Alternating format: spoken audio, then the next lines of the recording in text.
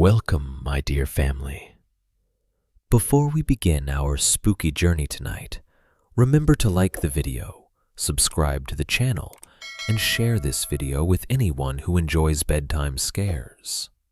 I'd love to know where you're watching from and what time it is, so leave a comment below and cheer me up a bit on YouTube. Now, relax, dim the lights, and let's dive into tonight's story.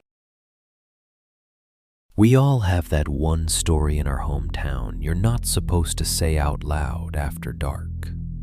For us, it was the cabin out in Miller's Woods. They told us it was just a local legend. Kids disappearing, hunters never coming back, a man who lived alone out there and did things. But by the time I was 17, all of that just sounded like grown-ups trying to scare us away from the fun part of the forest. So one late summer night, me and my best friend grabbed a flashlight, a couple of warm beers, and decided we were finally going to find it for ourselves. The deeper we walked, the quieter the world got. No highway, no houses, just the crunch of our boots and the beam of that flashlight cutting through the trees. And then, in a small clearing that shouldn't have been there, we saw it. An old wooden cabin, half rotten, exactly where everyone swore it had burned down years ago. We thought the old cabin was just a local legend, until something inside called us by name. If you're listening to this alone tonight, maybe turn on a light, because I'm going to tell you exactly what we found in that cabin, and why I still wake up at 3 a.m. certain that whatever was inside it never really stayed in those woods. I'm 33 years old, married, and statistically, I should be the kind of guy who falls asleep on the couch halfway through a Netflix show. On paper, my life is painfully normal. I live in a cookie-cutter suburb outside Denver. I work a regular office job that involves spreadsheets, emails, and pretending to care about quarterly projections. I drive a 10-year-old Honda that still smells faintly like the fast food I swore I'd stop eating. I'm the guy who waters his lawn on Saturdays and waves at neighbors he barely knows. If you saw me, you'd never think that guy has a story that keeps him up at night. But here's the part nobody sees. I still lock the front door, then walk back 10 minutes later just to check it again. I leave a light on in the hallway, even when my wife is out of town. I make excuses every time someone suggests a camping trip. And I hate, actually physically hate, the way the dark feels in the woods. I wasn't born like that. I wasn't a scared kid. I used to love being outside after sunset. There was a time when the dark meant freedom, not whatever it means now. I didn't always used to be this way. Right now, it's just after midnight. My wife, Emily, is asleep in our bedroom at the end of the hall, one hand flopped over the edge of the bed like she dropped it there. The house is almost completely dark, just the soft blue glow from the microwave clock and the faint orange smear of a street lamp leaking in through the blinds.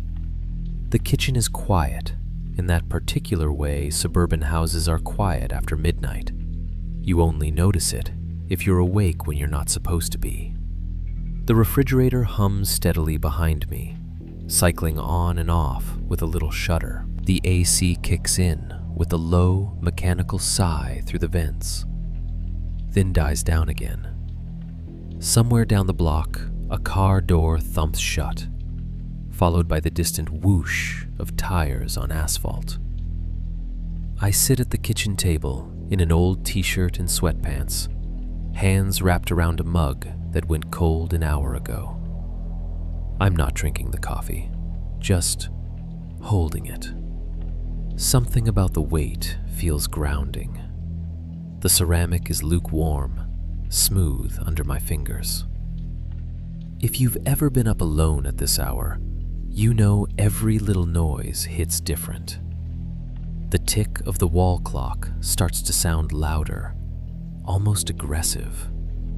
The ice maker in the freezer clanks, and your heart jumps before your brain catches up. For me, there's another layer to it. Certain sounds don't just startle me, they pull me backward. A board settling in the hallway. I hear the long, tired groan of old wooden stairs. A tree branch scraping the siding outside. My brain flashes on bare branches clawing at broken glass. The breeze shaking the back fence. For half a second, it's something heavy pushing against a door that should have stayed locked. I wish I could say it's just anxiety or an overactive imagination fueled by too many horror movies, but it's not. I know exactly where it started. I can trace it back to one night, one stupid game, one place in the woods I should have never stepped into. That's what this is about. That's what I'm finally going to tell you. I've told pieces of it before. Drunk at college parties, late night with coworkers when the conversation turns to creepiest thing that ever happened to you. But those were the watered down versions, the joke-heavy ones, the ones where I skip over the part where I honestly thought I was going to die. There's only one person I've ever told the whole story to, exactly as it happened. My best friend Mark. He was there. He lived it with me. In some ways, I think it might have ruined him worse than it did me. So, yeah, if you're listening to this, you're getting the full version. The one I haven't told in full to anyone else. No jokes, no smoothing the edges. Before that night, I was just a 17-year-old kid in a nothing town in Oregon, counting down the last days of summer and complaining about how there was never anything to do. You probably know the type of place I'm talking about. We had 3 churches, 2 gas stations, 1 Walmart, and more trees than people. If you wanted entertainment, you either drove 40 minutes to the nearest movie theater or made your own fun in the parking lot of the Dairy Queen. Most evenings, we ended up orbiting the same handful of locations. The Shell station by the highway exit, the Walmart lot, the faded basketball court behind the middle school. We'd lean on the hoods of old pickups, drink whatever cheap beer someone's older brother bought, and talk big about all the places we were going to escape to. There were 4 of us most of the time. Me, Mark, Ginny, and Kyle. Ginny was the sarcastic one, with the dark eyeliner and the permanent band tee. Kyle was the quiet kid whose dad actually had money, the only one of us who didn't drive something rust-colored and falling apart. And then there was Mark. Mark was my best friend, the kind of guy who was always one bad idea away from a broken bone. He was a year older, had this crooked grin like he was perpetually in on some joke the rest of the world didn't get, and absolutely zero fear of anything as long as someone else was watching. If there was a roof to jump off into a river, he'd be first. If there was a no trespassing sign, he'd be the one ducking under it. We'd been friends since elementary school, back when our biggest argument was over who got to be pitcher at recess. By 17, he was more like a brother, the kind you'd die for and kill for, and also want to punch in the face at least once a week. Most nights that summer blurred together into the same kind of warm, lazy memory. Hum of cicadas, the chalk dust smell of hot pavement, headlights dragging slow arcs across empty storefronts, fireflies in the fields outside town, if you drove far enough, distant train horns around midnight if the wind was right. There was always this sense that nothing important could ever really happen there, like the town was a waiting room and our real lives hadn't started yet. Except there was one thing that cut through that feeling, one story that had real weight to it, even when people said it with a smirk. Miller's Cabin. Every place has its local horror story. Ours was about an old hunting cabin out in the woods past the creek, supposedly on land that used to belong to a guy named Miller. Depending on who you asked, Miller was a drunk hunter who disappeared one winter, a widower who went crazy after his family died, or a straight-up serial killer who got away with it. The details changed every time someone told it, but a few things were always the same. You didn't go past the creek after dark.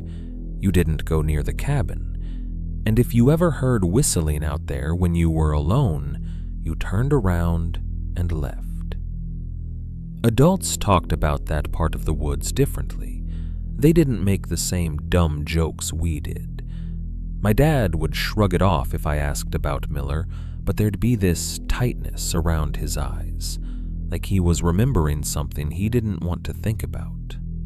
Old stories, he'd say, kids making up crap to scare each other.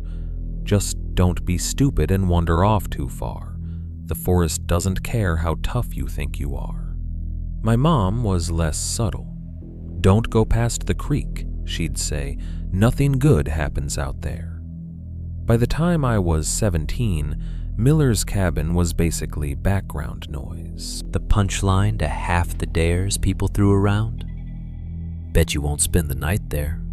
Bet you won't go knock on the door. That kind of thing. I filed it away with all the other small-town ghost stories. Bloody handprints in the old school bathroom, the lady in white on the highway curve, the usual stuff you tell freshmen to freak them out. Back then, I thought it was just a story. I know better now. The memory of that night, the real one, usually stays buried under a lot of everyday noise. Work, bills, grocery lists. But every once in a while, something nudges it awake. A smell. A certain kind of silence. Or a sound. Something small. Like right now. Sitting at the kitchen table, fingers loosening on the mug, I hear it. A dull, soft thump against the side of the house. Not loud, not dramatic, just enough to cut through the hum of the fridge and the ticking clock. For a second, everything in me goes still. My shoulders tense. My heart does this uncomfortable little stutter, like it's waiting for something else to follow. Whistling. Footsteps. Nothing comes. I force a breath out I didn't realize I was holding and shake my head at myself. Old plumbing, I mutter under my breath. How settling. That's what I tell myself anyway. But some part of me is already gone, slipping backward 15 years into the dark, into the trees, to the last summer night when I thought the worst thing that could happen was getting grounded for coming home late. The night me and Mark decided to go past the creek. The night that ruined the dark for me didn't start out special. It started like pretty much every other summer night that year, at the old gas station at the edge of town. It was one of those places that always looked tired, no matter what time of day you drove past. Half the fluorescent lights in the sign were dead, so from the highway, it just read LS instead of Fuel Plus. The concrete was stained with 100 different spills, and the air around the pumps always smelled like a mix of gasoline, burnt coffee, and cigarettes. That was our spot. Not because it was nice, but because the owner didn't care if we loitered. as long as we didn't block actual customers. I was leaning against the hood of Mark's beat-up Ford that night, watching moths suicide into the buzzing lights over Pump 3. The sky was this hazy purple, sunset long gone but not full night yet.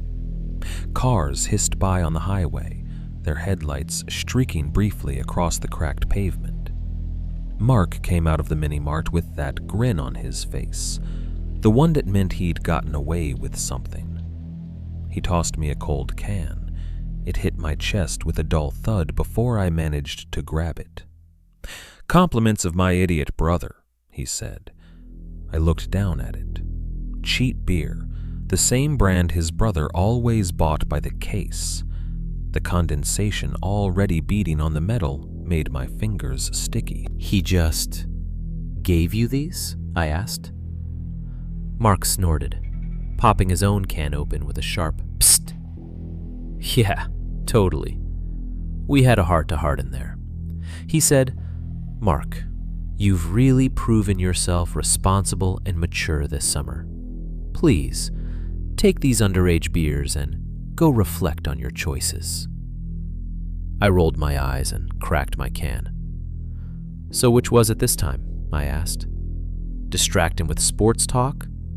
Or did you just walk out the back while he was flirting with the cashier again?" Mark raised his drink in a mock toast. "A magician never reveals his tricks." We clinked cans and took that first sip, the bitter fizz hitting the back of my throat. It wasn't good, but it was cold, and it was ours. And at 17, that felt like enough. A car pulled in, blasting country music loud enough to rattle the window glass. A guy in a trucker hat got out, gave us a bored glance, and started filling up. Inside the store, the cashier, this tired woman who'd been there since we were kids buying Slurpees, was staring at her phone. "So this is it, huh?" Mark said after a minute, nodding toward the highway. "Last few weeks of freedom before senior year grinds us into dust." "I think that's college," I said. "High school just warms you up." He snorted. "Please. This town is a black hole with a Dairy Queen. I'm not making it 4 more years here. I'll hitchhike out if I have to." "You'd get murdered in, 2 days," I said. "They'd find you in a ditch, clutching your skateboard." "At least I'd die trying," he said. "Better than dying of boredom at Fuel Plus." He said it like a joke, but there was an edge to it. The kind of restless frustration that hummed under everything we did that summer. The feeling that life was waiting somewhere else, and we were stuck on the wrong side of it. We didn't have much, but we did have our game. You probably had some version of it growing up. For us, it was flashlight tag. It started back in middle school. One of the neighbor kids got a big flashlight for his birthday, and someone had the genius idea to play hide and seek with it after dark. Simple rules. One person is it and has to carry the flashlight. They have to keep it on at all times. No turning it off, no putting their hand over it, no cheating. Everyone else hides. If the beam of light catches you, you're done. Tagged. It sounds stupid when you explain it like that. Kindergarten level fun. But there was something about that game that just worked. The way the light sliced through the trees, the way your heart would slam into your ribs when you heard footsteps coming your way, and you couldn't tell if they were 2 feet away or 20. The thrill of holding your breath while the beam passed inches from where you were pressed into the shadows. We started playing it in the little strip of woods behind our subdivision. Back then, there were more kids around. Packs of us in oversized t-shirts and hand-me-down sneakers, shrieking and laughing while parents yelled from back porches to keep it down and watch for snakes. I still remember the soundscape of those nights better than I remember half my classes. Kids shouting each other's names, breathless. Leaves crunching and twigs snapping under running feet. The click of the flashlight being smacked against a palm to keep it working. Somebody's mom's wind chimes tinkling softly in the distance. Most of the other kids grew out of it by the time we hit high school. They got busy with sports, jobs, relationships. Tag in the woods wasn't cool anymore. But me and Mark kept playing. At first, we acted like it was a joke, just for nostalgia, he'd say. Classic summer vibes, man. But the truth is, it was our thing. The one piece of childhood we weren't ready to let go of. The game changed, too. It stopped being about a dozen kids screaming and became something quieter, more intense. 2 or 3 of us slipping into the trees after dark, moving more carefully, hiding better, taking it weirdly seriously. Our parents pretended not to notice, or maybe they just didn't care as long as we were close to home. "Don't go too far into the woods at night," my mom would say when I grabbed a hoodie and headed for the back door. I'd roll my eyes and say, "We're not 5, Mom." "Yeah, well," she'd reply, "the trees don't care how old you are." She had a way of saying things like that stuck to your ribs. My dad's warnings were less poetic. "Creek's your limit," he'd say. "There's potholes and old fences out there. You twist an ankle, I'm not carrying you out." The creek became an invisible border in my mind. The line between our woods and the deep woods. The safe zone, and the part adults talked about with that half-joking, half-serious look, where the stories about Miller's cabin lived. Even as I got older and pretended not to care, I always felt weird when our game drifted closer to that line. The air felt colder there, even in August. The trees seemed taller, crowding in more. Sound changed too, like things didn't echo the same way. That night, outside the gas station, I didn't know any of that would matter. I was just bored, a little buzzed, and watching a moth burn itself out against the humming light. Mark crushed his empty can and lobbed it into the overflowing trash can by the door, where it clattered against plastic and glass. "All right," he said, rubbing his hands together theatrically. "Walmart parking lot is dead, Kyle's working, Ginny's on some disaster of a date with that guy who smells like Axe body spray and regret. So what are we doing?" I shrugged. "Same thing we always do?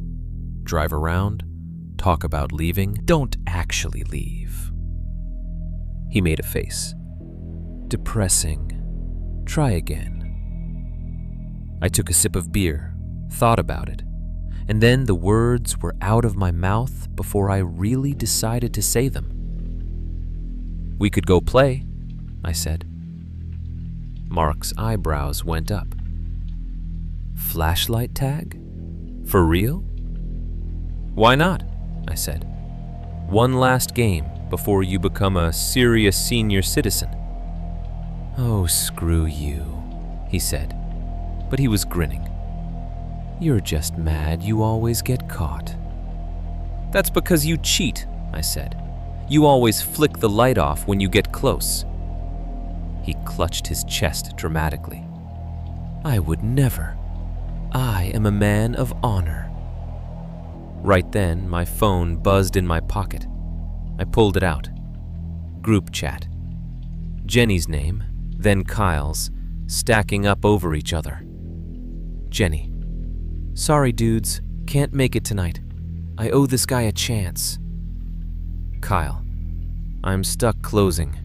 Boss is on a power trip." I showed Mark the screen. He groaned.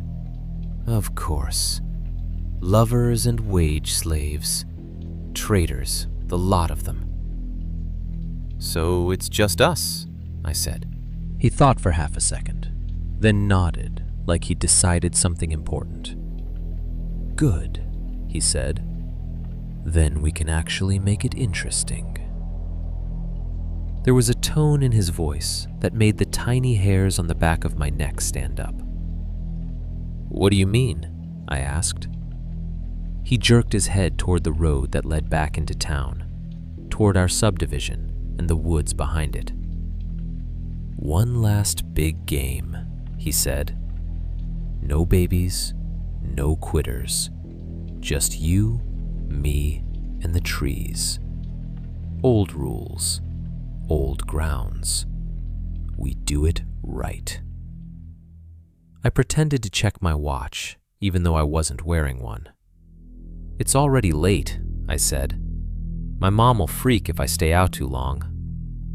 Then don't tell her you're playing tag in the woods at midnight, he said. Tell her we're studying. Tell her we joined a Bible group. Come on, man. You really want to spend another night watching dudes in lifted trucks drag race in front of Walmart? I didn't. I really didn't. I tossed my empty can into the trash and sighed. Fine, I said, but I get to hide first. We drove back toward town, the gas station shrinking in the rearview mirror, taking that humming fluorescent island of light with it. The farther we got from the highway, the darker the world became. Streetlights took over from headlights. Houses began to cluster closer together, porch lights glowing like low, warm stars. By the time we turned into our subdivision, the sky above the roofs was deep black, scattered with a few stubborn stars that hadn't been drowned out by the town's light pollution. We parked in front of my house long enough for me to run in, grab a hoodie, and suffer through my mom's usual questions. I lied, smoothly, the way only a teenager can. Yeah, Mom, we'll stay close. No, Mom, I'm not driving. I'm with Mark. Yes, I'll text you. She looked past me, out toward the tree line behind our street, where the woods began. The glass in the back door reflected the faint glow of the kitchen light, turned it into a dark mirror. I couldn't see much more than my own outline and the shadow of our yard, but I shivered anyway. Don't go past the creek, she said, like she always did. I know, I replied, like I always did. We met back at the end of the cul-de-sac, where the manicured lawns gave way to a more wild strip of land. A narrow path, worn into the dirt by years of kids' sneakers and neighborhood dogs, led between two skinny trees like a gate. Past that, the familiar little woods that had raised us. Mark popped the trunk of his car and pulled out his pride and joy, a heavy black mag light that used C batteries and could double as a blunt weapon. You're it first, he said, tossing it to me. I caught the flashlight, feeling its weight, flicked it on, watched the beam slice a bright tunnel through the darkness. Little bugs spun through it like dust in a projector beam. Old rules? I asked. Old rules, he said. Light stays on. No covering it with your hand, no turning it off. If I see you, you lose. And we stay in the usual area? I added, already half knowing I wouldn't like his answer. He hesitated just long enough for me to notice. Mostly, he said. Look, we've got the place to ourselves, man. Jenny's not here whining about her shoes. Kyle's not here making us wait for him. We can push it, just a little. Make the boundary bigger. Live a little before school starts. I swallowed. How big? He grinned, that crooked, reckless grin that always meant trouble. If you're not a coward, he said. We'll use up to the old cabin as the boundary." For a second, I just stared at him. "Miller's cabin?" I asked, trying to keep my voice flat. He shrugged. "If it even exists," he said. "It's probably a pile of boards by now. We'll just call that the line. I'm not saying go knock on the door, just, we don't chicken out if we get close." I laughed. It came out thinner than I wanted it to. "Yeah, sure," I said. "Whatever. Up to the cabin." Inside, though, something twisted.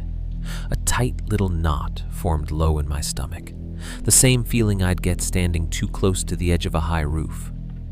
Looking back, that was the moment. That was where I should have said no.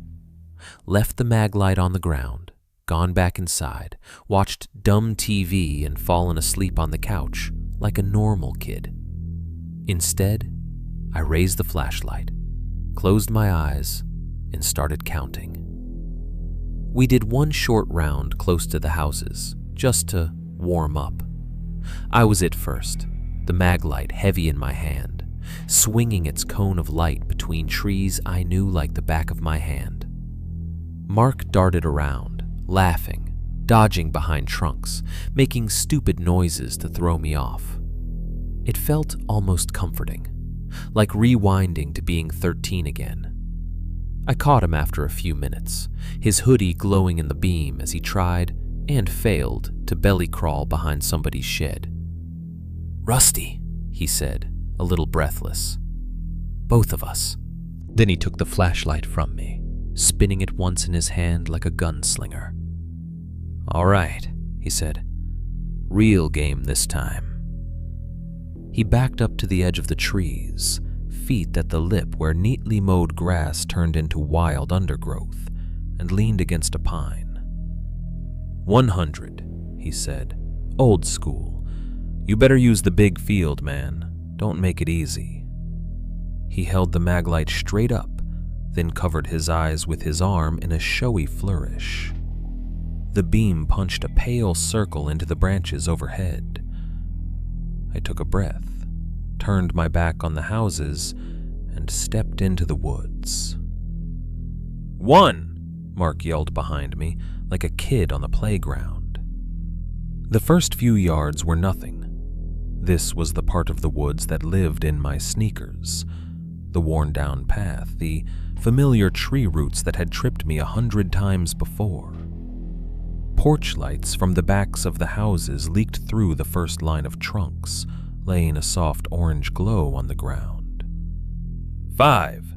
I slipped past the old fallen log we used to climb on as kids.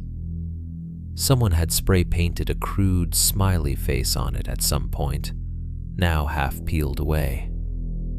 A plastic grocery bag was snagged in the underbrush, fluttering weakly like a ghost that couldn't commit. 10! I kept walking. I wasn't running yet. No point. The game didn't really start until I was out of sight of the houses. As I moved, the sounds of the neighborhood softened around me. Sprinklers ticking rhythmically. Someone's TV laugh track drifting out through a cracked window. A dog barking twice, then going quiet. 20! The path bent right, following the gentle curve of a shallow ditch. I stepped off it, pushing through knee-high ferns that hissed against my jeans. The air felt different already, cooler on the skin, carrying the damp smell of earth and old leaves. Behind me, Mark's voice boomed again, faintly louder than it needed to be. 30! I glanced back once. Through the trunks, I could still see bits of our world. Porchlight halos, the faint yellow square of somebody's kitchen window. Mark was a dark shape at the edge of all that, arm over his eyes, flashlight beam held at attention. Then I turned away and kept going. The deeper I went, the more the human sounds peeled off, layer by layer. The sprinklers faded first, then the TV echo, then even the distant rumble of a car passing through the subdivision. 40! Instead, other sounds slipped in to replace them. The soft, damp crunch of my sneakers on leaf litter. The quiet shh, shh of my jeans brushing against bracken. The tiny crackle of twigs snapping under my weight. Every one of them sounded too loud. I told myself I'd grab a spot just a little further in than usual, make Mark work for it, like he'd said. It was ridiculous to still feel weird about the creek at my age. The cabin was just a story. If it even existed, it was nowhere near where I was going. 50. I reached the shallow dip where rainwater collected in the spring, now a dry, cracked patch of mud ringed by moss. 2 options: stay in the low ground or go up the faint incline on the left where the trees grew closer together.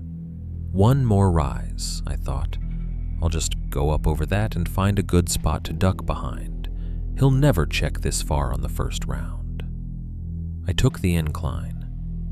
The roots here were thicker, knotted and exposed like veins under thin skin. They caught at my toes, made the ground uneven. I had to watch where I put my feet.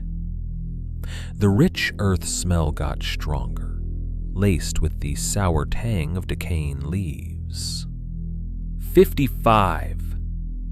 Mark's voice was thinner now, the trees catching and softening it. It was still there, but it was like listening to someone shout through a closed door. I kept climbing. The incline wasn't steep, but it kept going, longer than it ever felt when we were younger. My breathing got a little heavier. I could feel my heartbeat starting to take faster in my chest, part exertion, part something else. Some quiet, nagging awareness that I was further from the houses than we usually went. 60, 1, 2, 3. His counting blurred a little, going from clear numbers to a stream of sound. I wasn't sure if he was actually losing track or just messing around. I glanced back again. This time, I couldn't see the porch lights. The trunks and undergrowth had knitted themselves into a solid wall of darkness. The only sign of the world I'd stepped away from was the faintest pale smear above the trees where the neighborhood's glow reached up into the sky.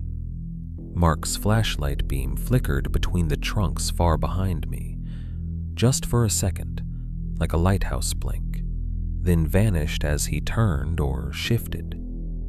I swallowed, my mouth suddenly dry. Just a little further, I told myself. You wanted to make it interesting, right? I crested the top of the rise and started down the other side. The ground changed. The leaf layer under my shoes felt deeper here, less compacted. The earth was softer, giving slightly with each step, like a sponge. The air cooled by a few degrees. A faint breeze threaded through the branches overhead, and for the first time since leaving the houses, I felt a genuine chill skate down my arms. My own sounds grew sharper in the new quiet.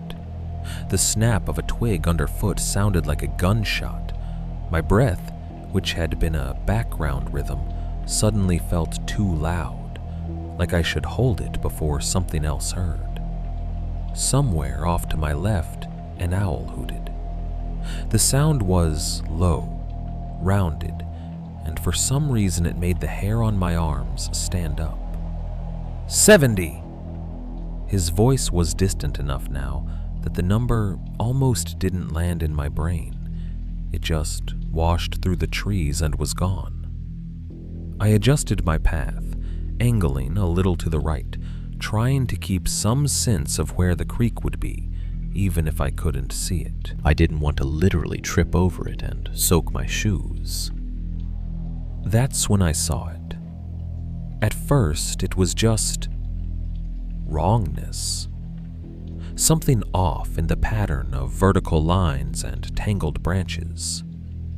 The trees in front of me thinned just enough to give me a view into a small clearing ahead, maybe 50 yards away. In the half-dark, there was a shape there that didn't belong.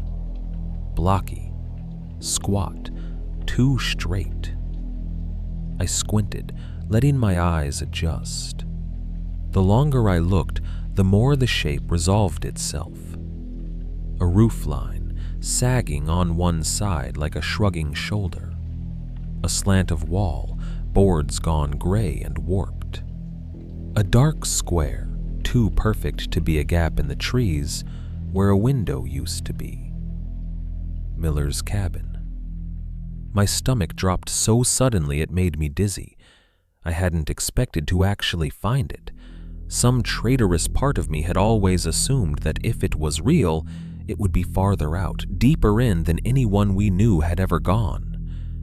It was supposed to be theoretical. A story attached to a dot on the map you never actually reach. But there it was. The cabin crouched in the clearing like it had grown there, roots sunk under the foundation. The roof sagged more than the stories made it sound, shingles missing in jagged chunks. The chimney on the far side listed slightly, bricks pushed out of line by time and neglect. The front steps were half rotted away, the bottom one broken clean in the middle so the two halves tilted outward like a splintered jaw. Grass and weeds had grown up through the cracks, tufts of green pushing aside splinters. The front door hung crooked on one hinge, the top corner leaning inward, the bottom scraping the porch. It moved gently whenever the breeze picked up, a slow, tired sway that made a soft tap, tap, as it kissed and pulled away from the frame. The windows were broken out, jagged glass teeth still clinging to the frames in places, catching the faint light. Behind them, nothing but darkness. Not the soft gray of unlit rooms, but the kind of black that feels thick. To the right of the cabin, half swallowed by tall grass and blackberry vines, something rusted jutted up at an angle. An old truck, maybe, its cab collapsed, windshield gone. A couple of busted-up plastic lawn chairs lay overturned nearby, their once white surfaces stained green and brown. Every instinct in me screamed to turn around, to back away, to pretend I'd never laid eyes on it. Instead, I stood there, breathing hard, heart pounding in my ears, and started making excuses. It's just a stupid cabin, I told myself. It's closer than going all the way back to the houses. Mark will never look here. You'll win. You'll finally shut him up about always catching you first. The little knot of fear in my gut loosened just enough when I framed it that way. I clung to the idea like a lifeline. Wind slipped through the gaps in the cabin's broken boards, threading between the slats. It made a soft, breathy sound, almost like someone exhaling through their teeth. For half a second, it edged into something that sounded like whistling. A tuneless, high, thin line of air. Just the wind, I thought. It's old wood, it's going to make weird noises. The front door shifted again in the breeze, that faint tap, tap, as it rocked against the frame. From somewhere inside the cabin, something small shifted with a dull thump, like a loose board settling, or maybe an animal startled by my presence. I swallowed. 85! Mark's voice drifted through the trees, warped by distance. It sounded too far away and too close at the same time, like it was coming from over my left shoulder and straight ahead simultaneously. I realized I'd been standing still too long. If I was going to commit to this as a hiding spot, I had to move. I stepped into the clearing, every exposed inch of my skin prickling. The line between the tree line and the cabin felt like crossing a border I couldn't see, but definitely felt.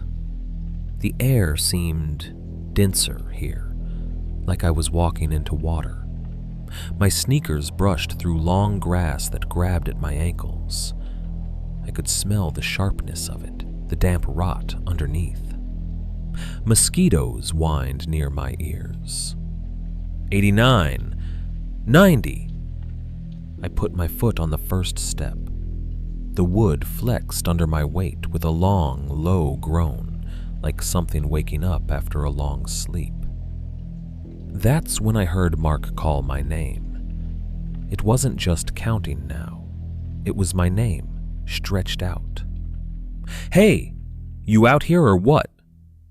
The thing that made my blood run cold wasn't the fact that he was shouting. It was the direction it came from. The sound didn't roll out from the clearing in front of me. It didn't come from the cabin or the trees around it. It came from behind me. Way behind me. Back in the direction of the subdivision. I froze, one foot planted on the step, the other still on the ground, body caught between going in and backing away. "Dude!" he called again. Closer this time, but still wrong somehow. As I turned my head toward the sound, something flickered at the edge of my vision. A quick, thin streak of light cut through the trees on the far side of the clearing, near the cabin. Not the distant hazy glow of town, but the sharp, focused beam of a flashlight. It slid across a trunk, jumped to another, then vanished, as if whoever was holding it had snapped it away. For a second, I thought my eyes were playing tricks on me, that it was just afterimage, or my brain stitching together light and shadow. But Mark's voice called from the opposite direction again, muffled and real, and totally out of sync with where I'd just seen that flash. Either the woods were screwing with sound, or someone else was in those trees with us. For a second, I just stood there with my foot on the step, frozen between the cabin and the trees, between Mark's voice and that stray beam of light that hadn't come from him. The sensible part of my brain whispered, "Go back, call it, tell him you twisted your ankle, tell him you don't feel good. Literally anything but this." The other part, the stupid 17-year-old part that cared way too much about not looking like a coward, kicked a little louder. "It's just a house," that voice said, "an old, empty house. Some other kids are probably out here with a flashlight, that's all. If you bail now, Mark will never let it go." I swallowed hard and made the decision that, in hindsight, might be the worst one of my life. I lifted my other foot and stepped fully onto the porch. Up close, the wood looked worse. The paint, if it had ever been painted, was long since peeled away, leaving gray planks rough with splinters and dark with old water stains. Moss crawled along the seams between boards and thin green veins. The front door loomed in front of me, hanging, slightly crooked. The gap between the top of the door and the frame was just wide enough to show a thin, black line of nothingness inside. My hand shook a little when I reached for the doorknob. I told myself it was just the leftover adrenaline from hiking farther and faster than usual. The metal was cold and slightly tacky under my fingers, like it had been touched a lot but not cleaned. Ever. I took a breath, turned the knob, and pushed. The hinge did not like that. It let out a long, keening screech that made my teeth ache. The sound scraped through the stillness, echoing faintly in whatever space lay beyond the threshold. Somewhere in the trees behind me, a bird startled and flew off, leaves rustling like something fleeing. The door stuck halfway open, the bottom edge dragging against the floor. I leaned in with my shoulder and shoved harder. It scraped along, then suddenly gave, swinging the rest of the way with a jerky, reluctant lurch. Heavy, stale air flowed out to meet me like a physical thing. It smelled old. That was the first impression. The thick, damp musk of rot and dust. Under that was mold, sharp and sour, the scent of wet drywall and carpets that never fully dried. Threaded through both of those was a third note, faint but unmistakable. A metallic tang, like rusty metal, and something else I didn't want to name. It hit the back of my throat and made my tongue feel coated. I gagged once, swallowing bile. So much for the murder palace, I muttered under my breath, because if I didn't say something, I was pretty sure I'd just turn and run. Just smells like piss and beer.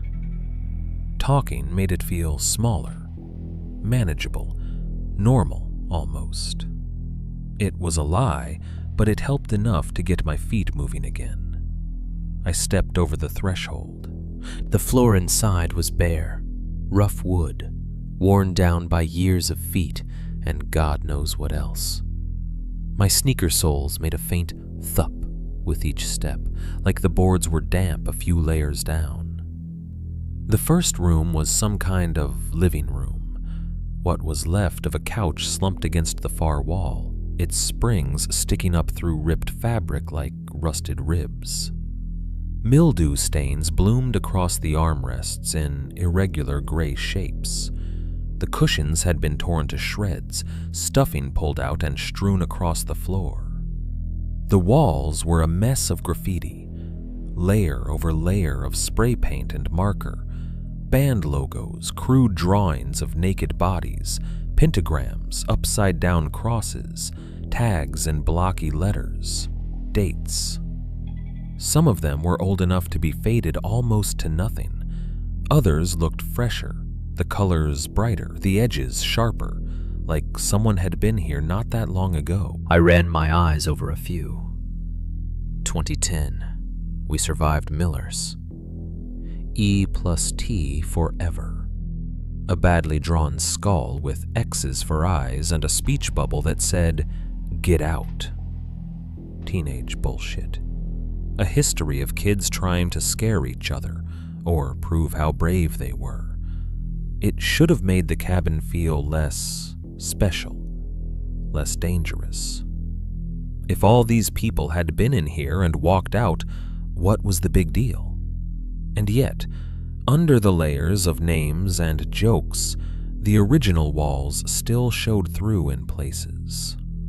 Old, dark wood, deep scratches that weren't from spray paint. Long, parallel grooves dug into the timber, some low, some high, the kind of marks that made you think of something clawing or something being dragged. Water dripped somewhere in the house with slow, patient regularity. I couldn't see where it was coming from, but I could hear it. Plink, plink, plink, hitting something hollow, maybe a bucket or pan left behind. I took another step forward. The board beneath me let out a short, high creak, different from the long moan at the door. I felt it vibrate up through my legs. The sound traveled out into the house and came back to me in faint echoes, like something testing how big the space was. As my eyes adjusted, I noticed movement at the edge of the room. A fat, gray rat scrambled along the baseboard, its body hugging the wall, tail flicking. It disappeared through a gap where one plank didn't quite meet the next. A second later, I heard faint scuttling inside the wall itself. I told myself it was good to see something alive in here, a sign that this was just abandoned, dirty, not some movie set where time had stopped. From the living room, a doorway without a doorframe led into what had to be the kitchen. The tile, what I could see of it under the muck, was cracked and yellowed. A rusted metal sink sat under a small window clogged with spiderwebs and grime. The faucet was coated in lime deposits and brown streaks. One of the cabinets above it hung open, door hanging low on a single hinge, revealing shelves lined with mouse droppings and nests made of shredded paper and fiberglass insulation. An overturned chair lay in the middle of the floor. Its legs were splintered at weird angles, like someone had either smashed it deliberately or put too much weight on it all at once. Another chair lay on its side in the corner, one back slat missing. In the far corner, an old white refrigerator squatted like a tombstone. The door was almost shut, but not quite. A 2-inch gap of darkness showed between the seal and the frame. Rust streaks ran down the sides like dried tears. There was something crusted and unidentifiable on the handle. I stopped a few feet away from it. Every horror movie I'd ever watched flashed through my head at once. The "don't open the fridge" scene is practically a cliché. I stared at that dark gap and imagined a dozen terrible things inside. Black, rotting ooze, cloudy jars like the ones upstairs, something that used to be an animal, something that used to be a person. I took a step closer anyway, breath held, heart in my throat. Then I forced myself to look away. No, not yet. I wasn't ready to pull on that thread. Later, I muttered to myself, if Mark doesn't get me first. The joke didn't land, even in my own ears. I backed out of the kitchen and into the living room again, my footsteps mapping the creaks. Low moan here, sharp squeak there. Each board had its own voice. In the silence of the cabin, it was like walking on an old, complaining choir. I moved slowly, partly to stay quiet, partly because the last thing I wanted to do was put a foot through a rotten plank and end up in the crawl space with whatever lived down there. Dust motes floated in the twin beams of moonlight slipping through the shattered windows, drifting lazily like they had all the time in the world. As I made a slow circuit of the room, something in the corner caught my eye. Near the ceiling, above a patch of graffiti where someone had drawn a lopsided pentagram and written "Hell House" under it, a pair of metal hooks jutted from a crossbeam. They were old, the iron dark with rust, the curve of them thick and utilitarian. There were stains on the wood beneath them, dark, uneven patches that had seeped into the grain and stayed. I squinted up at them, swallowing against the sudden dryness in my mouth. Deer hooks, I told myself, for hanging game, that's all. It's a hunting cabin, remember? People probably dressed elk in here back when Miller was still alive, that's it. The story felt flimsy even as I thought it. Still, I clung to it like a life raft. A breeze found its way in from somewhere and moved through the house in a slow exhale. It slid past me, cool and slightly damp, and stirred the dust.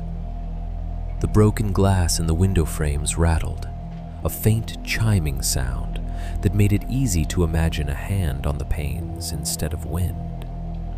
Somewhere, deeper in the structure, something wooden shifted and settled with a low, hollow thunk. The water kept dripping.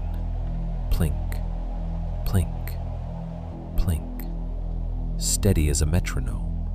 I realized I was listening too hard. Every noise felt like it might mean something, like if I just paid enough attention, I could decode whether I was alone in here or not. My heart had settled into a fast but manageable rhythm. The initial spike of fear had turned into a kind of electric hum under my skin.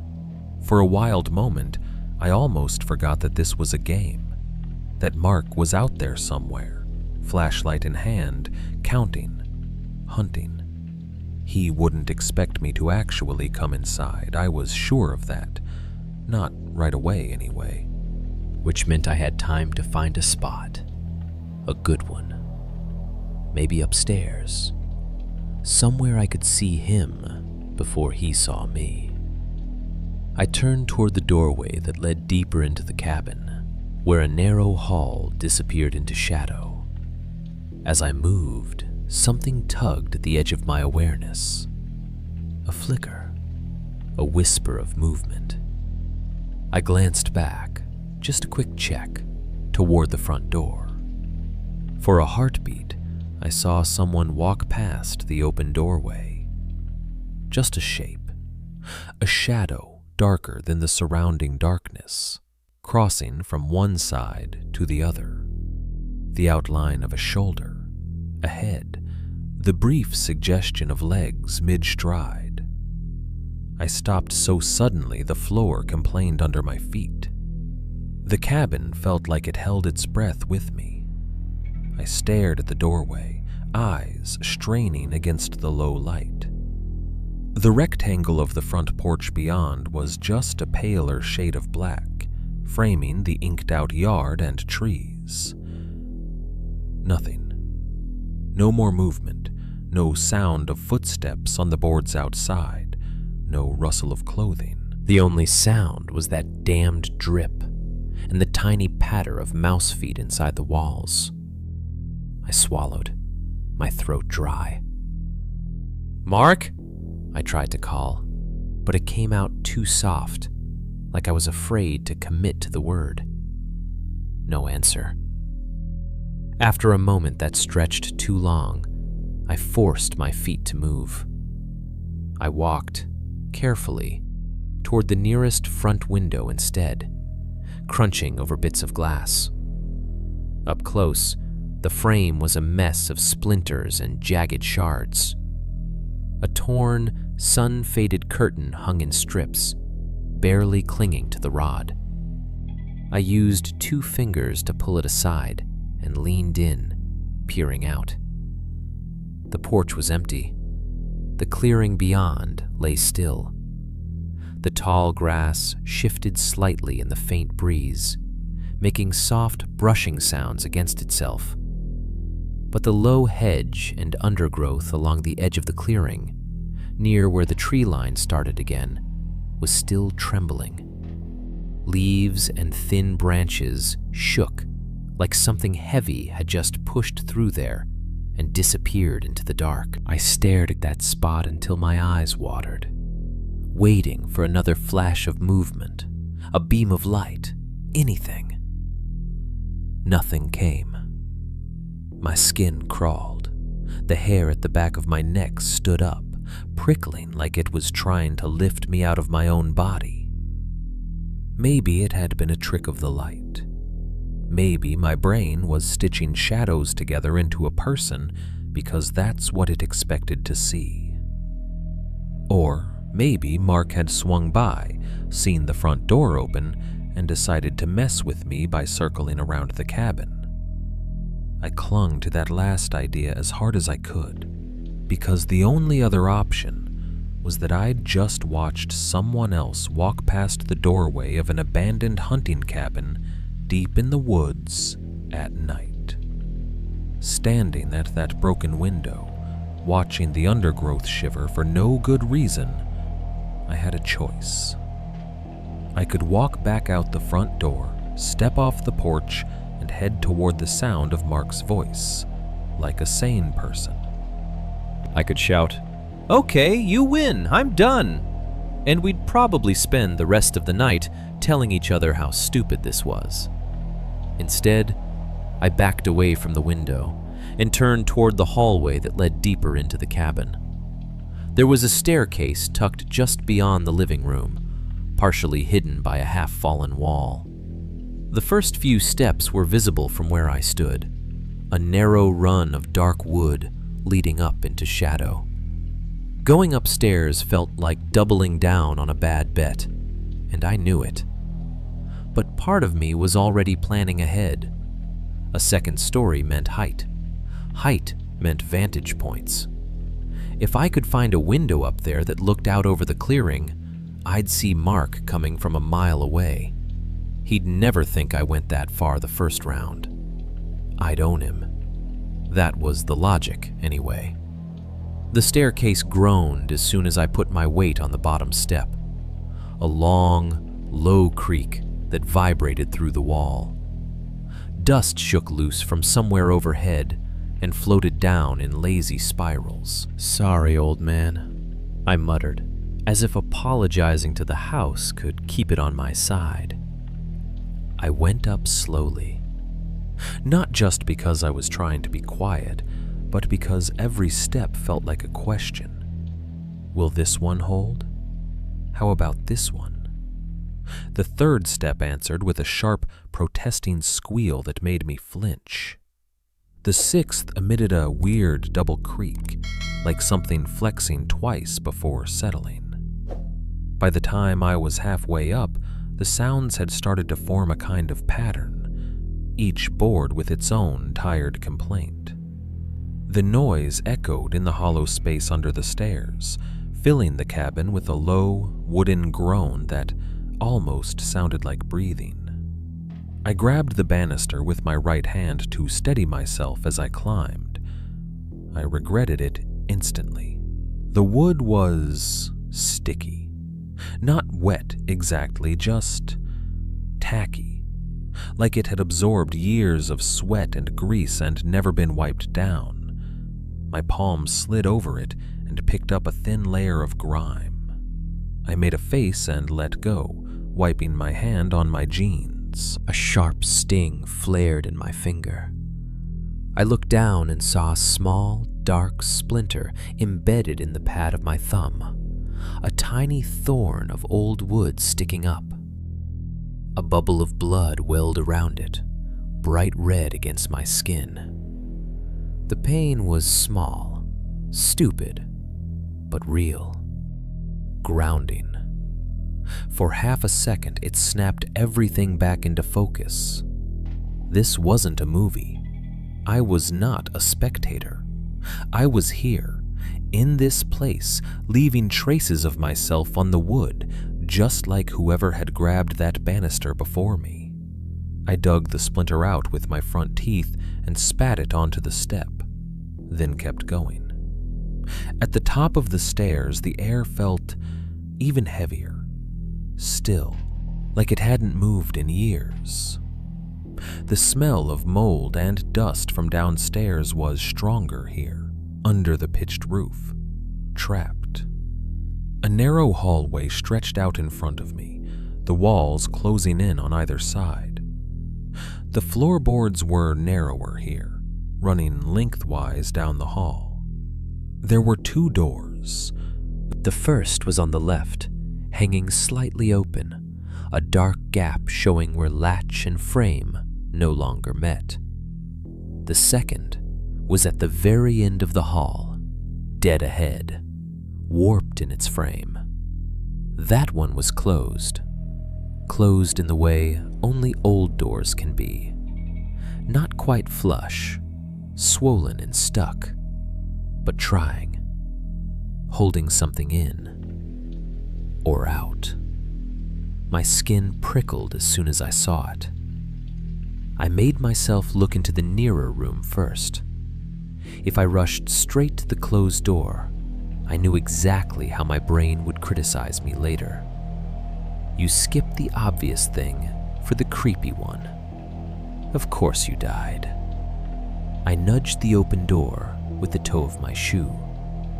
It swung inward with a tired sigh. Inside, the room was what you'd expect from an abandoned upstairs bedroom in a hunting cabin. An old mattress sat in the middle of the floor, the springs broken on one side, so it sagged in a pathetic half-arc. The fabric was torn open, stuffing spewing out like guts. There were dark stains on it that could have been water, or mold, or something worse. I didn't look too closely. Chunks of plaster had fallen from the ceiling in one corner, exposing the wooden laths beneath like ribs showing through thin skin. Raccoon droppings peppered the floorboards, clustered around a broken dresser pushed up against the wall.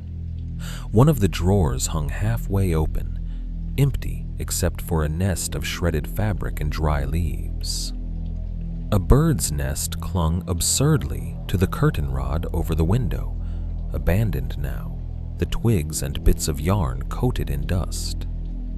The window glass here was mostly intact, but so dirty it was like looking through wax paper. Nothing supernatural, nothing impossible, just decay. The ordinary kind, the kind time does to everything when people stop caring for it. I closed the door gently, as if there was something in there that might wake up if I slammed it. Then I turned to face the end of the hall. The second door sat in its frame like a bad tooth. The wood around it was a shade darker, stained by something that had run down over time. The paint, if it had ever been painted, was long gone, leaving just raw timber gone gray with age. The top left corner didn't quite meet the frame, leaving a thin sliver of blackness like the one I'd seen at the front door. I couldn't explain why, but everything in me locked onto that sliver. It felt like an eye, watching. For a moment, I just stood there, listening. Silence. Then, faintly, from somewhere above or within the walls, came the soft skitter of tiny claws. Mice or rats moving through the structure. A board creaked somewhere else in the house, responding to temperature or weight I couldn't feel.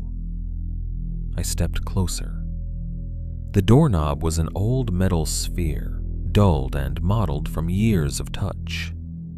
When I wrapped my fingers around it, it felt tacky, like the banister, but worse.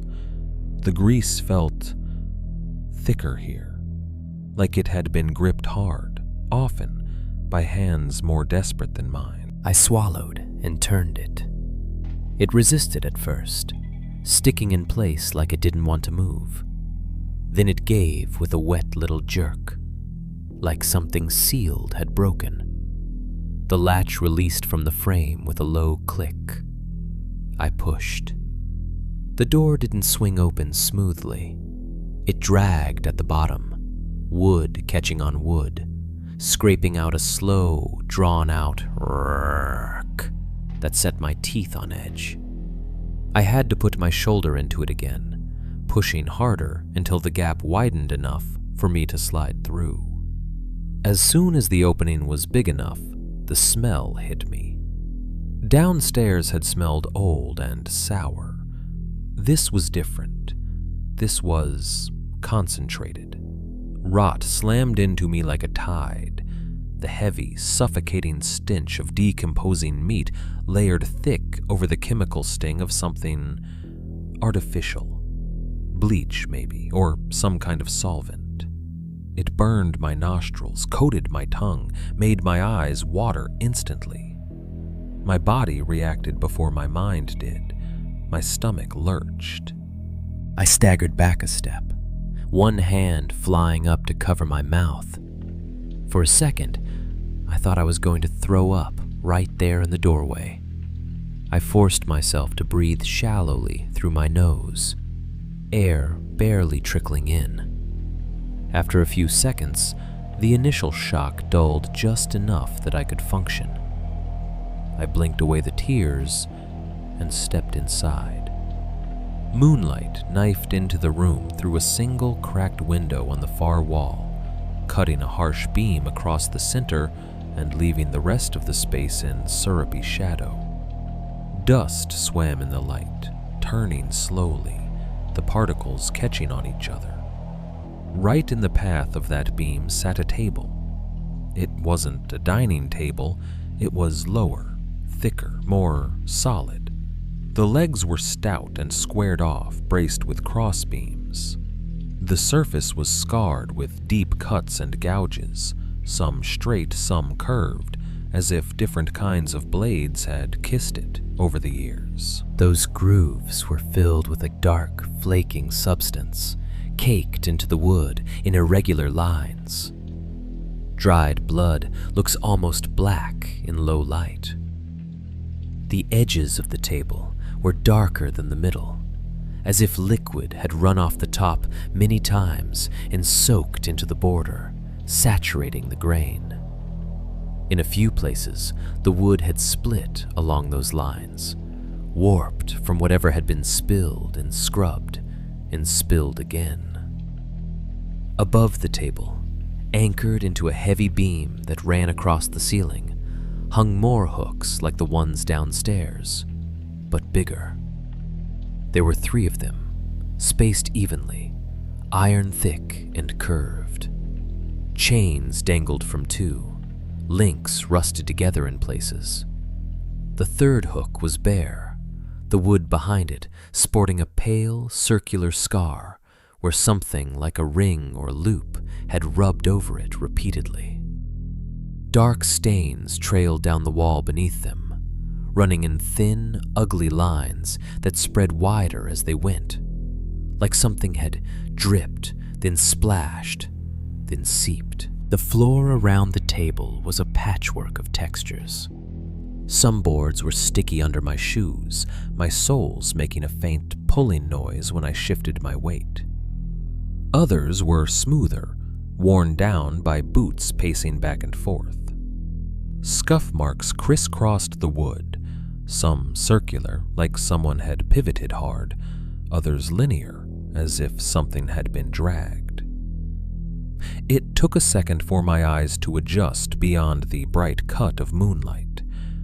The corners of the room slowly resolved themselves from formless black into shapes. In the far corner, half hidden in shadow, was a heap of junk covered with old tarps. For a moment, that's all it looked like. Random shapes piled together, cloth humped and sagging. Then my vision sharpened, and the contours underneath the tarps started to make sense. Curved forms, rounded ends, long pale arcs. Bones. Not all of them, at first glance, screamed human. Some looked like deer legs or animal ribs. This was Oregon, after all. Hunters dumped weird stuff in weird places all the time. That's what I told myself. But then I saw it. Near the top of the pile, between 2 jutting chunks of something long and white, was a fragmented, curved piece of bone the size of my hand. The outer surface was smooth. The inner surface was rougher, a faint, wavy line cutting through it. It was the shape that did it, the curve, the thickness. I'd seen enough diagrams in science class to recognize a piece of human skull when I saw one. The air in the room seemed to thicken around me. My ears rang faintly. For a second, everything got a little too bright, then dimmed at the edges. I forced my gaze away from the pile and toward the wall under the window, where a narrow wooden shelf had been bolted into the studs. Jars lined the shelf. Most were glass mason jars, the kind your grandmother might use for jam. A few were smaller, mismatched things, the kind you'd get pre-filled with pickles or peppers. They were cloudy with age, labels peeled or half-hanging, lids crusted and dull. In the dim light, I could see that each one held liquid. Most of it was the color of weak tea, brownish, yellowish, opaque. Suspended in that liquid were shapes, small, pale shapes that floated or pressed against the sides. I stepped closer. I don't know why. Some terrible magnetism pulled at me, compelling and nauseating at the same time. It was like standing on the edge of a high place and looking down, even though you know you shouldn't. The first jar I focused on was nearly full. Dozens of small white things jostled gently against each other inside. Irregular shapes, some more pointed, some flattened. Teeth. They weren't cleaned, not really. Some still had bits of root attached, brown and ragged. On a few, there were clumps of something grayish pink clinging near the base, like the ghost of gum tissue that hadn't been scraped off entirely. The jar next to it held longer shapes. Thin, jointed pieces arranged in messy clusters. Finger bones. Some of them were still loosely articulated, curling in on themselves like tiny skeletal claws. Another jar was more opaque, the contents less distinct, just a mass of something pale and folded, like tissue preserved in amber-colored syrup. For a moment, I thought I saw the suggestion of an ear, or maybe that was just my brain filling in blanks it didn't want to leave empty. I realized I'd stopped breathing. My lungs burned, but the idea of inhaling anything from this room made my skin crawl. When I finally dragged a shallow breath in through my nose, the combined stench of rot and chemicals clawed at the back of my throat and made my eyes sting again. Animals, I whispered to myself, even though the room was so quiet I was basically shouting in that silence. Hunters are weird. People do weird stuff with trophies. This could be deer or something. But it wasn't. I knew it. Deep down, in that place in your gut that recognizes danger long before your mind is willing to sign the paperwork, I knew what I was looking at didn't belong to animals. It belonged to people. My own breathing sounded absurdly loud in my ears, short, shallow, ragged. The house seemed to press in around it, amplifying each inhale, each exhale, as if it were listening.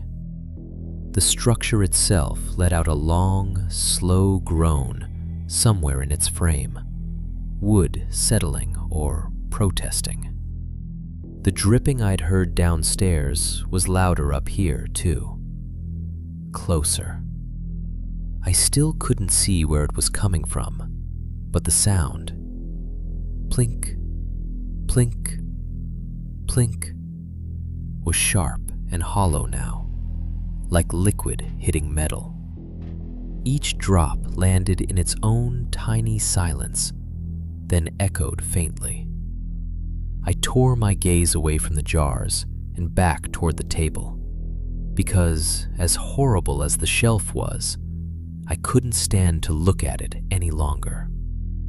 The table's surface was a chaos of marks, long cuts, deep gouges, scrapes where something heavy had been dragged. The dark stains between them were cracked in places, like dried mud in a drought. In the grooves, something flaked when the breeze from the broken window stirred the air. My eyes tracked across those ruined lines, not really wanting to see more, but unable to stop. That's when I noticed it. Near the far edge of the table, half caught in a split in the wood, something small glinted faintly in the moonlight. Not big, no bigger than the tip of my thumb. Just enough shine to stand out against all that dark, dried chaos. I stepped closer, heartbeat thudding in my ears. It was a necklace. A thin silver chain lay tangled in one of the cracks, the metal dulled but still catching light in a way nothing else in the room did. The pendant attached to it was tiny and delicate, the shape instantly recognizable even under the smear of dried brown clinging to one side. A maple leaf. It was such a normal thing, such a pretty, harmless little charm, lying there among the blood and scars and horrors, like it had simply fallen off someone's neck mid-conversation. Just a bit of jewelry, I told myself. Just something someone dropped. Some girl, some guy, some kid who thought it would be hilarious to come out here and carve their name into the walls. That was the story I tried to tell myself.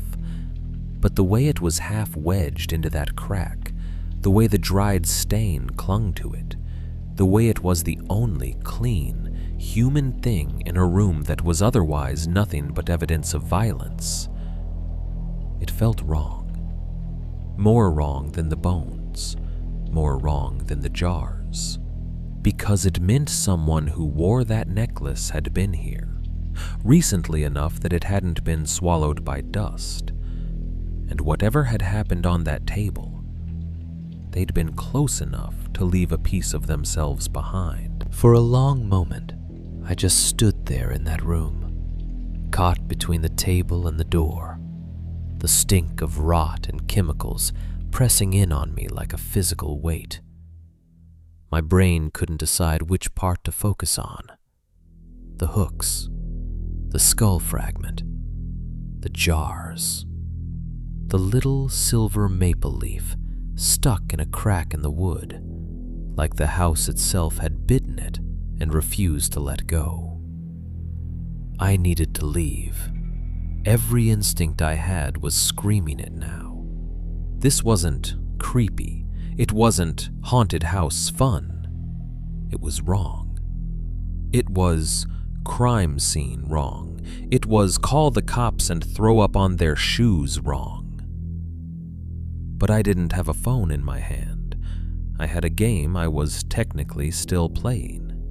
A best friend somewhere out there in the dark, and the feeling that if I stepped into the hallway, the cabin might shift around me and I'd never find the front door again. A sound cut through my spiraling thoughts, a faint echo from outside, muffled by walls and distance. Someone shouting my name. My heart jerked like a fish on a hook. I moved toward the window, careful not to step on anything that looked like it might once have been attached to a skeleton. Glass crunched under my sneakers, tiny shards tinkling against the floorboards. I braced one hand on the sill and leaned to the side, trying to see past the angle of the wall. Through a gap in the grime-coated pane, I caught a narrow slice of the clearing and the trees beyond. There, a thin beam of light sliced between the trunks, bouncing slightly with each step. It bobbed up, then down, then swung in a lazy arc as whoever held it moved their arm. Mark's flashlight. His voice came again, thinner now, the trees and walls stealing some of its power. "Dude, you seriously go this far?" Relief flushed through me so fast it left me dizzy. For a second, the horror of the room shrank to the edges of my awareness. The game snapped back into place like a rubber band. He was out there. He was close. This was still, technically, about hiding. He didn't know where I was, but I knew exactly where he was. An advantage. I looked back at the table. It was a terrible idea. Obvious, stupid, straight out of a slasher movie. But there was nowhere else in the room that offered cover like that. The corners were too cluttered with remains. The walls were bare. The only place that would put a solid piece of furniture between me and the doorway was right there in the center of everything. He'll never check under the table, I told myself. and even in my head, it sounded like famous last words. He wouldn't think I'd actually come all the way inside, let alone up here. I'll wait him out. Let him wander around like an idiot. When he gives up, I'll just walk out. No big deal. I tried to ignore the image of that skull fragment as I crouched and slid under. The underside of the table was a forest of rough beams and old nails. The wood was cold and slightly damp where my shoulder brushed it. Dust and cobwebs clung to my hair as I wriggled farther in, trying to get my whole body tucked into the darkest space. There wasn't much room. My chest almost touched the floor, the boards cool through my shirt. I had to twist a little to fit my legs, bending my knees awkwardly. One of the table legs dug into my side. I planted my palms on the floor to steady myself. My right hand landed on smooth, bare wood. It felt solid, scratched, familiar. My left hand landed on something else. It gave way under my fingers with a soft, unpleasant yield. Not liquid, not solid, something in between. The texture was wrong, slick and slightly rubbery, like meat left in the fridge too long. My fingertips slid over it, then bumped into something hard underneath, smooth and curved. I jerked my hand back so fast my elbow smacked the underside of the table. A spike of pain shot up my arm. I bit down on a curse and lay there, frozen, breathing fast, palm tingling with ghost sensations. I didn't look to see what I'd touched. I couldn't. My imagination filled in too many answers.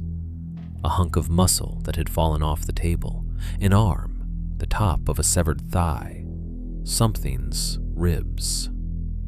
Instead, I pulled my hand tight against my chest, fingers curling in on themselves like claws. Dust tickled my nose. I fought down a sneeze, eyes watering. From where I was, the world compressed into slices. Directly ahead, through the narrow gap between the table edge and the floor, I could see the doorway. A crooked rectangle of deeper darkness, the hall beyond only a suggestion. Any movement there would register as a silhouette. If I turned my head just right, pressing my cheek into the boards so hard it hurt, I could see a slice of the window and the clearing beyond. A slanted view of grass and the lower edge of the broken frame. Outside, the trees seemed impossibly far away, even though I knew they were just a few strides from the cabin walls. Mark's light bobbed between them again, briefly cutting through my limited view. His beam slid across a trunk, then disappeared as he turned, or the trees swallowed it. "Dude, if you face-planted in a ditch, I'm not hauling your ass out," he called faintly. I almost smiled. Almost. This was working. As screwed up as everything in this room was, I had the high ground, the perfect ambush. I could stay here until he either got bored and called it, or until he walked right into the clearing, and I could see him from my little cave and decide when to reveal myself. Outside, the forest soundtrack played on, oblivious. Crickets chirped in uneven rhythms. Something rustled in the underbrush, then scampered away. Probably a rabbit or another rat.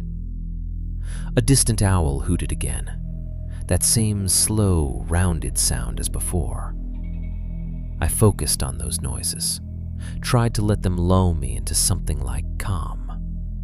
Then the cabin reminded me that the woods weren't the only thing alive out there. From downstairs came the sound of the front door.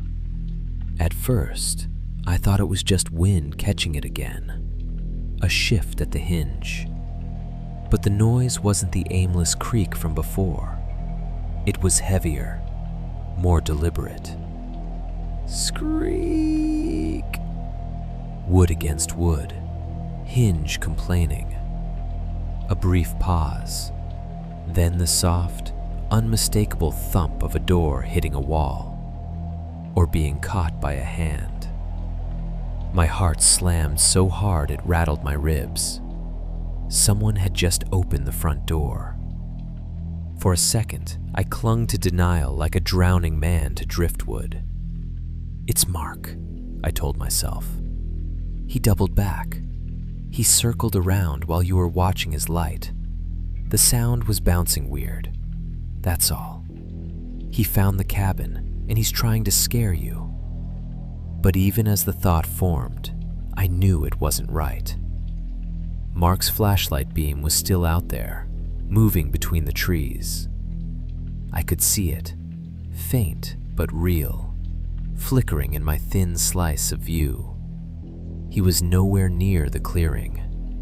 He was still at the edge of the woods, calling my name, which meant the weight I heard crossing the threshold below me, the floorboards answering with deep, resonant groans. That wasn't him.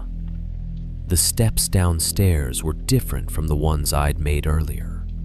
Mine had been tentative, testing, light compared to this. Whatever was moving now had confidence, familiarity. It walked like it owned the place. Each footfall hit with a dull thud, followed by the long, low creak of old boards shifting under real weight. The sound carried up through the bones of the house, into my chest. I could feel a faint vibration through the floor pressed against my ribs.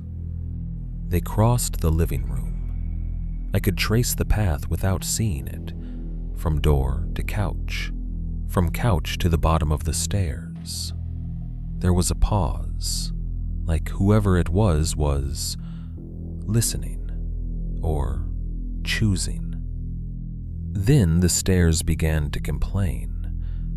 The first step let out a heavy groan. The second protested in a different pitch. By the third, the sound had settled into that same pattern I'd mapped with my own weight.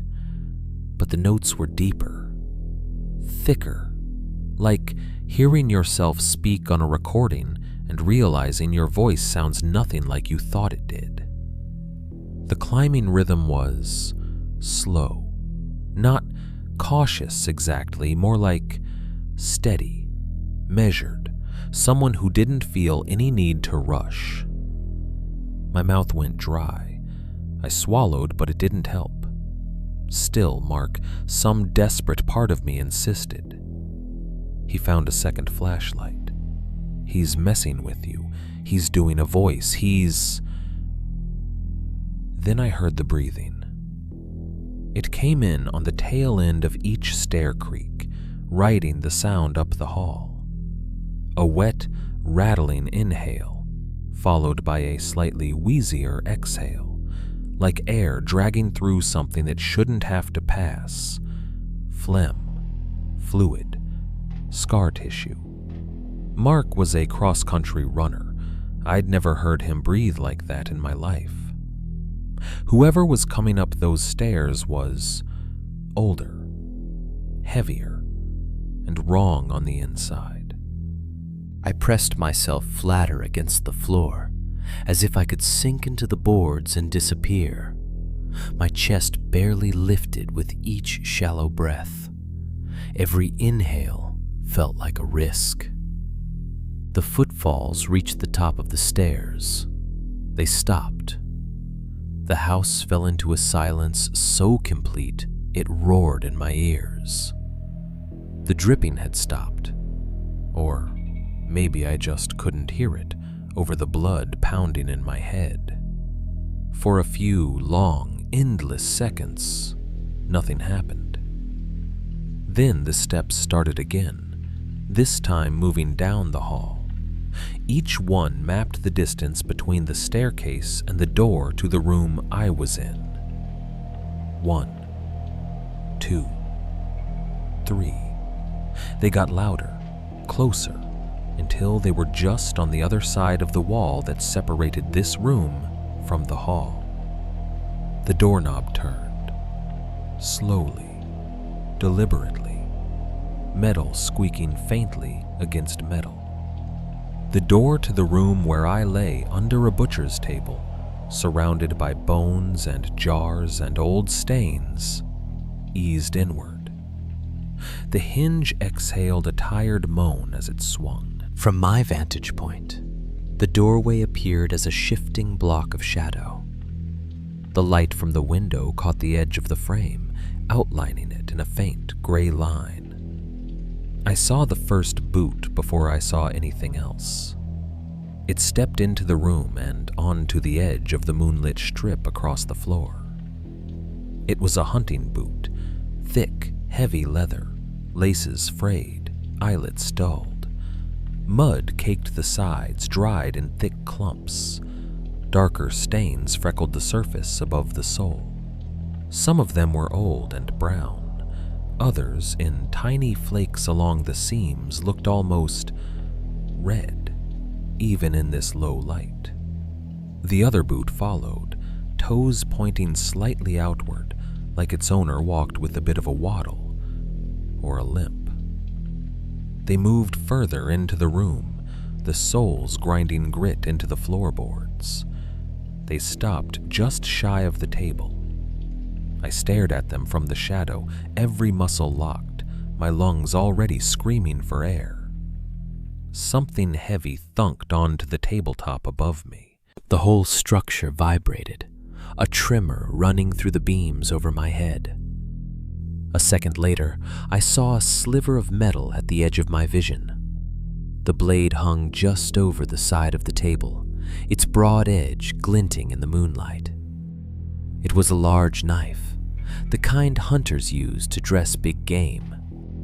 The steel was scratched and nicked, the curve near the tip stained a darker, mottled color, the kind of patina you don't get from rust alone. Dried blood maps its own history. The handle was wrapped in what might once have been leather, now dark with oil and age. A thumb, thick and calloused, rested on it for a second, tapping lightly. The sound, soft, rhythmic, was unbearable in that silence.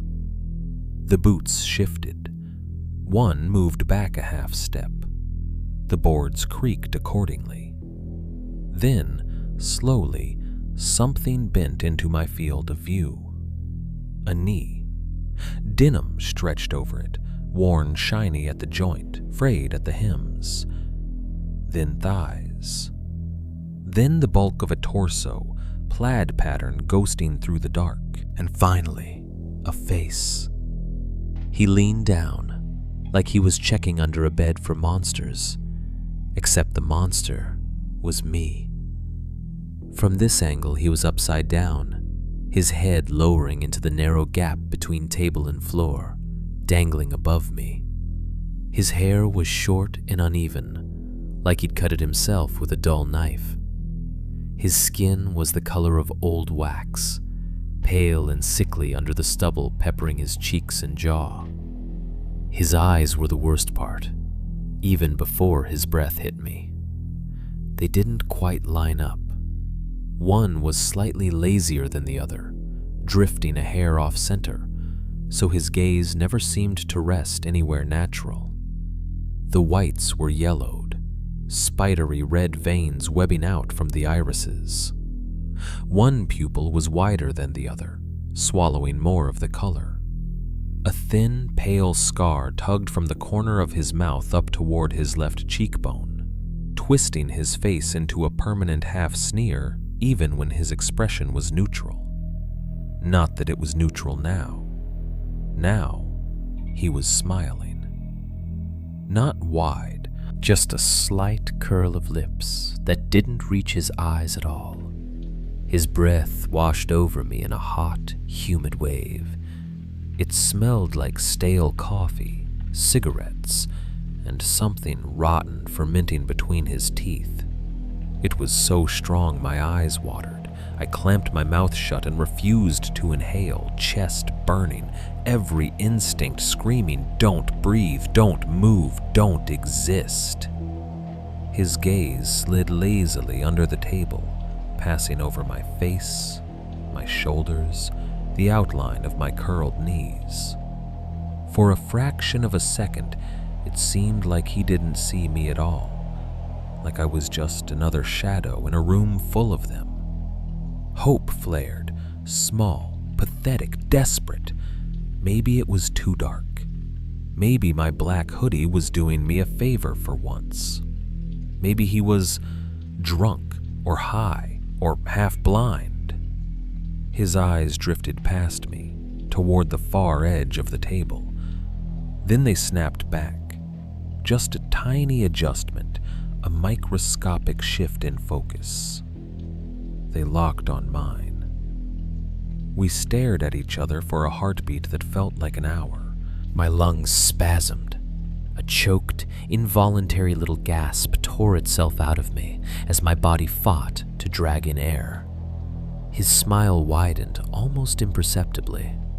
When he finally spoke, his voice was low and ragged, the sound scraping up out of his throat like it had to fight through gravel.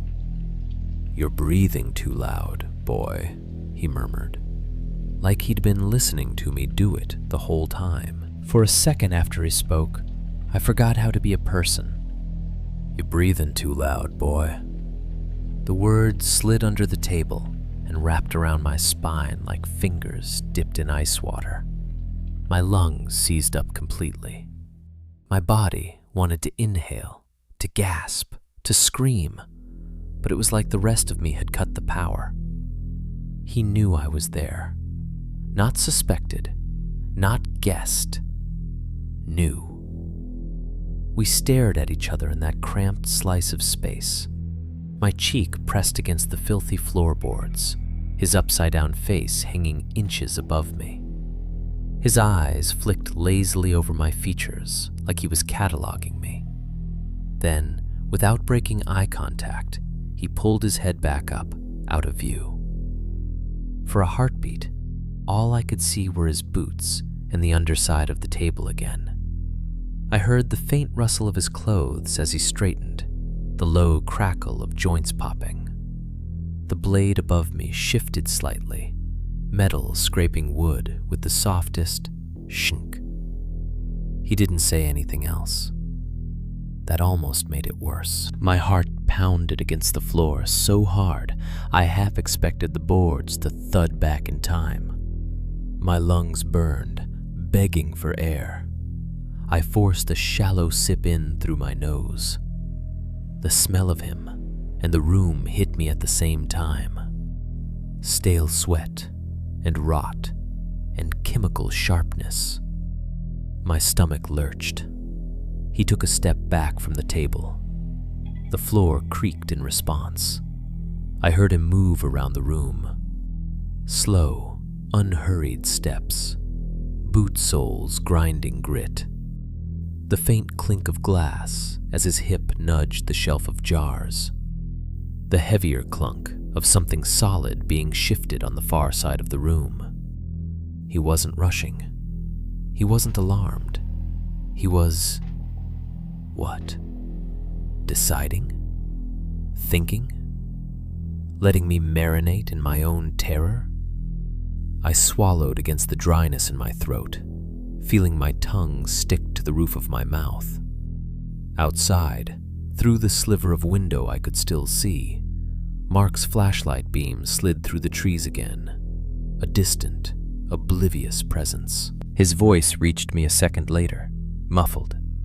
"Seriously, man, where are you?" It sounded like it was coming from another planet. I was just starting to think, maybe he'll leave the room. Maybe I can crawl out the other side. Maybe... When my pocket buzzed. It was such a stupid, normal sound. Bzz, bzz. Against the pressed-down silence under the table, it was deafening. The vibration rattled my thigh, the plastic edge of my phone digging into my leg. The hum traveled straight into the floor, a tiny electric insect chewing at the quiet. Everything in the room stopped. The footsteps, the faint clink of something being moved. Even the house seemed to freeze, its constant groans biting down mid-sigh. The buzzing stopped, then started again almost immediately. Whoever was calling wasn't giving up. In my pocket, the screen lit up. The glow haloed faintly through the thin fabric of my jeans, a tiny, stupid rectangle of modern life, thrumming away in a room that felt like it belonged to some older, uglier century. Above me, the boots turned. He took one step back toward the table, then another. Each one sank into the floor with slow, deliberate weight. I didn't dare move, not even to grab for the phone. My hands were locked into claws against my chest. My fingers were slick with sweat. I could feel my pulse beating in the delicate skin of my wrist. The buzzing cut off. For half a second, I thought maybe the call had rolled to voicemail, that maybe that was it, the end of it. Then I saw his hand. It slid under the table, slowly, fingers groping through the dark. Thick, blunt fingertips brushed along the boards, seeking. They bumped into my shoe, then my calf. I flinched, muscles jumping, but there was nowhere to go. He kept feeling around. The backs of his knuckles dragged against my thigh as he hunted for the source of the vibration. The sensation crawled up my nerves. Goosebumps rose on my skin. His fingers closed on the hard rectangle in my pocket. The pressure of his grip dug the phone into my leg before he yanked it out with a practiced jerk.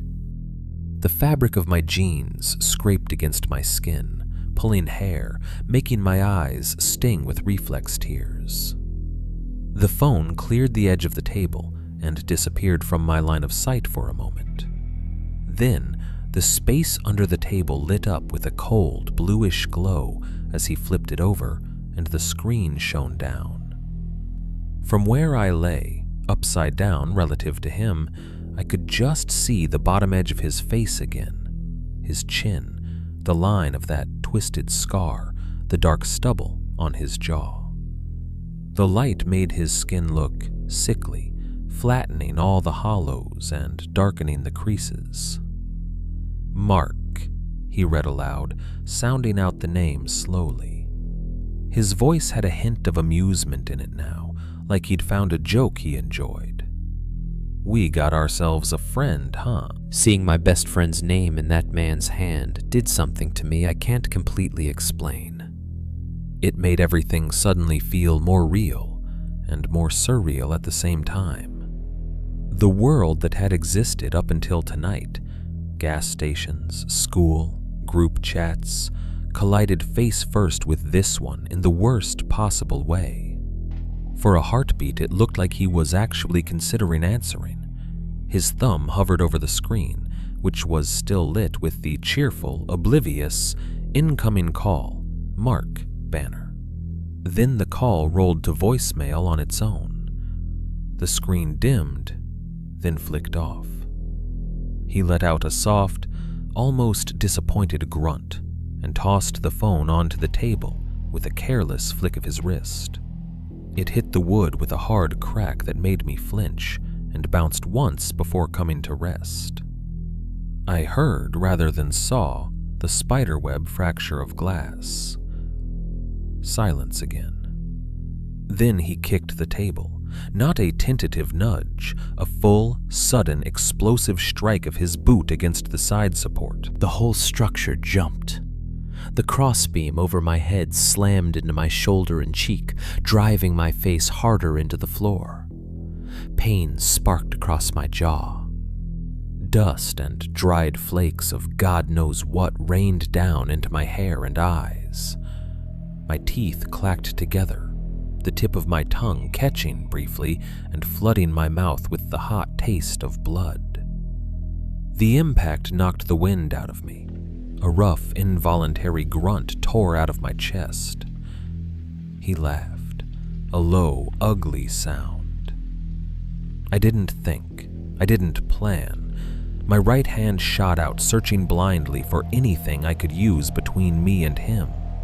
My fingers scrambled across rough wood, flaked stain, and then crashed into something smooth and rounded. A jar. It was wedged near the edge of the table leg, one of the ones he or someone else had left within reach. My palm closed around cold glass, slick with condensation or residue. I could feel the slosh of liquid inside, the faint bump of something solid hitting the inner walls. Adrenaline made me stronger than I should have been in that cramped position. I grabbed it, twisted my body just enough to bring my arm up, and swung. The jar exploded against the underside of his face with a wet, crystalline detonation. Glass shattered in all directions, shards ricocheting off beams and floorboards. The jar's contents, thick, brownish liquid and a flurry of hard, pale shapes, sprayed outward in a foul-smelling storm. For a split second, the world became sound and sensation. The crash of breaking glass, his startled grunt of pain, the sharp pip-pip-pip of teeth, actual teeth, bouncing off the floor and skittering into the dark. The smell hit me a half-second later, stronger, richer, layered over the room's background stench, metallic, sour, like a dentist's tray left out in the sun to spoil. He staggered back with a snarl, one hand flying to his face. Blood, fresh, hot, unmistakably red even in the low light, spattered down, hitting the boards next to me in fat drops. I rolled, desperate to get out from under the table before he could recover. I rolled the wrong way. My outstretched left hand plunged into something that wasn't. Somewhere in the dark under that table, hidden by angle and shadow, in my own refusal to look, there was, or had been, a body, or what was left of one. My hand had found it, sinking past peeled back flesh into a hollow where organs used to be. Something stringy clung to my skin as I jerked my arm back. There was a wet slurp as parts of it tried to come with me and then broke. My fingers skated across exposed rib, smooth and wet and slick with fluids that didn't belong anywhere near a living person. A choked scream tore out of me, raw and for something leaning there. His hand closed around a dark shape propped against the boards, a stubby cylinder, metal and wood. He lifted it, and the moonlight caught the barrel for just a second as he swung it up. Sawed-off shotgun. The double barrels yawned wide, black and hungry, even from this angle. The wood of the stock was worn smooth where fingers had something crunched under my palm. Bone or glass, I couldn't tell. "Stay," he growled above me, voice thick with a strange mixture of annoyance and excitement. "Ain't done with you yet." The glass was already cracked, spiderweb fractures radiating from where weather and vandals had done their work. A few jagged shards stuck half in, half out of the frame, like teeth. It was closer than the door. The drop wasn't far. 1 story maybe, but it felt like falling down a well. The night air rushed past my ears. My stomach did that. Somewhere overhead, the man reached the broken window. I heard his boots on the floorboards. The blast hammered the ground under my hands, felt both solid and far away, like I was touching it through thick gloves. Then pain crashed back in.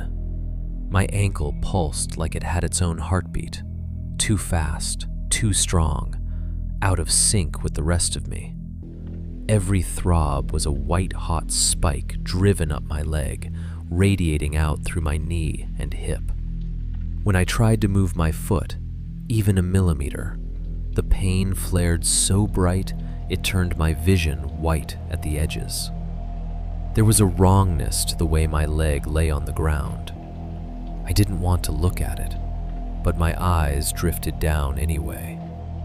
My right foot was twisted at an angle feet aren't supposed to go, the shape of it all wrong where ankle met shin. Even in the dim light, I could see the swelling already building, skin stretching too tight. The fabric of my jeans was torn, dark with blood around the knee and calf from where the window glass had kissed me on the way out. "Get up," I rasped at myself. My voice sounded like somebody else's, thin, ragged. Above, the man shifted his weight in the broken window, shards of glass crunching under his boots. The barrels of the shotgun dipped slightly, then rose again as he adjusted his grip. If he fired straight down, there'd be nowhere to go. Adrenaline surged, flooding everything. The edges of the pain blurred, not gone, but smeared into something I could push against. I rolled onto my stomach with a gasp, biting back another scream as my ankle brushed the ground. Fire shot up my leg, and black spots exploded across my vision. For a second, I thought I was going to pass out right there in the grass. "Move," I whispered, not sure if I was talking to my arms or my whole body. My fingers dug into the dirt and dead leaves. I clawed my way toward the tree line, using my left leg to shove, dragging my right one like dead weight. Each inch felt like a mile. My ribs scraped over rocks, roots jabbing into my chest and stomach. Behind me, I heard him chuckle again, that low, amused sound. The cabin creaked as he shifted his stance. A second shotgun blast ripped the air. This one went wide, intentionally or not, chewing into the ground a few feet to my left. Dirt and wood chips exploded, peppering my side. A piece of bark stung my ear hot and sharp. I didn't wait for a third. Some deep animal part of me, a part that didn't care about bones or flesh or what would happen later, took over. I pushed myself up onto one knee, clutched the nearest tree trunk, and hauled myself upright. The moment I put weight on my right foot, the world tried to shut off. Pain detonated from ankle to hip, a violent electric burst that made my stomach heave. My leg nearly buckled, my vision tunneled. For a second, there was nothing but that pain and the taste of blood in my mouth where I'd bitten my tongue. I leaned hard on the tree, forehead thunking against the bark. I sucked in a breath, then another. Each inhale tasted like leaves, gunpowder, rust. "You can't stay here," some clear, cold voice in the back of my head said. "If you fall, he walks over and finishes it. Pick a direction. Go." I pushed off the tree and stumbled forward into the underbrush. The first step was a lurch. The second was a stagger. By the third, my body had found a grotesque rhythm. Left leg carrying most of the load, right leg just touching down long enough to keep me from falling, sending jolts of agony up my spine each time. Every step was a bolt of white-hot pain. But momentum did something magical and terrible. If I kept moving, it stayed in front of me, always a beat behind. If I stopped, it would catch me. So I didn't stop.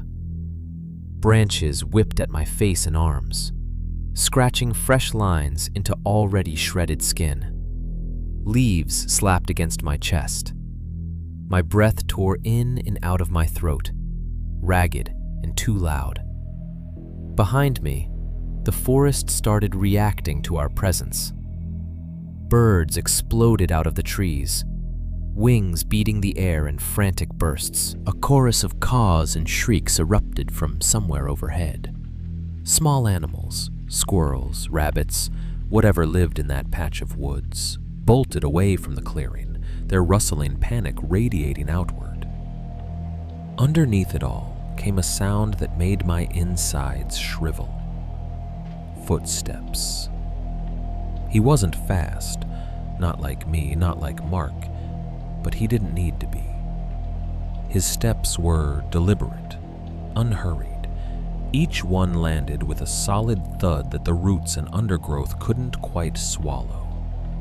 He was walking, I was running, and I wasn't getting nearly far enough away. Another blast boomed through the trees.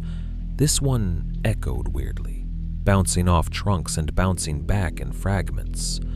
The sound chased itself around me, hard to pinpoint.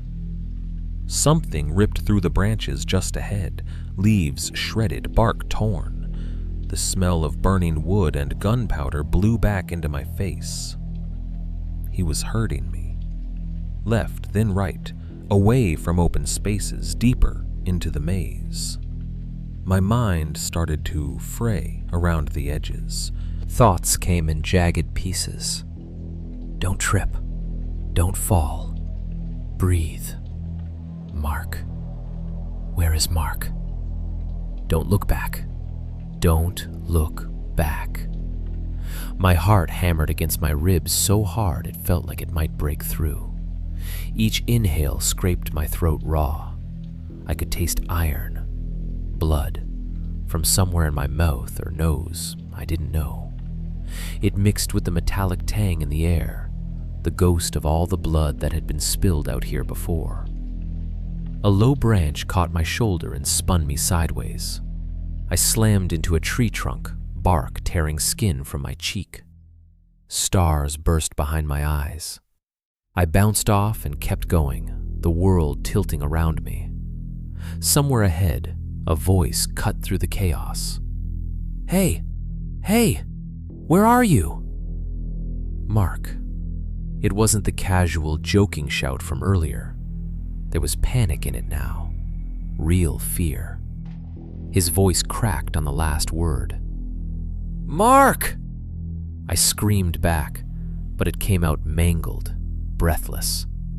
More a strangled yelp than a name. I forced more air into my lungs and tried again. Mark! Run! My voice snapped, high and thin. The effort tore at my chest. I coughed, tasting fresh blood. The forest helped me for once. My scream bounced off trunks, echoed down gullies, ricocheted weirdly. It was impossible to tell exactly where it had come from, but it was loud. Loud enough, I prayed, that he'd hear it and go. He didn't. Of course he didn't. Hold up! Where are you? He yelled, closer now. His flashlight beam knifed through the trees ahead of me, wildly searching. It swung left, right, then froze as it caught motion. Me crashing through the underbrush like a wounded animal. For a stupid, awful heartbeat, everything lined up with muscle memory. The light pinned me, caught my face, my chest, the smear of blood and dirt across my hoodie. My brain, still hardwired to the game we'd been playing an eternity ago, thought, tagged. Mark actually said it. Reflex, habit, years of the same words. I see you. Got you. He cut himself off mid-sentence. His expression shifted in real time as I stumbled into the full column of light. Shock hit first, eyes widening, mouth falling open just a little. Then confusion, his forehead creasing as his gaze swept down. Then horror, his face draining of color. The beam slid down my body, past my scraped face and torn clothes, to my right leg. My ankle looked worse in full light. Swollen grotesquely, the joint already puffed up so much the skin stretched shiny. Blood soaked my sock and shoe, some of it mine, some of it who knew. The angle was wrong enough that even without medical training, it was obvious something inside was broken, displaced. "Holy," he breathed. "Dude, what the hell?" My body didn't let him finish the thought. I crashed into him chest first, grabbing the front of his hoodie with both hands. The impact nearly took us both down. My right leg folded under me like a bad table, fire lancing up from the ankle. I screamed, short, sharp, involuntary. He caught me, staggering, his arms going around my back on instinct. Up close, I could see every detail of him. The beads of sweat on his upper lip, the freckles across his nose, the way his pupils were blown wide in the dark. His breath smelled like cheap beer and mint gum. Totally normal things that had no business existing in the same moment as everything else. "What happened? What did you do?" he babbled. "Did you fall? You break—" His words cut off as his gaze shifted over my shoulder. I felt the change in him before I saw it, the way his muscles went from taut to stone, the way his breath hitched and then stopped.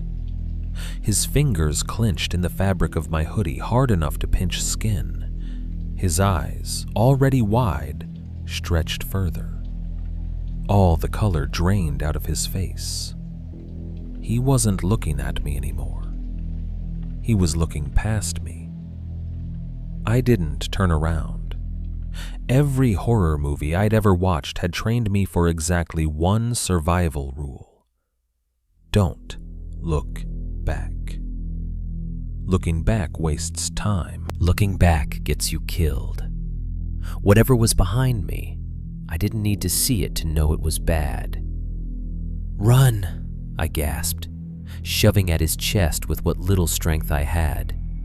"Mark, run, run." He didn't argue. Whatever he saw back there convinced him faster than anything I could have said.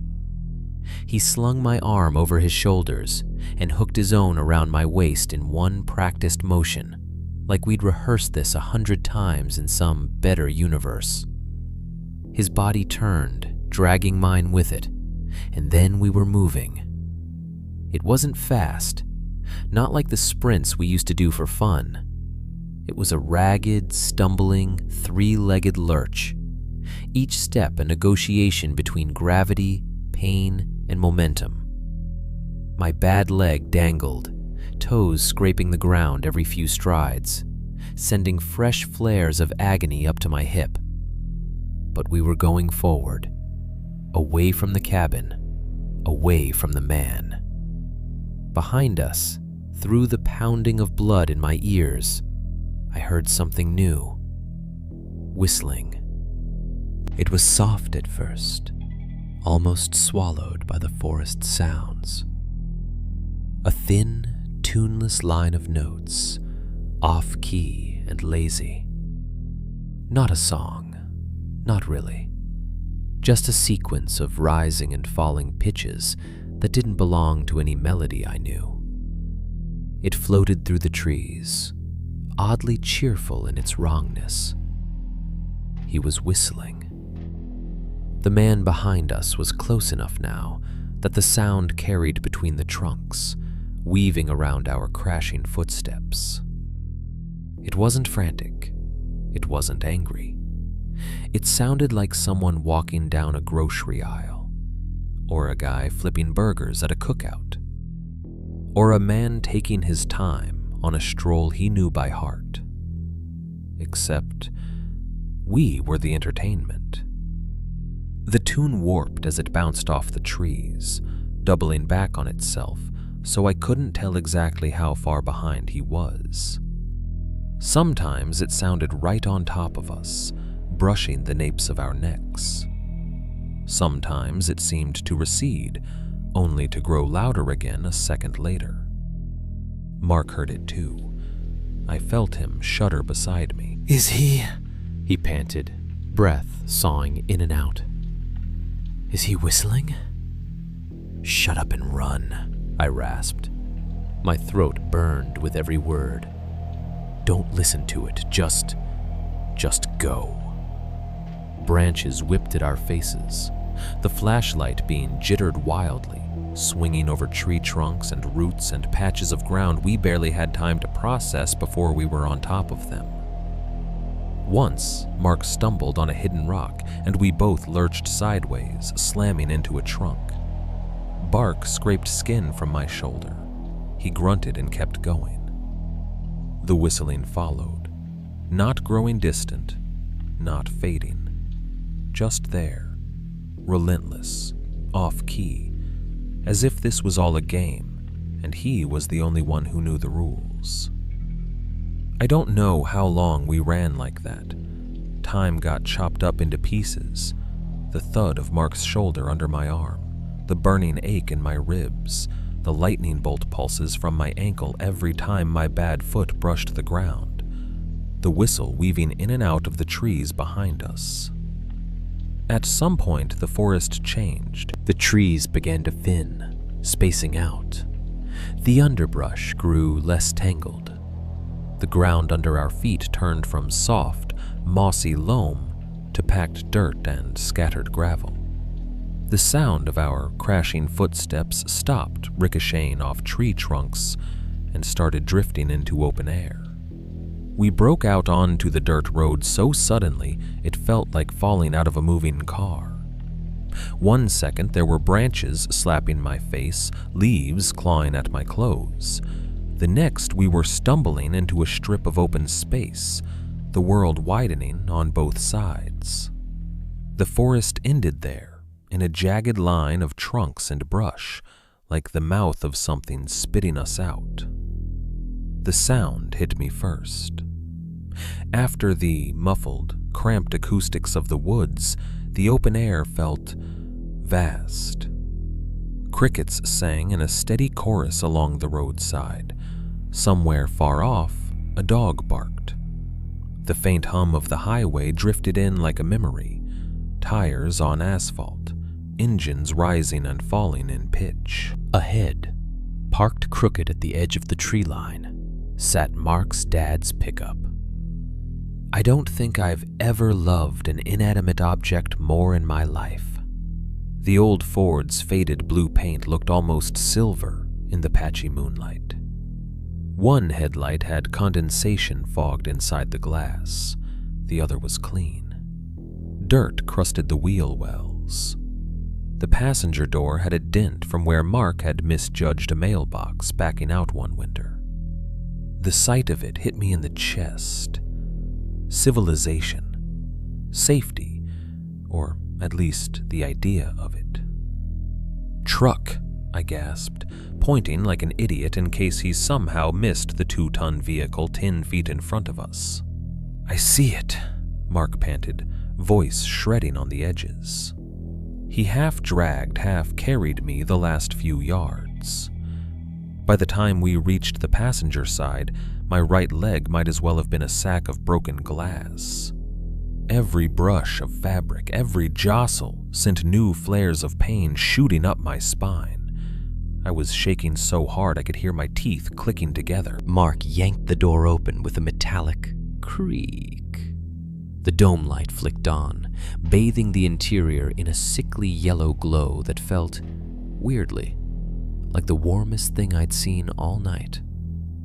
Okay, he muttered, voice rabbiting too fast as he maneuvered me in. 1, 2, 3.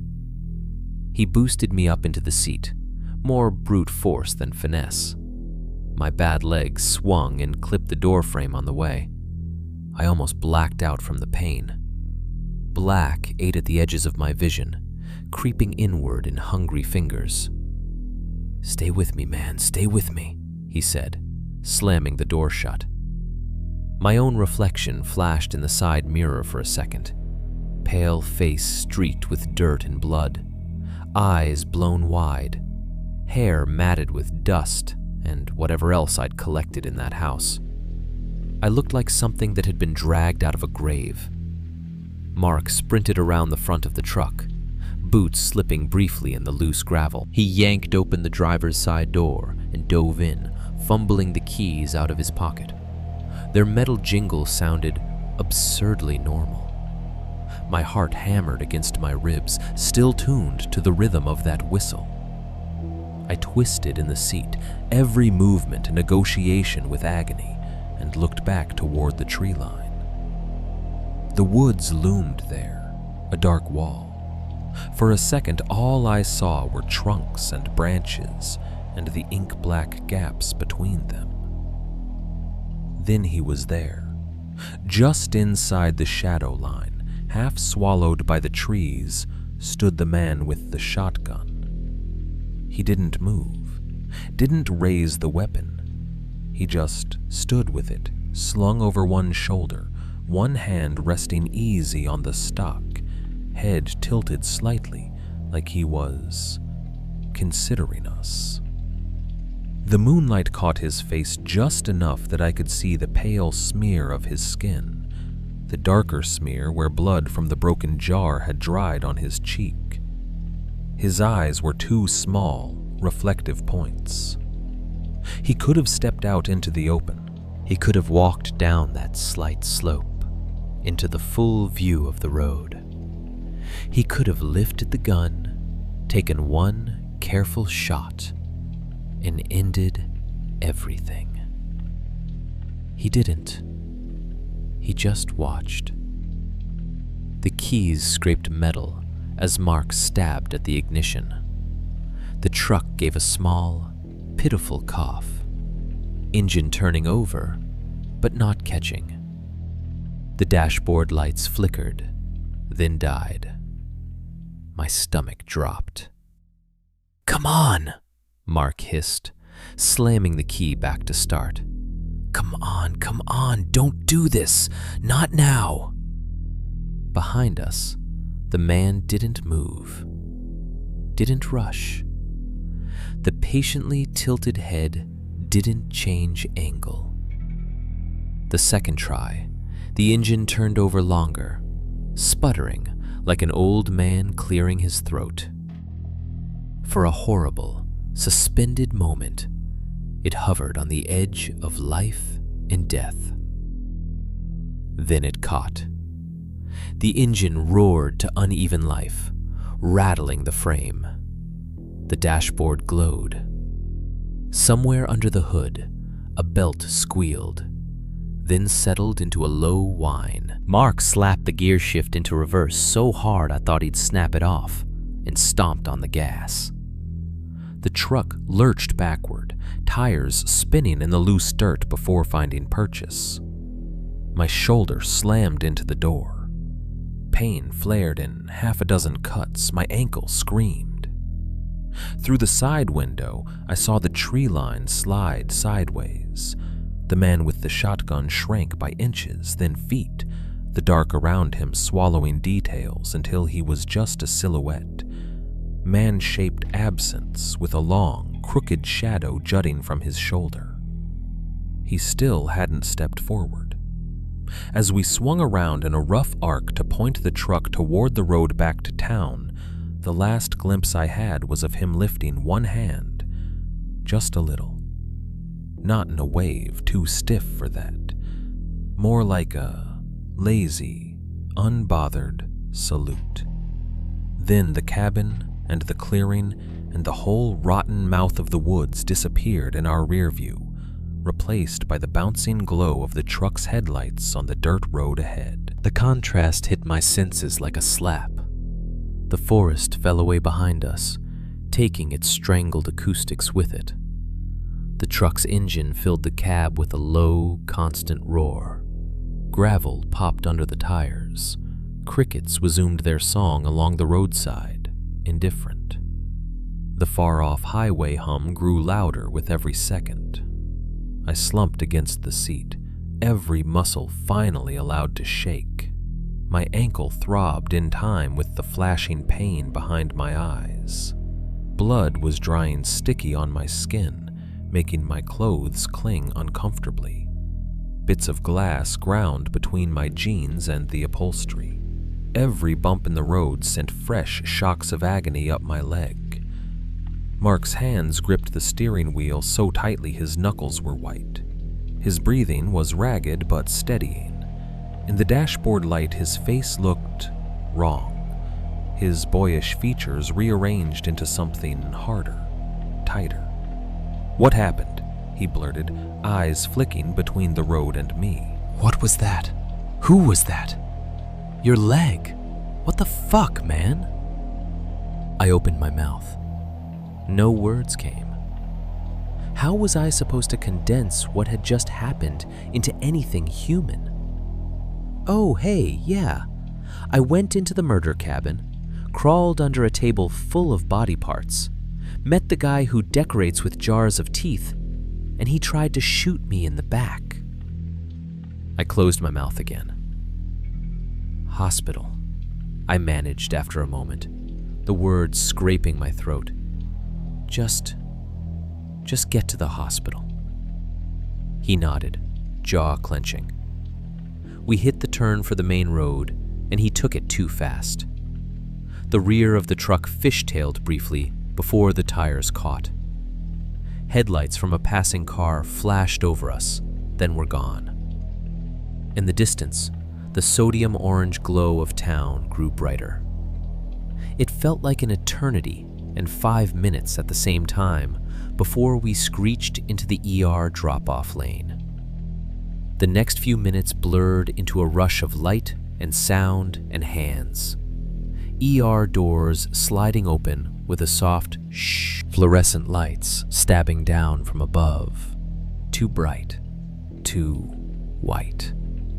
The smell of antiseptic and overcooked coffee replacing pine and rot. Voices. So many voices. "Can you walk? What happened? Is that all his blood? Get him a chair." Someone slid an arm under my shoulders and another under my knees and lifted. My ankle shrieked at the movement, white-hot pain spiking up my side. I screamed again, the sound tearing out of me before I could stop it. A nurse winced but didn't slow down. They dropped me onto a gurney, the thin mattress barely cushioning the hard metal beneath. Wheels rattled. Ceiling tiles flickered past overhead in stuttering sequence. The steady beep, beep, beep of a heart monitor somewhere nearby timed itself to my racing pulse. The world narrowed to bright rectangles. The lights, the edges of code curtains, the polished metal of instrument trays. Hands cut my jeans away from my leg. Cool air hit the swelling and I almost threw up. "Compound?" one doctor asked. "No break in the skin," another answered. "Closed fracture, bad displacement. Get an X-ray." Fingers prodded my ankle, sending fresh shocks of agony up my leg. I flinched away, every muscle tensing. "Easy, easy," a calm voice said near my head. "You're okay. You're here. We've got you." It didn't line up with anything I'd just seen, but I clung to it anyway. Someone cleaned the cuts on my arms and face. The sting of antiseptic was almost a comfort, pain with a reason and an end. Stitch kits clinked. Metal instruments chimed softly as they bumped each other. Somewhere beyond the curtain, a phone rang at the nurse's station. An intercom crackled to life, announcing a doctor's name I didn't catch. The squeak of rubber-soled shoes on linoleum passed by, then faded. They checked my pupils with a pen light, told me to follow their finger, asked if I felt dizzy, if I'd hit my head, if I remember my name, the date, where I was. "Cabin," I heard myself say at one point, not even sure what question I was answering. "What cabin?" the nurse prompted gently. "Miller's," I whispered. Her expression flickered for just a second, something like recognition or annoyance or fear. Then it smoothed back into professional calm. "Let the doctors focus on your leg for now," she said, patting my shoulder. At some point during the controlled chaos, my parents arrived. I heard my mom before I saw her. Her voice is normally soft, the kind that never has to fight to be heard. That night it cut through the ER noise on a quivering edge.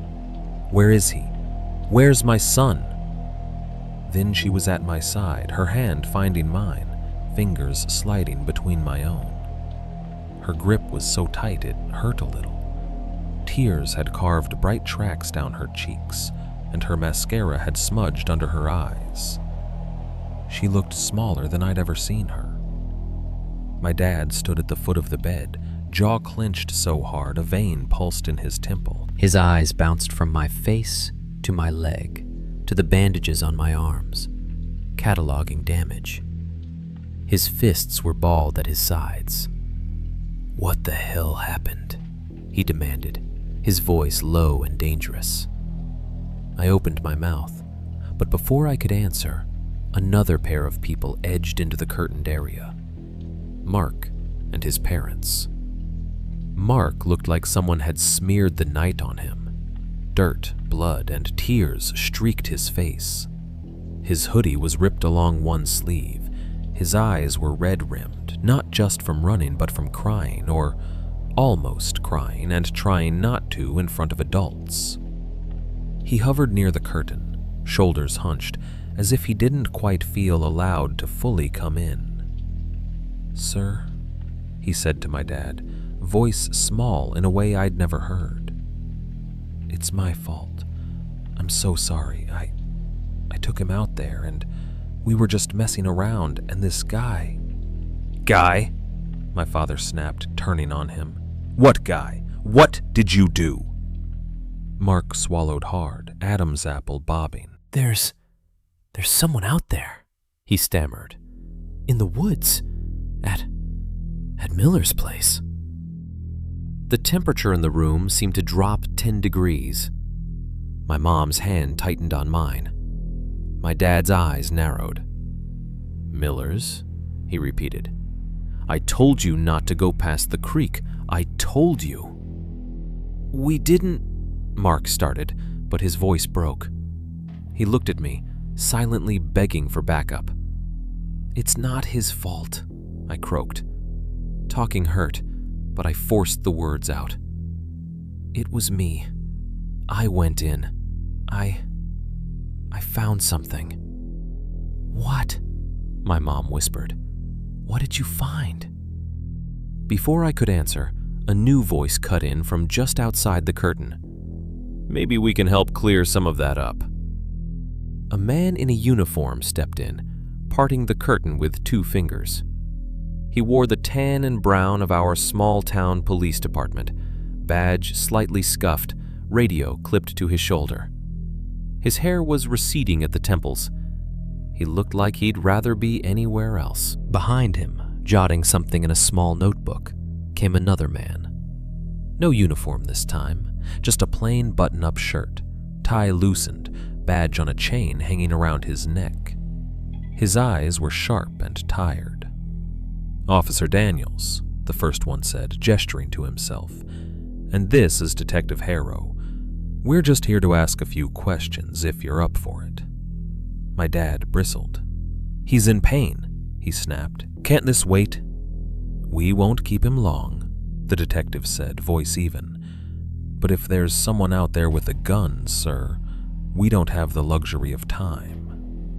That shut my father up, if only for the moment.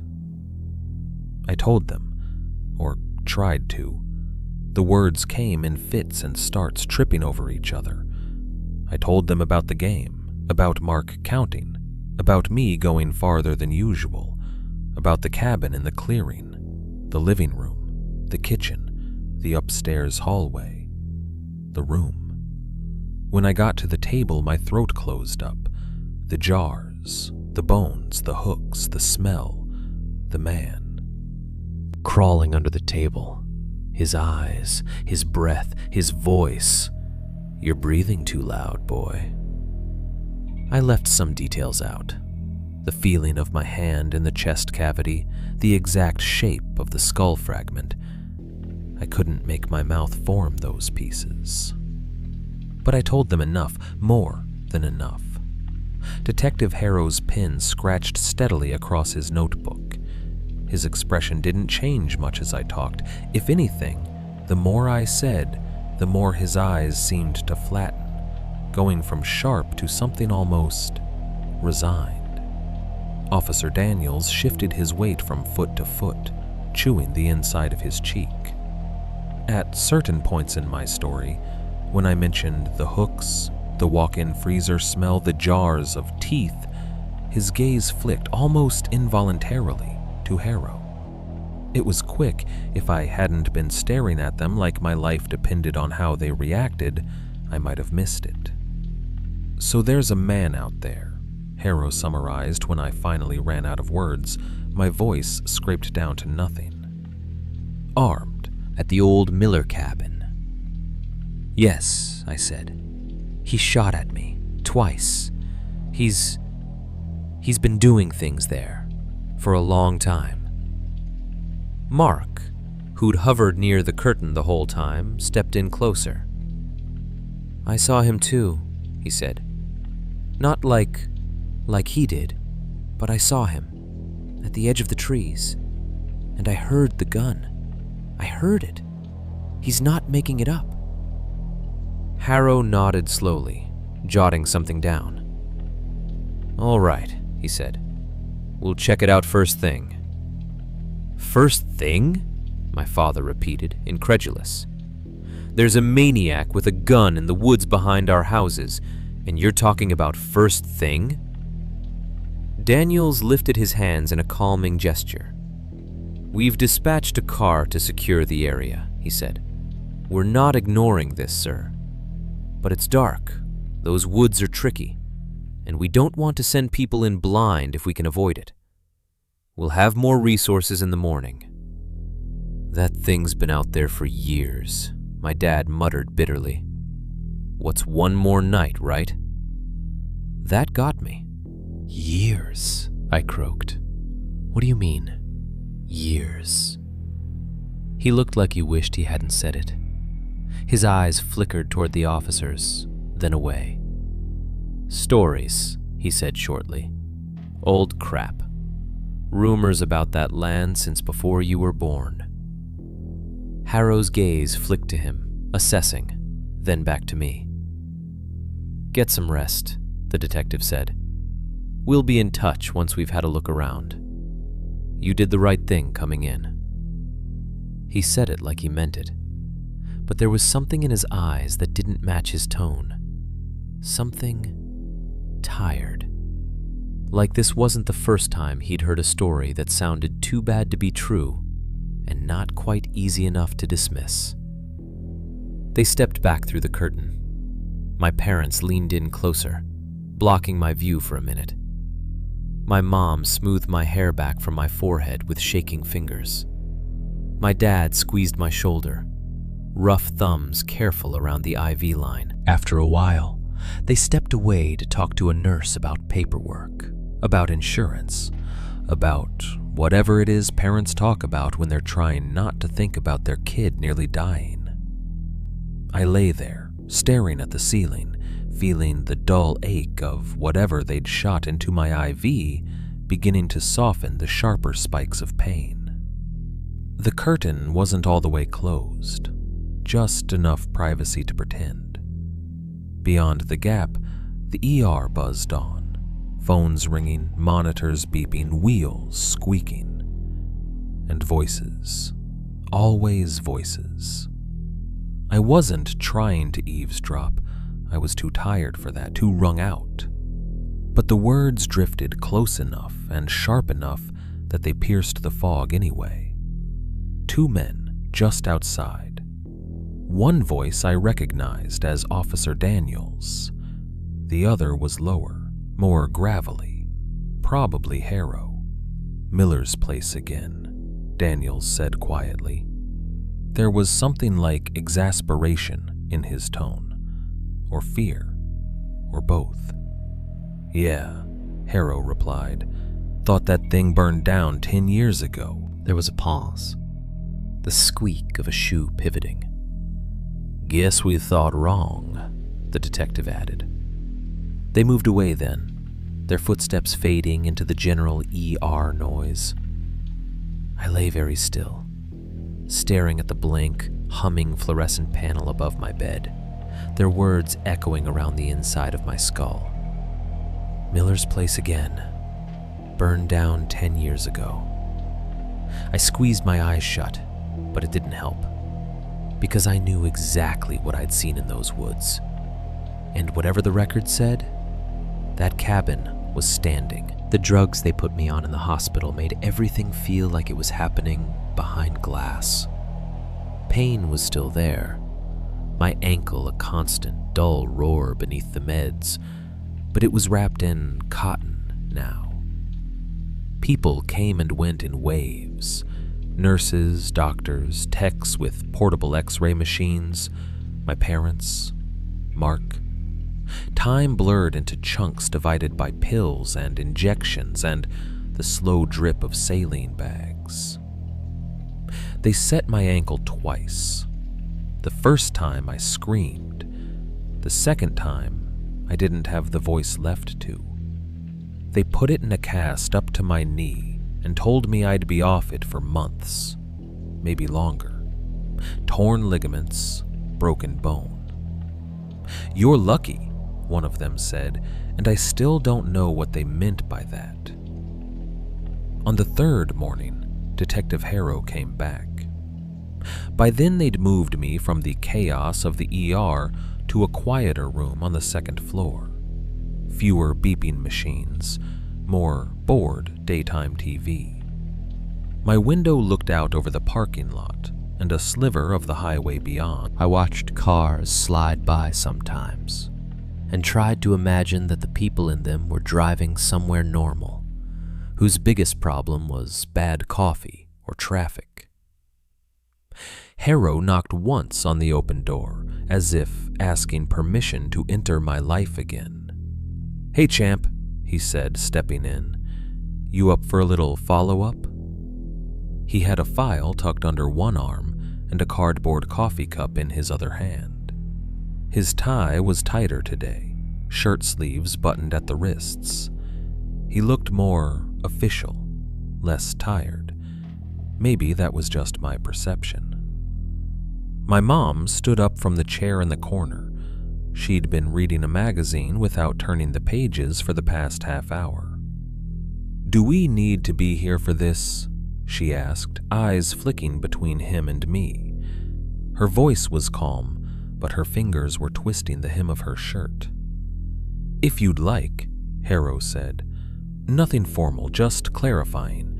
Your son's statements are important." She sat back down, but on the edge of the seat now, like she was ready to spring up at any second. He pulled the visitor's chair closer to my bed, turned it backwards, and sat with his arms resting on the backrest. The file landed on his knee with a soft thump. The coffee cup went on the rolling bedside table, leaving a faint ring of moisture. "How you feeling?" he asked. "Like someone tried to fold me in half and didn't finish the job," I said. My throat was still rough, but at least the words came. He huffed a small, not quite laugh. "Could have been worse," he said. "Broken bones heal." His eyes said, "Not everyone gets that chance," but he didn't say it out loud. He flipped the file open and took out a few glossy photographs, edges curved from whatever printer they'd used. He held them up so only I could see at first. "These look familiar to you?" The first photo was of trees, pine trunks, brush, taken during the day. Sunlight slanted through the branches, turning the ground into a patchwork of brightness and shadow. In the middle distance, something darker and more angular broke the natural shapes. Charred boards, collapsed beams. He moved to the next. This one showed it more clearly, the remains of a structure in a clearing. What was left of a foundation, blackened timbers, a partial wall leaned inward. The roof was gone, the interior open to the sky. Soot smeared everything. The ground around it was littered with chunks of burnt wood and rusted metal. It was a cabin that had been on fire at some point, but it wasn't the cabin I'd been in. Everything I remembered, the sagging roof, the intact rooms, the intact table, the hooks in the ceiling, wasn't there. This was a skeleton picked mostly clean. "We found this about where you described," Harrow said.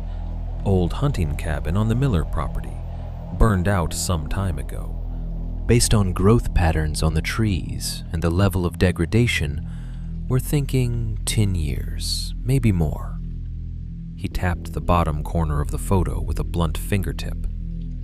"No second floor anymore, just the main level. No usable interior." My mouth went dry. "That's not it," I said. "That's not what I saw." He tilted his head like he'd expected that answer. "Memory under stress can be tricky," he said. "You were injured, in shock. Dark woods, adrenaline, the brain stitches things together. Makes sense where it can, fills in blanks where it can't." "I didn't imagine it," I snapped before I could stop myself.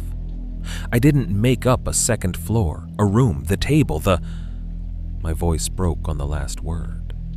The jars, the bones, the way my hand had slid into that open body. I swallowed hard. He slid another photo across.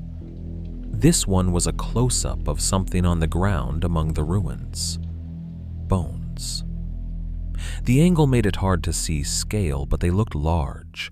Leg bones, ribs. A skull, or what was left of one, lay half buried in ash. The jaw was missing. Long teeth showed in the broken upper row. "Deer," he said before I could speak. "Couple hogs, too. Near as we can tell, some idiots have been using the spot as a butchering site, maybe for years. Could be old, could be new. That's what happens when folks get too comfortable with no trespassing signs." I stared at the photo, bile rising. "They weren't all animals," I said quietly. "Not what I saw. Not in jars." He gave a small, sympathetic grimace. "We didn't find any jars," he said. "Not like what you described, no table like that. There was a workbench burned to hell. Hooks and a beam, sure, pretty standard for dressing game. We collected what we found. Bones are going to a lab, but preliminarily, nothing jumps out as human." He said it too smoothly, the kind of smooth that came from practice. "What about the guy?" I pushed. "The man with the shotgun. You can't tell me I imagined that." "Mark heard him. He saw him. He shot at me. Twice." He glanced at the page clipped inside the file, flipped back, found something. "We found some shells," he said. "Old casings. Hard to date. No fresh footprints we could reliably identify. Half the kids in this county tromp around those woods every summer.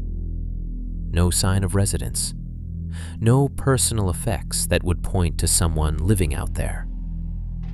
He looked up at me again. "I'm not saying you didn't see someone," he added. "You're not the first person to report a squatter out on that land. Drifters cut through. Sometimes they hunt illegally. Sometimes they drink too much and play Rambo with bottles on a fence post. doesn't mean we've got a full-fledged situation like you're describing. You didn't see that room, I said. My hands were shaking. I gripped the thin hospital blanket to hide it. You didn't see what he did there. There was a long beat of silence. Behind Harrow, my mom shifted in her chair. I could feel her eyes on me, on him, bouncing back and forth, trying to read between lines neither of us wanted to say. "We went over that property pretty thoroughly," he said finally. "From where the old foundation is out to the creek. Brought dogs, brought men who know how to read the ground. They didn't find any structures that matched your description." "So I dreamed it?" I asked. "I hallucinated an entire building?" "Trauma can do that," he said. "Fear, pain, adrenaline, all of that can distort what we perceive. You were in danger. You fell out a window, busted your ankle, you lost blood. Memory isn't a tape recorder, it's..." He made a vague gesture with his hand, searching for the right word. "It's a story our brain tells itself after the fact. So the story my brain told me just happened to include a man who shoots at kids with a shotgun," I said, heat creeping up my neck. "And you just happened to find shell casings out there. And Mark just happened to be terrified too." As if on cue, Mark appeared in the doorway. He hovered there, hand on the frame, looking unsure if he was allowed in. Someone must have told him the detective was here. Harrow glanced back at him. "Come on in, Mark," he said. "We're just talking." Mark shuffled forward, eyes flicking from the photos to my face and back. He looked even more washed out in daylight than he had the night before. There were dark crescents under his eyes, and the set of his jaw was tighter than I'd ever seen it. "You still sticking with your story?" Harrow asked him lightly, like they were talking about a fishing trip. Mark swallowed. "I saw him," he said. "At the tree line. Gun on his shoulder. I heard the shots. I heard..." He hesitated, eyes flicking to me. "I heard something else too. The whistling. That's not something you... That's not the kind of thing you just make up." Harrow nodded slowly. "But you didn't go inside the structure," he said. "You told us you stayed in the woods until you saw your friend come out." Mark shifted his weight. "No," he said. "I didn't go inside." "You didn't see the room he's describing," Harrow pressed gently. "The table. The jars." Mark shook his head once, tightly. "I saw enough," he muttered. Harrow spread his hands, as if to say, "There you go." "You see my problem," he said to me. "We've got two kids, both very shaken, both with pieces of a story. One saw a cabin that burned down years ago as if it was still standing. One saw a figure in the trees. We found an old ruin with some animal bones and a bunch of empty beer cans. It adds up to something, but not necessarily the extreme version you're thinking." Extreme. That was the word he used instead of insane. "Are you calling them liars?" My mom cut in suddenly. Her voice had gone sharp in a way I wasn't used to. "Because I've known my son his whole life, and I've known Mark since kindergarten, and neither of them are liars." "No one's saying they're lying," Harrow replied smoothly. "I'm saying they're traumatized, and that brains under trauma aren't perfect witnesses, that's all. We are grateful they got out. You should be too." He looked at me more directly now. "Listen," he said. "I'm not here to scare you more than you already are.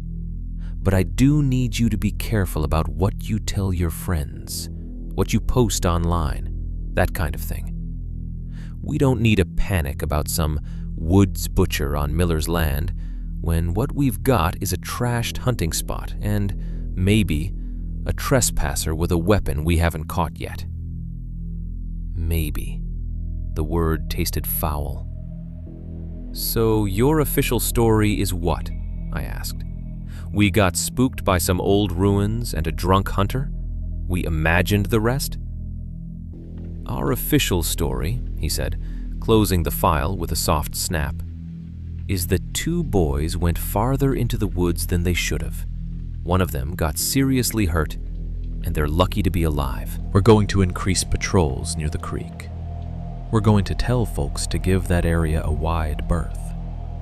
And we're going to look into any credible tips we get about people squatting out there. He stood up, the chair squeaking on the linoleum. Take the win, he added, almost softly. You're here. You're breathing. Let us handle the rest. It sounded like a threat dressed as reassurance. Don't stir things up. Don't make this messier. Don't make us admit there's more going on than we want to deal with. He left then, nodding to my mom, clapping Mark lightly on the shoulder in a way that said, "We're done here." The room felt emptier when he was gone, but also heavier. My mom moved to sit on the edge of the bed, smoothing the blanket over my legs. "You know what you saw," she said, low. "That's what matters." I nodded, but it didn't help much. Knowing and being believed are two different weights. Later that night, after visiting hours, after the nurses had dimmed the lights, and the TV in the corner was murmuring some sitcom laugh track to itself, my dad came back, alone. He pulled the chair close, sat down, and rested his elbows on his knees. For a long time, he didn't say anything, just stared at his hands. "You remember when you were little," he said finally, "and I used to tell you not to go past the creek?" "Yeah," I replied. My voice sounded loud in the quiet room. "I told you it was because of old fences, potholes, hunters." "Yeah." He nodded once, like confirming something only he could see. "That wasn't the whole reason," he said. He leaned back, eyes flicking up to the dark window, then back down. "There was a girl," he said. "This was, God, before you were born. Senior year for me. She went missing one fall. Last seen heading out with some friends, same woods, same general area. They never found her." My mouth went dry. "Not even," I started. "Not even that," he cut in. "No body, no clothes, no nothing. Just gone. People talked, you know how small towns are. They said she ran off. They said she hitchhiked to Portland. They said a lot of things, but the whispers always came back to that cabin, Miller's place." He swallowed. "Couple months later, that cabin caught fire," he went on, "burned hot and fast. They said it was lightning. Some said kids. Some said Miller did it himself before he disappeared. Whatever the case, most folks took it as closure. Bad place gone, story over." He glanced at me, eyes heavy. "So when I heard you say you'd been inside Miller's cabin, upstairs, looking at tables and rooms that shouldn't exist anymore," he broke off, shaking his head. "It did burn," he said. "I saw the smoke from our driveway. It was a ruin when I was your age, same as the pictures he showed you." He leaned in just a fraction. But you're not the first kid to come back from those woods talking about a cabin that shouldn't be there. The words hung between us like a draft. Whatever you saw, he said quietly, either someone rebuilt it out there where they shouldn't have. He let the unfinished thought hang, or it never really went away. They discharged me from the hospital with a cast, a bottle of pills, and a stack of paperwork that all basically said, don't walk, don't run, don't be an idiot. What they didn't give me was anything to do about the part that really felt broken. The days after the cabin blurred together. I drifted between the couch and my bed, leg elevated on a tower of pillows, every movement reduced to a slow, awkward shuffle on crutches. My mom kept the TV on a lot, news, game shows, whatever, as if enough noise might drown out what I'd heard in the woods. It didn't. When the house got quiet at night, the sounds from that place seeped back in, the wet shh of my hands sinking into that chest cavity, the plink, plink of some unknown liquid dripping into metal, the click, clack of the shotgun pump. And under all of it, threaded like a bad melody, that tuneless whistle. I tried not to sleep. When I did, the cabin came with me. Sometimes the dreams were exact replays. I'd be under the table again, cheek pressed to the floor, watching those boots step into view. Other times they warped, pieces from different moments spliced together in ways that made no sense. I'd look out the window and see the ER hallway. I'd open a cabinet in our kitchen and find jars of teeth. I'd hear my dad whistling in the garage and turn around to see the man from the cabin standing there instead, eyes just slightly misaligned. I started snapping awake at every small nocturnal noise. The house settling, the fridge cycling, a tree branch scraping the siding. My heart would jackrabbit into my throat. My hand clamped around the nearest thing, a pillow, the TV remote, once my own cast, like it might help. It got bad enough that one morning, my mom turned off the TV and set the remote down like she was disarming a bomb. "You need a distraction," she said. "Here." She went into the hall closet and came back with an old cardboard box. The top was taped, but the tape had dried out, peeling away at the edges. She set it on the coffee table and pushed it toward me. "Your dad's old junk," she said. "Yearbooks, newspaper clippings. He used to scrapbook, believe it or not.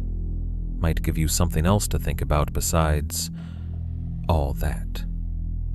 All that being the phrase we'd started using instead of the man, the cabin, the blood.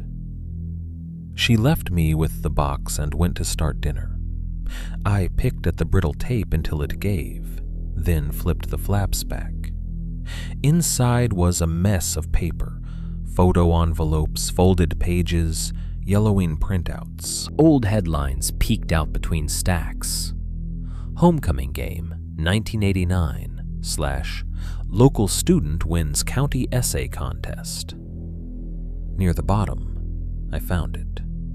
A clipping from the local paper, the edges browned and curling. The date in the corner was from the year my dad had said that girl went missing. The headline read, "Brushfire destroys old shack near Miller property." The article itself was small, squeezed between an ad for a used car lot and a piece about the county fair. It said firefighters had responded to reports of smoke in the woods.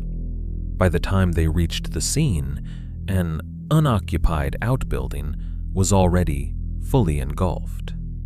They managed to contain the blaze before it spread further. No injuries, no signs of foul play. A quote from the fire chief suggested it was likely started by squatters or lightning. The last line said the structure had been An old hunter's shack, long fallen out of use. That was it. No mention of a missing girl. No mention of kids saying they saw things. Just a tidy little story about a little fire. I stared at that clipping for a long time, my thumb rubbing unconsciously over the word unoccupied until the newsprint smudged. It was like the article was about the same place and a totally different place at once. The forest in the tiny black and white photo could have been anywhere in Oregon. The shack was more suggestion than detail. Maybe that was the point. When I finally made it back to school, crutches, cast and all, the story had already mutated. News travels fast in small towns, and nobody is better at creative retelling than teenagers who weren't there. Some of them treated me like a minor celebrity. I roll up to my locker and hear whispers ripple out in a wave. "That's him. Dude, he almost died. I heard he got shot." By third period, I'd overheard half a dozen versions of what had happened. In one, I'd wrestled the shotgun away from the guy and shot him with his own gun. In another, I'd jumped from the second floor on purpose to escape a ring of candles and cult members. Someone else claimed I'd found a pit full of bodies out there and the cops were covering it up. In none of the stories did they get the details right. They added things I wished were true, like me being brave or heroic, and left out the parts that actually stuck, like the sound my ankle made when it broke. Ginny and Kyle found me at lunch, their trays mostly untouched. Ginny slid into the seat across from me, eyeliner thicker than usual, mouth set in a tight line. "You look like crap," she said. "Thanks," I replied. "You always know how to make a guy feel special." "Seriously," Kyle added, quieter. "How bad is it? Your leg?" "Broken," I said. "Torn stuff. No sports for a while. Not that I was playing anything." Ginny picked at the edge of her paper cup. "We heard shit," she said. "Everyone's telling a different version. I want yours." I told them the cleaned up version. The one I could say out loud in the school cafeteria without vomiting.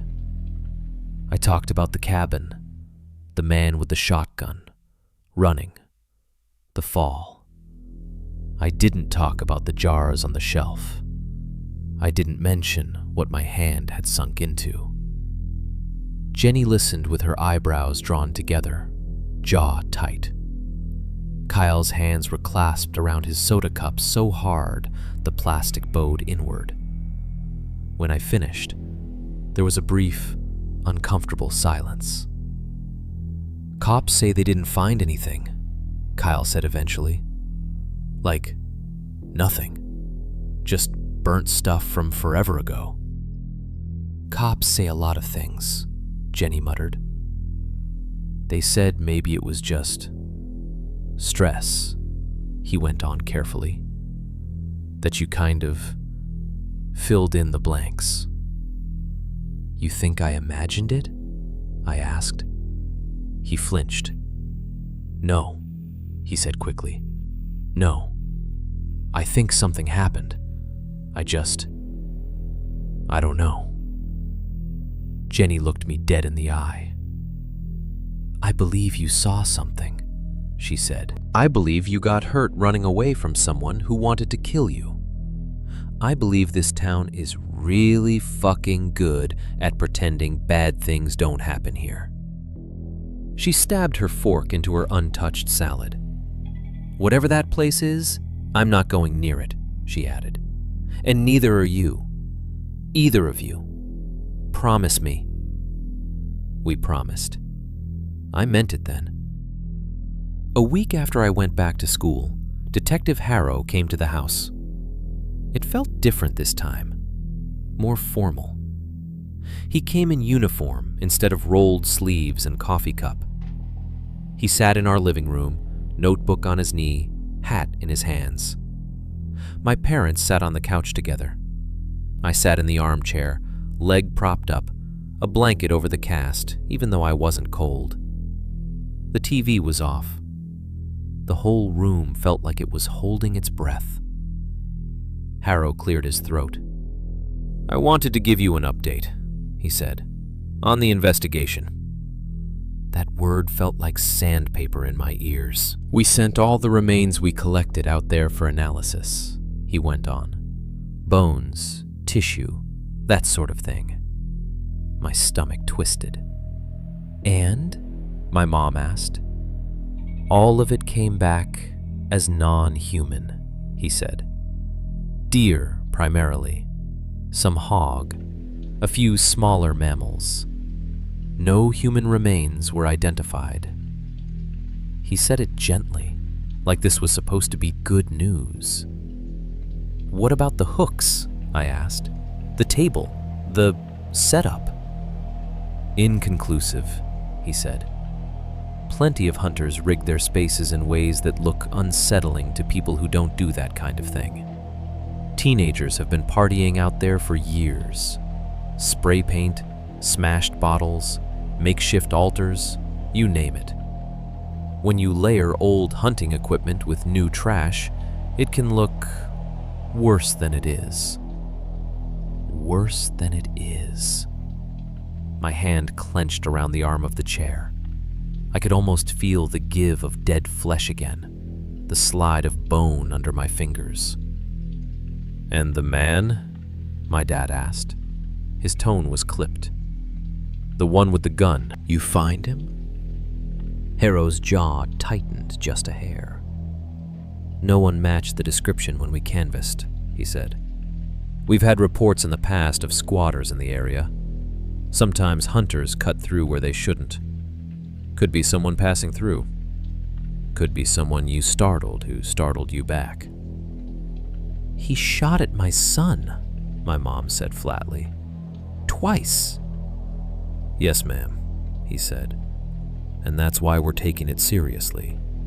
But we don't have a name, and we don't have direct physical evidence tying anyone to what your son experienced." He paused, choosing his next words carefully. "Given the stress he was under," he added, "and the injury he sustained, it's also possible some of what he remembers wasn't strictly literal." There it was again.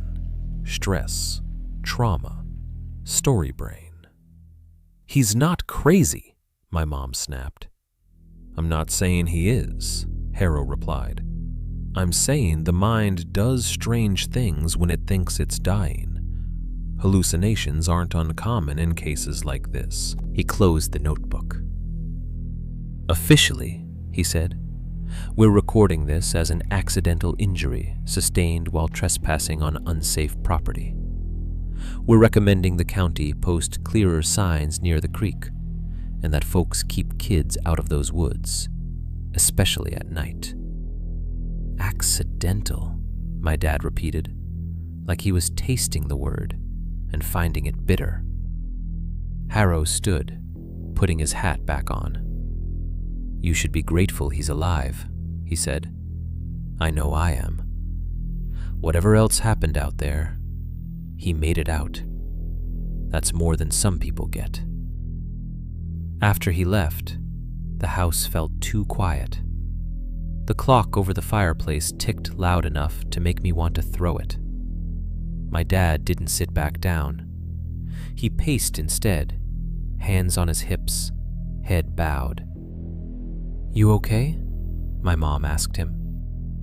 He let out a humorless laugh. "Not even a little," he said. Later, when she'd gone to bed and the house had gone dark except for the lamp by my chair, he came back into the living room and sat on the edge of the coffee table, facing me. "You remember what I told you about that girl," he said. "The one who went missing when I was your age." "Yeah," I said softly. He nodded, eyes distant. "There was more," he said. Stuff I didn't tell you first time. He rubbed a hand over his face, the skin around his eyes creasing. Couple guys I knew back then, he went on, said they saw something out there. Not the night she disappeared, but around that time. They were drunk, screwing around by the creek. Said they saw light in the trees where there shouldn't have been. Heard gunshots. Heard laughing. He swallowed. One of them claimed he snuck closer, he said. Said he saw inside the shack before it burned. Talked about a table, hooks in the ceiling, a lot of blood. My mouth went dry. What did the cops say? I asked, even though I already knew. Animals, he said. Always animals. When that place burned, they found bones in the ashes. Said they were deer, hog, the usual. No human remains. No sign anybody lived there. Same story they just gave you. He looked at me steadily. Those boys were told they were drunk, imagining things, making each other scared, he said. They were told to be grateful nothing worse happened, to let it go.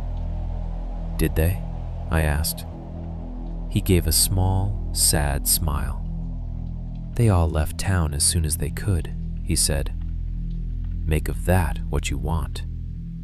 He leaned back, elbows on his knees. I don't know what's out there, he said quietly.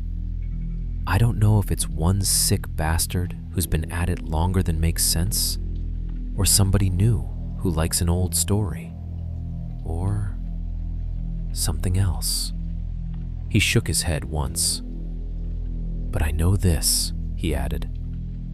You're not the first kid to walk out of those woods talking about a man and a table and hooks. And every time, somehow, by the time the adults get there, he spread his hands. Animals only. People like to say bodies heal faster when you're young. Maybe that's true. My ankle did what bones are supposed to do. It knit, slowly, stubbornly, with the help of casts and braces and a physical therapist who smelled like menthol and coffee and never accepted "it hurts" as a reason to stop. What nobody really warns you about is that while your body is busy healing, your whole life quietly rearranges itself around the break. That fall and winter became a blur of small humiliations. Crutches on wet sidewalks, slipping and almost eating shit in front of the entire bus loop. Teachers insisting I sit this one out during fire drills while everyone else filed outside. Friends offering to carry my backpack, my lunch tray, my books, like I was made of glass. I missed out on the usual dumb stuff. Pick up basketball, hiking trips, even just walking around town without thinking about how far it was and if there'd be somewhere to sit. My world shrank to school, house, hospital, repeat. Physical therapy started a few weeks after the cast came off. The clinic was in a low strip mall near the highway, wedged between a nail salon and a vacuum repair shop. Inside, it smelled like rubber mats, sweat, and disinfectant. Inspirational posters with mountain landscapes and words like perseverance and strength lined the walls. My therapist, a woman named Carol, was one of those perky types who refused to let your self-pity survive in her vicinity. Again, she'd say when my leg shook halfway through a set of exercises. It hurts, I'd tell her. Good, she'd reply, means it's working. She didn't want to hear about the cabin. Nobody there did. They wanted angles and degrees and numbers, range of motion, pain levels, healing times, things they could graph and predict. At home, life slotted itself back into something resembling normal, at least on the surface. My mom hovered less as months passed, though she still flinched whenever the word woods came up on TV. My dad went back to work, but sometimes I'd catch him staring out the back window at the tree line, jaw set, fingers drumming on the counter. We didn't talk about Miller's cabin much after that night in the living room. It became one of those topics that had invisible warning tape around it. Everyone knew it was there. Everyone pretended it wasn't unless absolutely forced. At school, the story burned hot for a while and then cooled, the way all stories do when something new comes along. Eventually, I stopped being the guy who almost died in the woods and went back to being just me, with a limp. Our little friend group shifted in ways that probably would have happened anyway, but the cabin accelerated things. Or maybe it just changed how those changes felt. Mark and I stayed close. You don't outrun something like that together and then just go back to high fives and video games like nothing happened. But there was always this space between us now. A quiet, heavy thing that sat in our conversations. We could talk about homework, music, girls, college applications. We could bitch about teachers and laugh at stupid videos.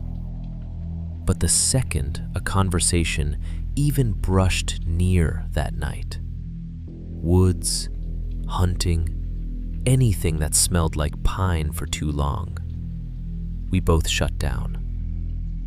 If someone else brought it up, we shut them down too. "Tell them about the crazy murderer," some kid would say at lunch, nudging me with an elbow. "Come on, man, the one with the jars." "Nothing to tell," I'd say, stabbing my food. "I broke my ankle. Cops didn't find shit. End of story." Mark would look down at his tray, jaw clenched, and say nothing. Jenny and Kyle were different. Jenny tried, at first. She'd ask how my leg was, if I was sleeping okay, if I wanted to accidentally push Harrow's car into a lake the next time we saw it. Her jokes were sharp, almost aggressive, but we drifted anyway. She started dating some guy from band. I saw her in the halls with him, their heads close together, her laughing in that big, easy way she had. I was happy for her, I guess. It just felt like she was moving forward on a road I'd fallen through a hole in. Kyle went quiet, not just with me, with everyone. He started working more hours at his dad's hardware store, talking about saving for college in this relentless, almost panicked way. Eventually, he and Jenny broke up. I heard about it third hand. We still hung out sometimes, all four of us, but the group chat stopped buzzing like it used to. Plans got harder to make. People had jobs, relationships, new priorities. Life went on. I went on too, technically, but something fundamental in me had shifted in a way I couldn't quite articulate back then. I got more careful. That was the easiest part to notice. I triple-checked locks before bed. I hated leaving windows cracked at night, even in summer. I walked around dark corners slower, listening for sounds I couldn't name. I developed this thing about dark rooms with wooden floors. It sounds weirdly specific, but that's how trauma works. It imprints on textures, smells, the tactile details nobody else notices. Old buildings, gymnasiums, cabins at summer camps, even certain classrooms, bothered me in a way they never had before. The echo of footsteps on boards, the way the walls creaked when the HVAC kicked on, the smell of old varnish and dust. If a room had that combination, aged wood, dim light, a faint undertone of must, I found reasons to leave it. I kept lights on more than I needed to. The hallway, the kitchen, even my bedroom sometimes. My parents chalked it up to teenage stubbornness. They didn't see me wake up choking on my own breath because I dreamed I was under that table again, the underside of the wood pressing into my back, that voice in my ear. Background noise became my crutch when the physical ones went away. I slept with the TV on, late-night infomercials, reruns of shows I'd seen 100 times, cable news, quietly arguing about things I didn't understand yet. Anything that filled the silence. Silence made room for sounds that weren't really there. Jars clinking, hooks creaking, whistling. My ankle eventually got strong enough that I could walk without a limp, if I paid attention. I could even run, a little, if I warmed up first. I never got back to what I might have been, athletically speaking, but I wasn't broken anymore. At least, not in ways everyone could see. High school did what high school does. It ended. There were prom pictures where I smiled in rental tuxedos and tried not to think about how close that leg had come to not being attached. There were late-night cram sessions for exams, arguments with my parents about curfews, the usual petty dramas. We took senior photos in front of the school. We wore stupid hats and tossed them in the air. People cried and hugged and promised to stay in touch forever. I filled out college applications, wrote essays about overcoming adversity that mentioned my injury, but not the room upstairs. Guidance counselors nodded approvingly at my resilience. On the surface, it was all very normal. Underneath, I always felt like there was a hairline fracture running through the middle of my life. Not big enough to snap everything in half, but deep enough that I could feel it when the pressure changed. Looking back, that fracture is probably why I left Oregon the first chance I got. Colorado sounded far enough away without being impossible. I told everyone I loved the mountains, that I wanted to hike and ski and experience real winters. It was only halfway a lie. Really, I just wanted distance. Trees that weren't those trees. A new set of woods with new stories. I met Emily a few years after that. Grad school, group project, the usual. She grew up in Denver, thought my small town stories were charming in a sad kind of way. When I told her I wasn't big on camping, she laughed and said, "We'll fix that." I laughed too and hoped she never tried. We bought a house. We got jobs. We got used to traffic instead of crickets. The cabin became not exactly a memory, but something I kept locked in a box at the back of my mind. I knew it was there. I knew where the box was. I just didn't take it out if I didn't have to. Years passed. Then one night, not long before the age I am now, I was in our kitchen in Colorado. Late again, of course. Emily already in bed. House dark, except for the soft glow from my phone on the counter and the under-cabinet light I'd forgotten to turn off. I was scrolling through news on autopilot. Work was slow. My brain was noisy. I wasn't really reading, just skimming headlines. Somewhere between a video about a car recall and a story on wildfires in another state, a thumbnail caught my eye. Not the title at first, the image. Trees, a clearing, orange light flickering between trunks. The headline under it read, "Brush fire contained near site of old hunting cabin outside Town name. My town. My stomach dropped through the floor. I tapped the video. The local news station logo spun, and then there it was. Footage shot from the side of the road. Shaky nighttime camera work, picking up the glow of flames deep in the trees. Fire trucks parked at odd angles, hoses snaking into the dark. Smoke billowed up, lit from below in hellish orange. A reporter's voiceover floated over the images. Officials say the small brush fire broke out in the wooded area near the site of a long-abandoned hunting cabin on the Miller property. The words blurred for a second. Near the site. Old hunting cabin. Firefighters were able to contain the blaze before it spread, the reporter went on. No structures were damaged, and authorities suspect either lightning or human activity as the cause. No evidence of foul play has been found. Lightning. Squatters. No foul play. The same phrases, shuffled. The same story, told again. They cut to a daylight shot from earlier that day. Charred ground, blackened stumps. The hint of something more angular and man-made deeper in. Just a suggestion. Just enough. I watched the clip twice. 3 times. My heart beat too fast, fingers cold on the countertop.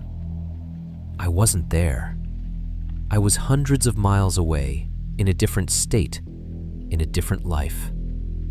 But I knew that patch of trees, the slope of that clearing, the way the smoke curled up through those branches. It was the same place, or close enough that my bones recognized it. The caption at the bottom of the screen changed for a moment. Second fire reported in same area in 2 decades. Second. Except I knew about 3. The one my dad saw, the one the paper wrote about when I was a kid, and now this one. Maybe more, if you counted all the times kids came back from those woods talking about the cabin like it was brand new, and the times the adults went out there and found only ashes and deer bones. How many times can one cabin burn down? I stood there in my safe Colorado kitchen, the fridge humming, the clock ticking, the highway a distant whisper, watching smoke rise from trees that shouldn't have been my problem anymore. And for the first time in a long time, I realized something I'd been trying not to think. Whatever is out there at Miller's place, it's very good at surviving the fire. The night it really comes back doesn't start with anything ominous. It's a Tuesday. Emily's already in sweatpants, hair up in a messy bun, her laptop open on the coffee table with a spreadsheet glowing on the screen. The TV is on, but low, tuned to one of those local news channels that all look the same. Blue graphics, 2 bright anchors, the same loop of weather, sports, and mild tragedy. The dishwasher hums in the kitchen, a steady white noise rumble. Our upstairs neighbor's dog barks twice, half-heartedly, then goes quiet. The furnace kicks on with a soft whoomp, warm air breathing through the vents. I'm on the couch next to her, half watching, half scrolling my phone. Work email, social media, some dumb meme about office life. Normal stuff. Developing story out of Oregon tonight, the anchor says, voice dipping into that serious register they use when something bad has happened, but they don't have all the details yet. I don't look up right away. Oregon is a big state, and I've gotten good over the years at not flinching every time I hear it. Authorities in a small town outside of Salem are asking for the public's help in locating a missing woman. The word small town catches me more than Oregon does. I glance up without really meaning to. They cut from the anchor to a reporter standing in front of a backdrop that makes my stomach twist before my brain fully registers it. Trees. Wet pavement. Police tape strung between two trunks. It could be any patch of forest in the Pacific Northwest, I tell myself. 26-year-old Hannah Reed was last seen Saturday morning, the reporter says. She told friends she was planning a solo day hike near... They flash her photo on the screen. The world contracts to that rectangle of light. She's smiling. Of course she's smiling. That's how missing people always look in these things, frozen in some happy, flattering moment, as if the image itself is trying to argue with what you know happened later. She's wearing a light jacket, backpack straps over both shoulders, her hair pulled back under a knit beanie. Trailhead in the background, green, alive. And around her neck, catching the sun in exactly the wrong way, is a silver necklace with a small maple leaf charm. I don't breathe for a second. It's not the same necklace. It can't be. That would be insane. There must be 1,000,000 leaf charms in the world. But the shape is burned into me. The size, the way the stem is angled, and how each point of the leaf is a little too sharp, stylized. It's the same kind of charm, the same feel. And seeing it there, resting clean and pretty against Hannah Reed's collarbone, drags me backwards in time so hard I almost hear something in my head crack. For a moment, the living room blurs. The couch under me, the TV, Emily's presence, they all slip sideways, replaced by a different table in a different room. Rough wood under my hands, dark stains soaked into the grain. The tiny silver maple leaf, half glued into a crack by dried blood. The chain tangled and sticking, like someone had tried to pull it free and failed. I blink and it's gone, replaced again by the studio brightness, the reporter's concerned face, the scrolling ticker at the bottom of the screen. Her car was found at a trailhead parking lot late Saturday evening, but there has been no sign of Reed since, she's saying. Search and rescue teams have been combing the area for 3 days now. They cut to footage of people in high-visibility jackets moving through underbrush, orange helmets bobbing between trunks. A dog on a harness sniffs the ground, tail low. A map graphic pops up in the corner, highlighting a region that looks uncomfortably close to where my hometown would be. The area includes dense forest and private timberland, the reporter continues. Searchers say the terrain has been difficult. Earlier today, crews discovered the remains of an old burned structure nearby. But law enforcement says there is no indication at this time that it is connected to Reed's disappearance. My ears ring. Old burned structure. No indication. I don't actually hear the rest of the sentence. The words wash over me, blending with the dishwasher's rumble and the quiet clack of Emily's typing. My heart has started pounding. Not the usual anxious flutter I sometimes get when the dark is too thick. This is heavier, deeper. Each beat lands like a fist, echoing up into my throat. Anyone with information is urged to contact. Emily's voice cuts in, close and real. "Hey," she says, nudging my leg with her toes. "You okay?" I realize I've been sitting absolutely still, phone hanging loose in my hand, eyes fixed on the screen like I'm trying to will myself into it. "Yeah," I say automatically. My voice comes out thin. "Yeah, just tired."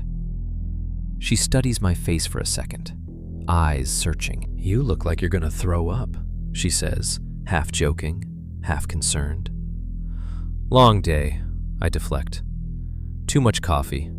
Not enough everything else." She hesitates, then nods. "Want me to turn this off?" she asks, gesturing at the TV. I should say yes. "That's fine," I lie. "I'm fine." She shrugs and goes back to her laptop, shoulders relaxing. The news moves on to the weather, an animated map, a cartoon sun peeking out from behind a cloud. My body is still in our living room in Colorado, but my mind is hundreds of miles away, standing in a clearing that smells like dirt and smoke and old blood. I ride out the rest of the broadcast on autopilot. When it ends, I mumble something about being wiped and head to bed earlier than usual. Emily gives me a quick kiss, tells me she'll be in later. I brush my teeth, that minty grit on my tongue, doing nothing to wash out the taste of stale coffee and rot memory keeps trying to feed me. I stare at myself in the bathroom mirror longer than I need to, watching my own eyes move in my skull, making sure they still line up. In bed, I don't turn the TV on this time. I lie in the dark, the ceiling a vague gray plane above me, and listen to the building breathe. Pipes, distant elevator ding, a car door outside, Emily's faint typing through the wall. Sleep doesn't come. When I finally give up, it's sometime after midnight. The apartment is quiet. Emily has fallen asleep on the couch with her laptop closed, the blue standby light pulsing gently. I drape a blanket over her and slip her phone out from under her hand so it doesn't end up on the floor. My own phone is on the kitchen counter where I left it. I pick it up, thumbprint unlocking without thought. The screen stabs my eyes with light in the dim room. I type her name into the search bar. Hannah Reed, Oregon, missing. The internet obliges instantly. Articles stack up, most of them just variations on the same handful of facts. Missing 36 hours, car located, last phone ping, boyfriend interviewed, family pleading for information. I click on one from a local paper back home. The layout is the same as it's always been, ads for hardware stores and diners crowding the margins, the main text in a narrow gray column. Halfway down the article, there it is. Search teams also noted the presence of what appears to be an old burned structure in the nearby woods, possibly a remnant of a hunting cabin that was previously destroyed in a brush fire years ago. Authorities say there was currently no evidence connecting this structure to Reed's disappearance. Old burned structure, hunting cabin, previously destroyed in a brush fire. They say it like it's a trivia fact, an interesting footnote. I scroll further. Near the bottom, almost as an afterthought, is a line. While investigators say they are exploring all possibilities, they declined to comment on any potential connections to past disappearances in the area. My thumb hovers over the screen. Past disappearances. My pulse ticks up again. I keep scrolling even though I know I shouldn't. The article ends, but below it is the thing I know better than to read, and always read anyway. The comments. Most of them are useless. Prayers, thoughts, people blaming the boyfriend, the police, the victim, the usual ugly soup. One catches my eye. Kids used to talk about a guy out at Miller's cabin. Thought it was just stories. Maybe it wasn't. The username is some throwaway string of letters and numbers. No picture, just that one line buried halfway down, already downvoted by someone who doesn't like conspiracy theories in the comments. But it might as well be written in 8-foot letters across my kitchen wall. My thumb shakes a little as I scroll past it, then back up, reading it again, as if the words might rearrange into something else. They don't. I lock my phone and set it face down on the counter, the darkness rushing back in. The dishwasher has finished its cycle. The kitchen is quiet, except for the faint hum of the fridge. In the silence, my ears start serving up phantoms again. The clink of glass, the soft creak of hooks, the almost cheerful, off-key sound of someone whistling in the dark. It's still happening, I think. The cabin, the man, all of it. And for the first time since I left Oregon, I understand something in my gut that makes my legs go weak, even with one of them already half useless. Some stories don't end just because you stop telling them. The apartment feels wrong after I put my phone down. Nothing has changed, objectively.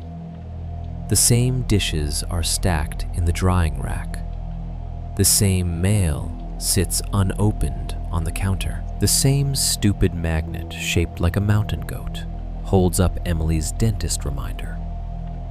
But the air feels thinner. I stand there for a long time, palms flat on the cool laminate, trying to will my heartbeat back down. It doesn't listen. I could go back to bed. I could lie down next to my wife, feel her warmth, listen to her breathing, and pretend the world is still small and manageable. Instead, I pick up my phone again. My contacts list is a graveyard of people I used to know. Names scroll past, coworkers from jobs I've left, numbers labeled Kyle, math, Jenny, old, coach. People I haven't spoken to in years. And then, near the top, where I never quite let myself delete it, his name, Mark. I stare at it, thumb hovering. The last time we talked was, what, a Christmas text 3 years ago?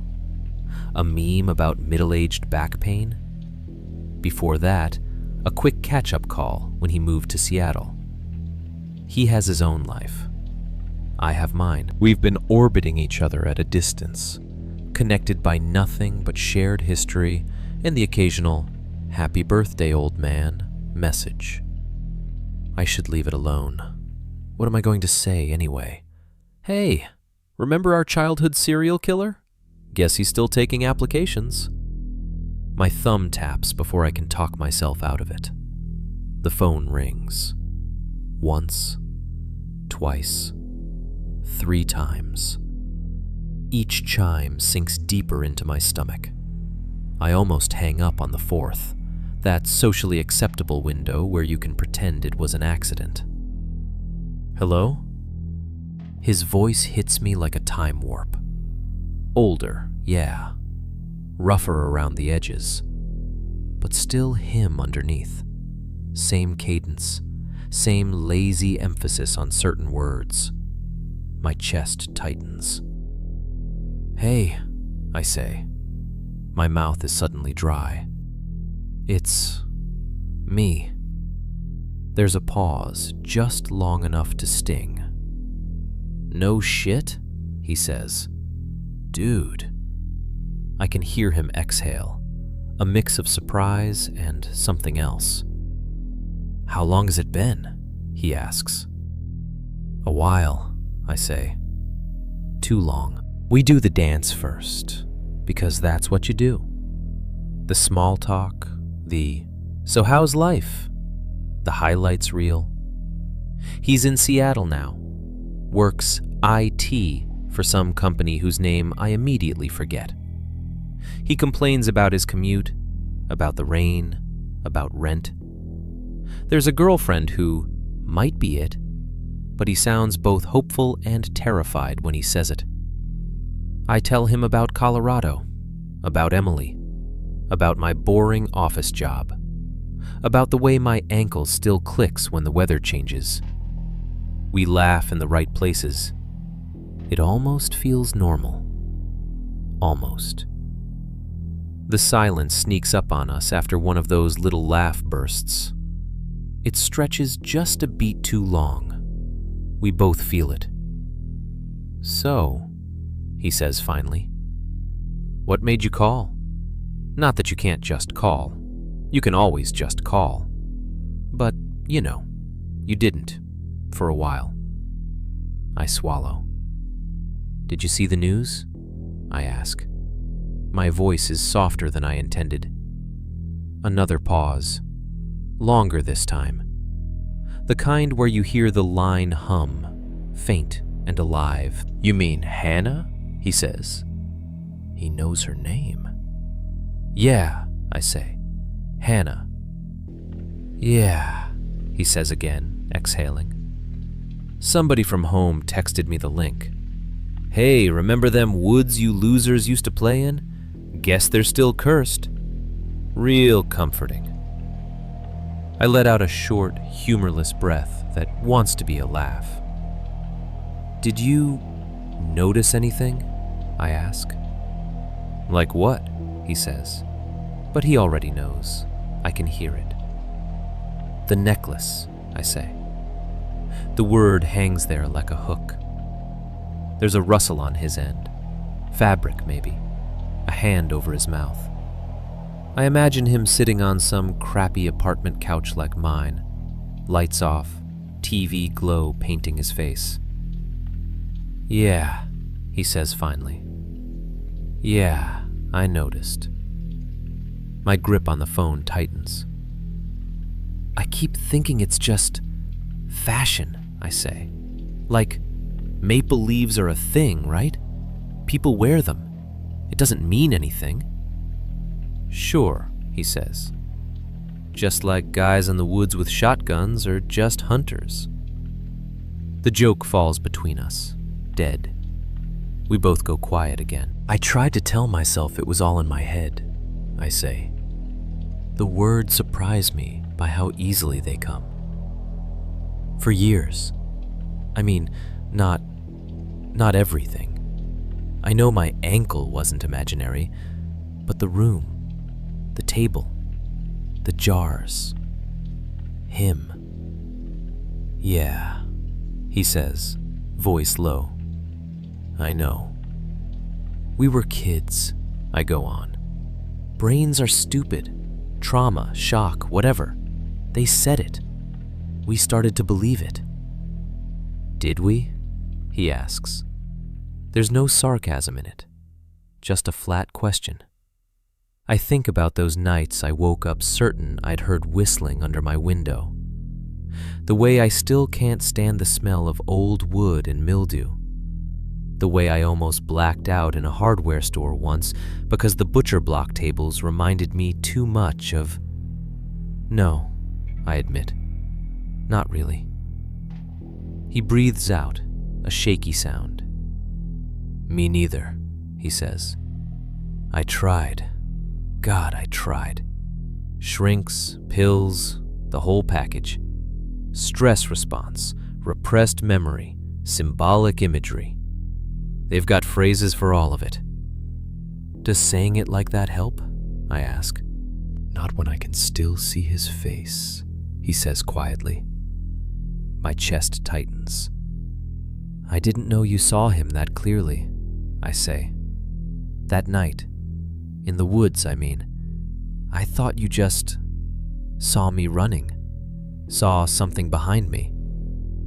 "I let you think that," he admits. "Felt easier that way." He inhales slowly, like he's bracing himself. "I saw him," he says, "at the edge of the clearing when you came out. Not long. A second, maybe. 2. It was enough. Describe him, I say, before I can stop myself. I don't know why I'm asking. I already know. But I need to hear it from him. Need to know we saw the same monster. There's a moment where I think he might refuse. Then, eyes didn't line up right, he says. One a little off center. White parts all yellowed, like he hadn't slept in a few decades. Scar from his mouth up to his cheek made it look like he was half smiling, even when he wasn't. My free hand curls into a fist against the counter. Yeah, I say. My voice comes out hoarse. That's him. Shotgun on his shoulder, Mark adds. Short barrels, old. The kind of thing redneck uncles brag about bringing everywhere just in case. And the way he walked, I say, like he had all the time in the world. A humorless huff of agreement travels down the line. Yeah, he says. We sit in that for a minute. In the shared space of we both saw him, we both remember him, and no one else believes it the way we do. Sometimes, he says after a while, I think about what he said to you, under the table. Ice crawls up my spine. You remember that? I ask. I remember you telling me, he says, over and over. When we crashed at my place after, you just kept saying it. You're breathing too loud, boy. I hear that in my head in your voice and his, layered on top of each other. A beat. Do you still... He trails off, like he's afraid to finish. Yeah, I say. I still hear it. Sometimes. The kitchen feels smaller. The shadows heavier. He clears his throat, shifting gears. You know what's messed up? He says. I live downtown now. 3rd floor walk-up. Street lights, traffic, drunks yelling outside, buses at all hours. City noises, you know? Yeah, I say. Every once in a while, he goes on. I'll be sitting on my couch, playing something, not thinking about anything. And I'll hear whistling through the window. My grip on the phone tightens again. Could be anybody, I say automatically. Some drunk? Some guy walking his dog? Sure, he says. Except it's never a melody. It's just notes. Wrong ones, wandering up and down. Same way every time, same timing, same shitty, off-key shape. My mouth is dry again. How often? I ask. Not often enough to blame on one neighbor, he says. Not rare enough to ignore. He laughs, a quick, brittle sound. Thought moving cities would help, he adds.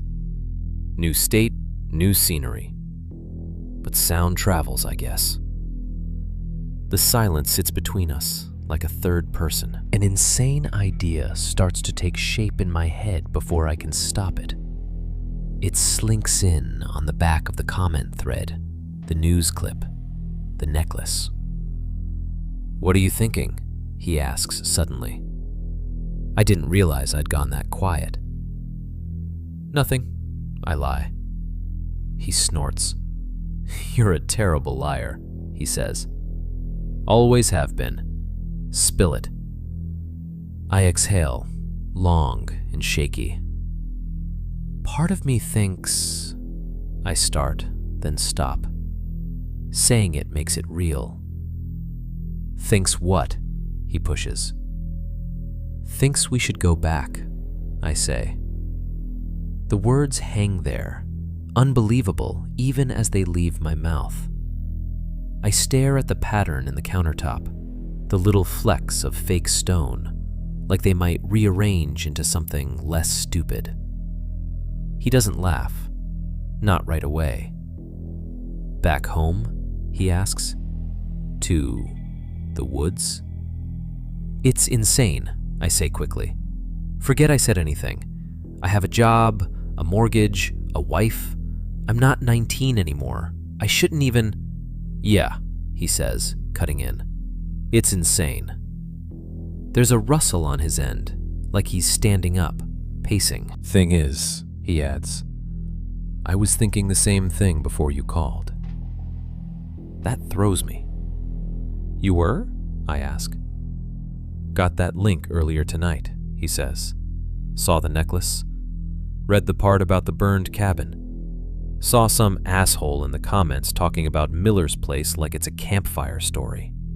He exhales harshly. I can't keep pretending it's all stories when people keep disappearing around that same fucking patch of trees, he says. We were kids. We ran. We survived. And then we left. And somebody else moved into the funhouse. It's not our job, I say, but even to my ears it sounds weak. Whose job is it? He shoots back. Harrow's? The sheriff? They've had, what, 30 years? How many fires is that now? How many times can one cabin burn down before somebody admits they're not putting it out? I rub a hand over my face. Even if we went back, I say, what then? Walk into the woods? Knock on the front door? Ask if he's still taking teeth? Call the cops with what? A vibe? Hey, there's a guy out there who scared us once, and now he's in our dreams. They barely believed us when my leg was literally broken. He's quiet for a moment.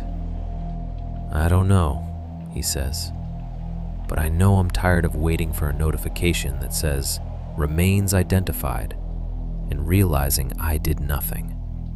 That we did nothing. Emily shifts in the other room, a soft rustle as she rolls over on the couch. For a second, my two lives sit side by side in my head.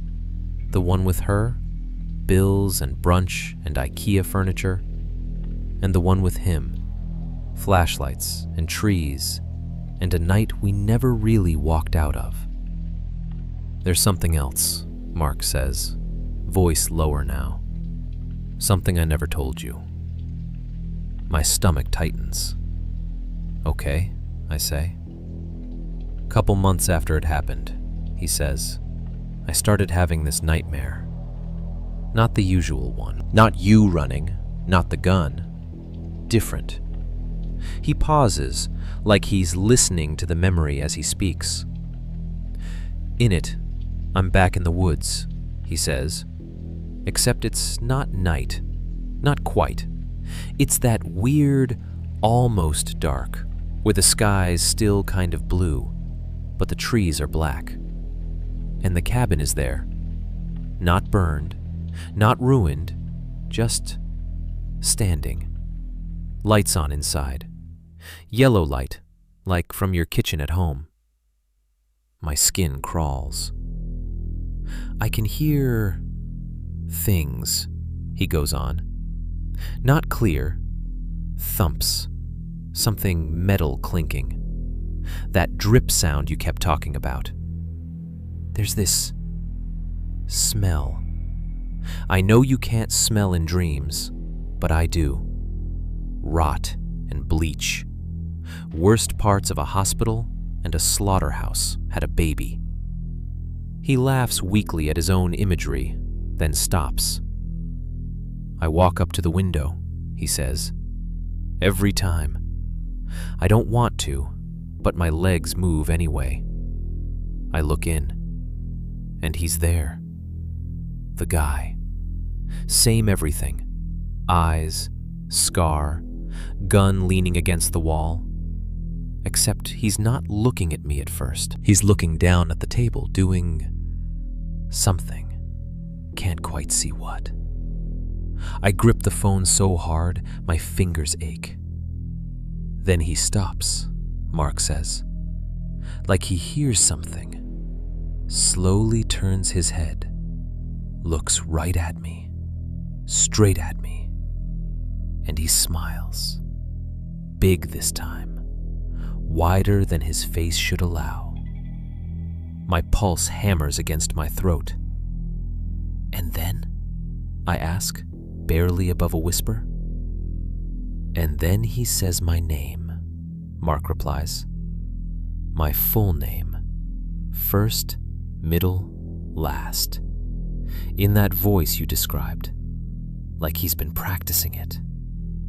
Mark, full name, like a roll call. The kitchen feels colder. I swallow, throat tight. I almost ask if he's sure. I don't. I wake up every time at that part, he says. Heart going nuts, sweating, the usual. He goes silent for a second. When he speaks again, his voice is thinner. About a week after the first one of those, he says, I wake up in the middle of the night. No dream, just awake. Feel weird, off. You know that feeling where your brain's like, hey, something's wrong, but you can't place it? Yeah, I say. My own brain is doing that right now. I'm lying there, he continues, and I hear my apartment door handle move. Just once. A little rattle. Not hard. Not like someone trying to break it. More like checking, testing. Every part of me goes still. I sit up, he says. Listen, it doesn't happen again. I start telling myself it was nothing. Pipes, wind, whatever. Then I hear it. What? I ask, even though I know. Whistling, he says. The word hangs between us, dragging every hair on my arms upright. Same tune, he adds, if you can call it a tune. Same wrong little pattern, right there, on the other side of the door. My mouth is dry as sand. What did you do? I ask. What do you think? He says. I stayed very fucking quiet. Sat there on my bed, phone in my hand, 911 half dialed, and listened until it stopped. How long? I ask. He considers. Couple minutes, he says. Could have been 30 seconds. Could have been an hour. Time does the funhouse thing when you're terrified. He exhales. I moved out the next month, he adds. New place, different building, different neighborhood. Told everyone it was about rent. Did it help? I ask. He's quiet for a long time. Not really, he says. We don't talk for a moment. The silence this time isn't empty. It's full. Packed with old fears, new ones. The realization that distance and time are just illusions. Geography doesn't mean much when whatever you're running from isn't strictly playing by the same rules. So, he says eventually, now you know why I didn't laugh when you said go back. I close my eyes. In my mind, the maple leaf on Hannah Reed's necklace and the one half glued to that table in my memory overlap perfectly, like someone clicked merge layers on two images. How soon can you get time off work? He asks quietly. I open my eyes and stare at the dark window over the sink, my own reflection faint in the glass. Behind it, somewhere far beyond what I can see, a stretch of Oregon woods sits in the dark. Maybe burned, maybe standing, maybe both. I have a life now, I say, but it sounds less like an excuse and more like a plea. So did she, he replies. Hiking gear, stupid little necklace, probably a fridge full of leftovers. Didn't stop her from going missing near Miller's. The fridge hums. The building creaks. My heart pounds. I hate you, I say, without heat. Yeah, he says. Me too. I let out a long breath. Let me talk to Emily, I say. See what I can spin. Family visit, nostalgia trip, midlife crisis. I don't know. Okay, he says. I'll start looking at flights. We don't say goodbye right away. We linger on the line, listening to each other breathe. Two grown men who should know better than to go looking for the thing that almost killed them. But we were kids when we ran. We're not kids anymore. Lying to your spouse is supposed to feel dramatic. In reality, it feels like standing on a chair to change a light bulb and realizing, just as you start twisting, that the chair is wobbling, and you're the one making it move. I think I should go home for a few days, I tell Emily over dinner.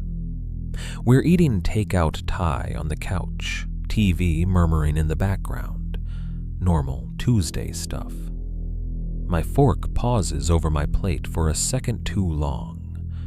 She notices. She always notices. Home? She asks. Oregon? Yeah, I say.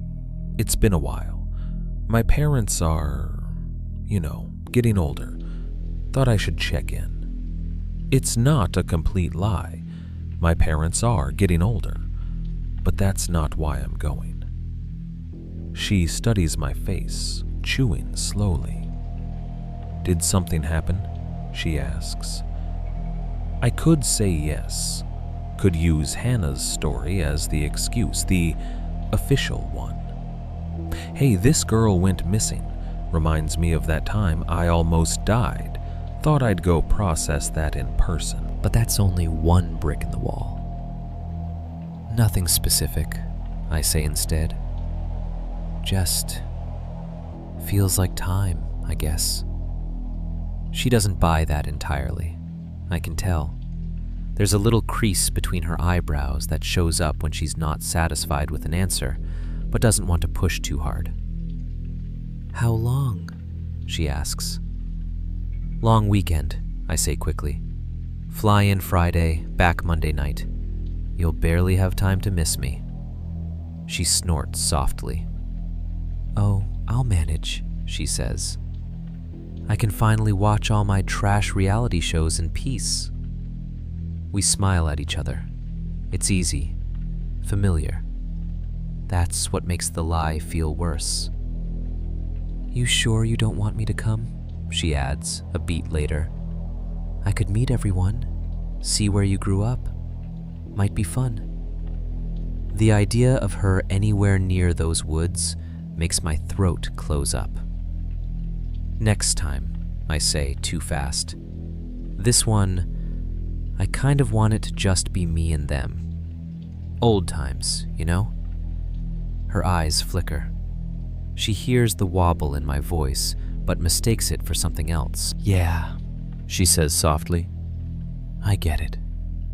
Family stuff. She reaches over, squeezes my hand. I squeeze back. Guilt presses against my ribs, a dull, steady ache. I tell myself I'll tell her everything when I get back, assuming I come back. The flight is uneventful in that meaningless, liminal way flights always are. I stare out the window as the mountains flatten into patchwork fields, then rise again into the dark smudge of evergreens. The closer we get, the more my ankle throbs, phantom pain sinking with the engine's hum. Landing in Oregon always smells the same when they crack the cabin door. Wet concrete, jet fuel, a faint edge of pine if the wind is right. It hits me like a too familiar cologne from someone I'd hoped never to see again. My parents pick me up at the airport. They both look shorter than I remember. Or maybe I just feel taller in contrast to the last time I saw this place through teenage eyes. Mom cries, of course, hugging me too long in the baggage claim, her perfume battling the smell of airport pretzels. Dad claps a hand on my shoulder, his grip firm but lingering. The drive back to town takes an hour. Subdivisions have crawled further along the highway since I left. Identical clusters of beige houses, big box stores, a couple new fast food places. But once we turn off onto the smaller roads, the landscape snaps back into something I recognize. Same sagging billboards advertising farm equipment and churches. Same gas station we used to loiter at, their signs neon O still flickering. Same Dairy Queen, somehow immune to time. And beyond everything, at the edge of my vision, whenever the road dips or curves, the same line of dark trees. The woods at the edge of town look smaller than they used to. Some of the outer lots have been chewed up by development. Cul-de-sacs nosing into old fields. A strip mall that clearly lost a fight with the recession and sits mostly empty now. But the main body of the forest is still there. A solid, black-green wall. Like a tide that retreated just enough to remind you how far it could come back in. I try not to stare. I fail. "How's Colorado?" my dad asks, maybe on purpose. "You still liking it out there?" "It's good," I say. "Dry, sunny, so much sky you feel like you might fall into it." "Bet you don't miss this rain," he says, as a fresh wave of drizzle spats against the windshield. "No," I say. "Not really." We do the family things the first day. Coffee at the kitchen table, catching up on town gossip. Who married who left, who didn't. We avoid the words woods, Miller, cabin, like a shared superstition. I text Mark the second night. Me. In town. Mark. Already? Damn. Me. Diner tomorrow? 11? Mark. Yeah. Same one? Where else? The diner hasn't changed. The vinyl on the seats is more cracked. The jukebox in the corner is dead now, just a relic with dust on it. The pictures on the walls, black and white photos of the town when it had more trees and fewer traffic lights, are more faded, but they're the same ones I stared at 100 afternoons. The bell over the door jingles when I walk in, and every head turns automatically. Small town reflex. Their eyes skim over me, assessing, local or stranger. I recognize half of them, or think I do.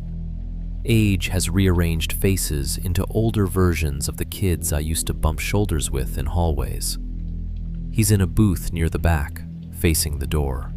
Of course he is. For a second, I only see the silhouette, the slope of his shoulders, the way he sits with his back against the wall, like he wants the room in front of him. Then he looks up. Mark has aged in the ways you'd expect. More stubble, less baby fat. Lines at the corners of his eyes that weren't there before. A faint silver streak at his temple he probably complains about and secretly likes.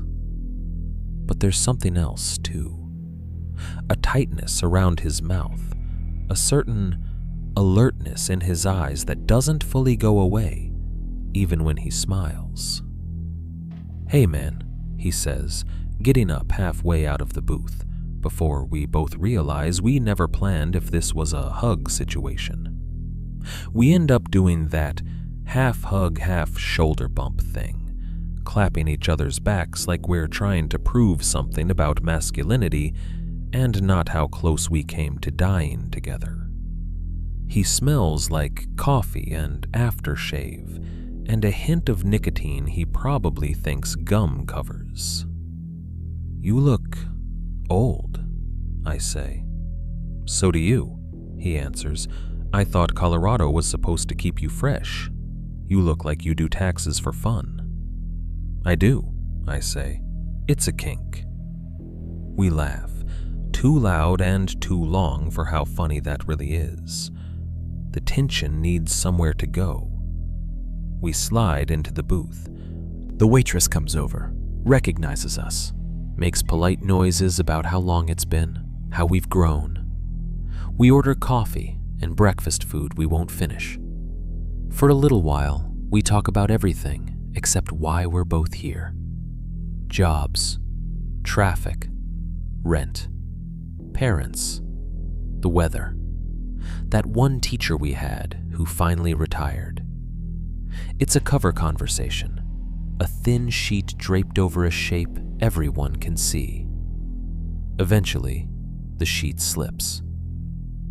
"So," Mark says, wrapping his hands around his mug, "we really doing this?"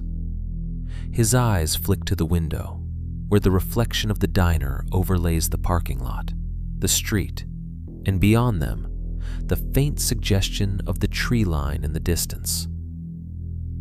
"I don't know what this is," I say, "but I flew across 2 states, so I guess yeah, we're really doing something." He nods. "We go in daylight," he says. "No Rambo shit. No sneaking out at midnight like we're 16. We walk in, we look, we leave." "No games," I say. He huffs. "Flashlight tag lost its charm, yeah," he says. He reaches down to the seat beside him and thumps a bag I hadn't noticed. "I came prepared this time," he adds. "Real flashlights, extra batteries, camera, rope." "Rope?" I ask. He shrugs. "In case one of us falls into a hole," he says. "Or we need to tie something, or I don't know. Every horror movie I've ever seen, I yell at the idiots for not bringing rope. I'm not going out like that." I can't argue with the logic, even if all of it sounds like the beginning of a bad idea. "This is stupid," I say. "Oh, incredibly," he agrees. "Top-tier idiocy." But he trails off, staring into his coffee. "You feel it too, right? Like you never actually walked out? Like we left something unfinished back there?" "I do.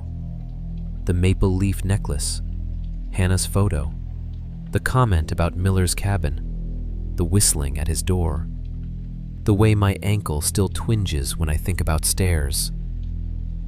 "Yeah," I say quietly. "I feel it." We sit with that for a second. "If we go out there and find nothing," I say, "if it's just blackened ground and some beer cans and old deer bones, can we be done? Like, actually done?" He considers. "Maybe," he says. "Or maybe we just move the box to a different shelf. But yeah, I think seeing it would help." "And if we find something?" I ask. He doesn't answer right away. "Then at least we'll know we're not crazy," he says finally. "And maybe we can take a picture before it burns down again." He tries to make it a joke. It doesn't quite land. We pay, tip too much out of habit, and slide out of the booth. The bell over the diner door jingles as we step outside into the gray daylight. The air smells like rain and fried food, and the faint, resinous note of pine that's always lurking in the background here. As we head toward the parking lot, someone calls out behind us. "Mark? That you?" We both turn. An older man sits on one of the counter stools by the window, coffee in hand. I recognize him after a second. The owner of the hardware store where Kyle used to work. His hair has gone from black to almost entirely white, but his posture is the same, shoulders squared, like he's still ready to lift lumber. "Hey, Mr. Klein," Mark says, offering a half wave. Klein squints for a moment.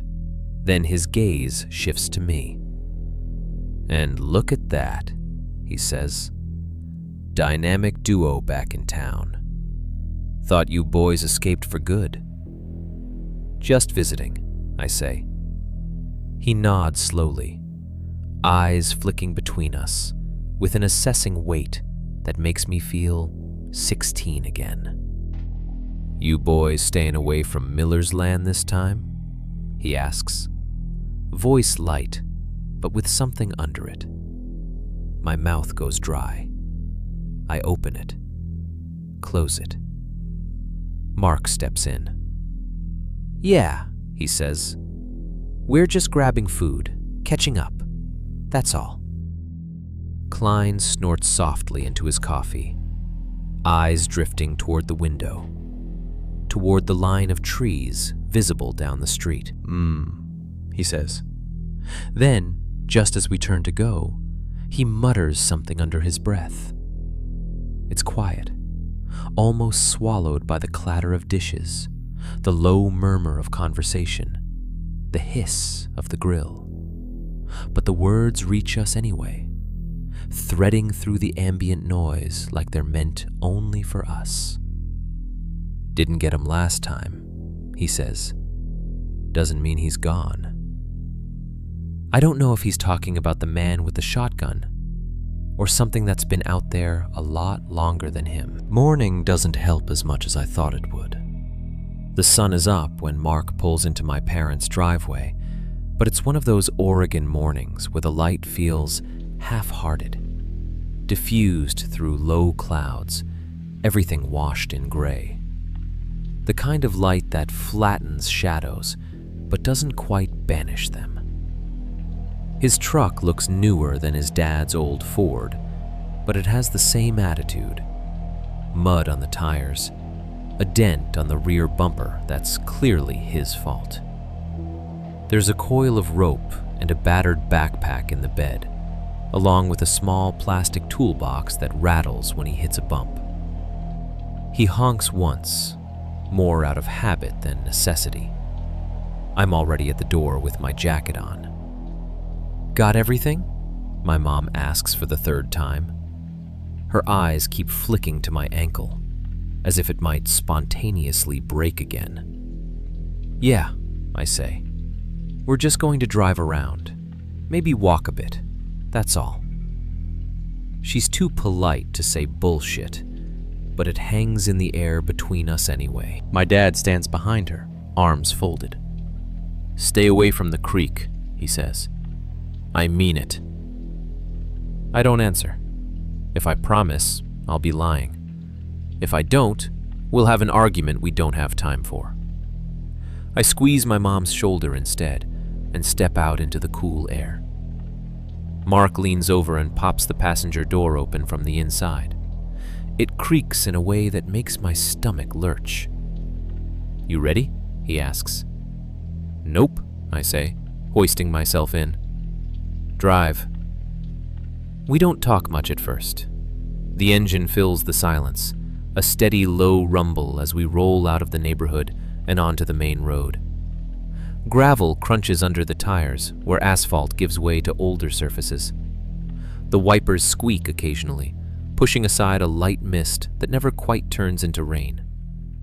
We pass the gas station where we used to buy too much soda and not enough gas, the DQ sign, the Walmart. Each landmark feels like an anchor tied to a younger version of me, tugging as we go by. Then the houses thin out.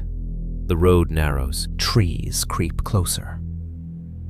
"You sure you remember how to get there?" I ask. He snorts. "Yeah," he says. "Some things don't leave." We turn onto a smaller road, the kind with more potholes than paint. A faded "County Access Only" sign leans at an angle near the ditch, its warning undermined by a half-dozen beer cans at its base. I recognize the bend in the creek before I see it. The water flashes between the trunks in brief, silver glimpses, a familiar, looping shape. We used to launch plastic boats here, race sticks, throw rocks just to hear the splash. There, I say, pointing before I can stop myself. Yeah, Mark says quietly. I know. He pulls off onto a rough patch of packed dirt we used to call a parking lot. It's narrower now, weeds reclaiming the edges, but it's the same rectangle of ground. Someone's tacked up new "no trespassing" signs on a couple of nearby trees. The white plastic has already yellowed, the black letters pocked and chipped. One of them has a bullet hole, dead center, ragged edges browned by rust. Subtle, I murmur. Mark kills the engine. The sudden absence of its growl makes the quiet outside seem louder. We sit there for a moment, neither of us moving, listening to the tick, tick, tick of cooling metal. Last chance to pretend we got lost and go home, he says. We're already home, I reply. He sighs. Yeah, he says. That's the problem. We get out. The air smells like wet earth and cedar, and the faint metallic tang of the creek. Birds chatter somewhere above, invisible in the branches. A crow complains loudly from a nearby tree, offended by our presence. Mark shoulders the backpack, loops the coil of rope over one arm, and checks the flashlight strapped to his hip. Daylight, he reminds himself aloud, like it's an incantation. Middle of the day. No surprises. Sure, I say, because nothing bad ever happens in daylight. He shoots me a look. Shut up, he says. You're not helping. We push into the trees. The path is less obvious than it used to be. Years of fewer kids running back and forth, more undergrowth claiming space. But the bones of it are still there, a faint depression in the soil, the way one patch of ground is more worn than the others. We follow it. At first, it's almost nostalgic. There's the fallen log we used to balance on like a tightrope, daring each other not to look down. It's more rotten now, bark sloughing off in chunks, but the shape is the same. We step over it instead of climbing on. There's the big rock, shaped vaguely like a sleeping dog, half covered in moss. Jenny once painted a crooked smiley face on it with stolen nail polish. The red has faded to a ghostly rust stain. We cross the creek at the shallower bend, hopping from stone to stone. My ankle twinges when I land on it wrong, a warning pulse. I adjust my step. As we go deeper, the sounds of the town fall away. No more distant hum of the highway, no more random car engines or dogs barking. Just the soft shush of wind in the branches, the trickle of water, the occasional snap of a twig under our boots. Every creak of a branch makes my shoulders tense. Every time a bird flaps out of a bush, my heart jumps, then crashes back down when I realize what it is. Breathing okay? Mark asks at one point, not quite joking. Define okay, I say. Not hyperventilating, not fainting, not puking. Then yeah, I say, barely. We don't talk much after that. It takes energy to move through this kind of space, to listen and step and remember and try not to remember all at once. The trees start to thin out. The ground underfoot changes. Less roots, more charred patches where nothing grows right. The smell shifts too, gaining a faint, old smoky undertone beneath the damp earth. I think we're close, Mark says. He's right. We break out into a clearing that's both familiar and wrong. When I was 17, there was a cabin here, a full hulking shape among the trees, roof sagging, windows like empty eyes. Now there's ruins. Blackened foundation stones sketch out a rough rectangle on the ground.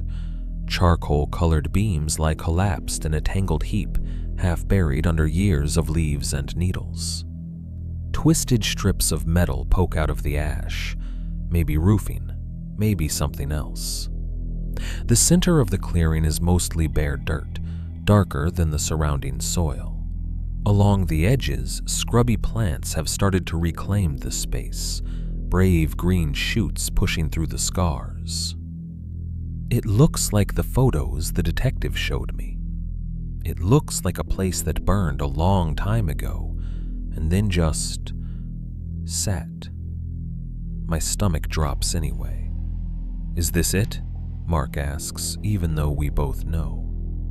This is where they say it burned, I reply. But it's not. He trails off, gesturing vaguely. No upstairs, I say. No walls, no table. We stand at the edge of the ruin, towing the boundary between intact forest floor and scorched ground. How's it feel? He asks. Wrong, I say. Like a copy of a place I actually remember. He nods slowly. Yeah, he says. Like somebody tried to redraw it from memory and got the proportions all messed up. We step into the clearing. The dirt is dry underfoot, despite the damp everywhere else. It crunches a little when we walk, the way ash sometimes does when it clumps. I crouch near what might have been a corner of the foundation. The stones are blackened, cracked by heat. Something melted once along their edge has hardened into a warped, shiny puddle. Think this is where the front door was? I ask. He squints, tilting his head. Maybe, he says. But in my head, the clearing was bigger. Same, I say. And the cabin closer to the tree line. We walk the perimeter, tracing an invisible layout over the charred bones. I try to match what I see to where I remember things being. The window I dove through would have been there, or maybe there. The room upstairs would have been above this patch. It doesn't line up cleanly. It's like someone rotated the whole scene a few degrees when I wasn't looking. Could there have been another one? I ask quietly.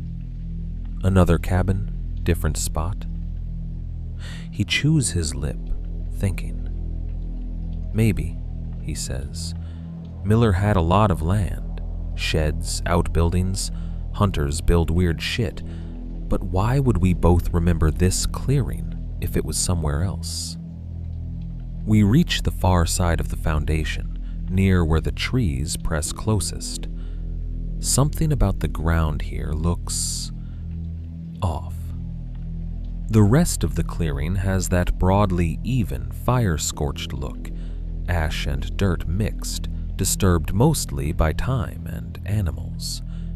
But in one spot, a few feet from the stones, the soil is different. It's looser, slightly mounded, like someone dug there, then put everything back, not quite the way it was. See that? I ask. Mark follows my gaze. Yeah, he says. Looks fresh. Not today fresh, but recent. I scan the area automatically for shovels, tracks, anything. There's nothing obvious, just that subtle swell, like the earth is holding its breath. He picks up a sturdy-looking fallen branch, tests its strength with a quick bend. We're really doing this? I ask. He gives me a look. We came all this way, he says. I'm not letting a suspicious patch of dirt stare at me all day. He jabs the stick into the mound. The soil yields more easily than the packed dirt around it. He scrapes, pulls, pushes. A clump comes loose, crumbling away to reveal darker, moist earth beneath. The smell of turned soil rises, rich and loamy. He goes at it for a few minutes, working up a light sweat despite the cool air. I watch, heart ticking faster with each scoop.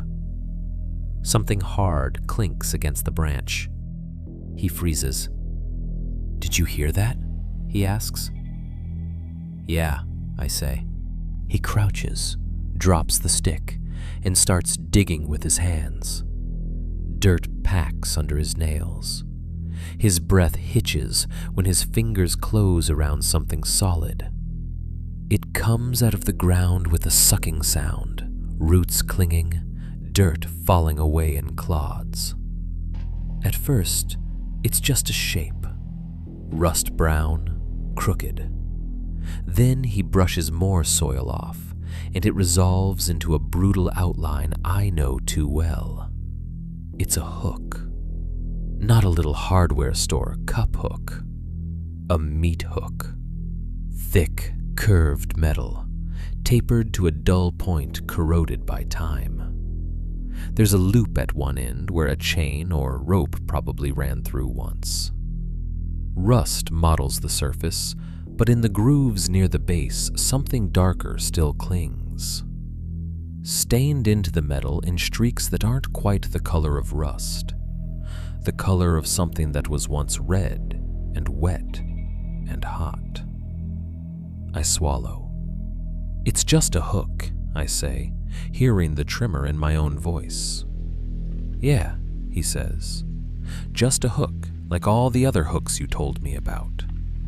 He turns it over in his hands. "Could be from butchering deer," he adds, as if to balance things. "Hunters hang carcasses, right? Nothing satanic about it." "Yeah," I say, "except they buried it." We both look at the hole. The dirt down there is darker, tamped in places like someone pressed it flat with their palms. There's something else in the bottom, wood maybe, a chunk about the size of a brick. I grab the stick and nudge it up toward the surface. It shifts, flakes crumbling off, and then comes free enough for Mark to grab it. He lifts it out gently. It's a piece of beam or plank or something structural.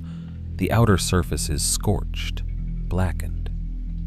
When he cracks it a bit with his thumbs, the inside is a different color.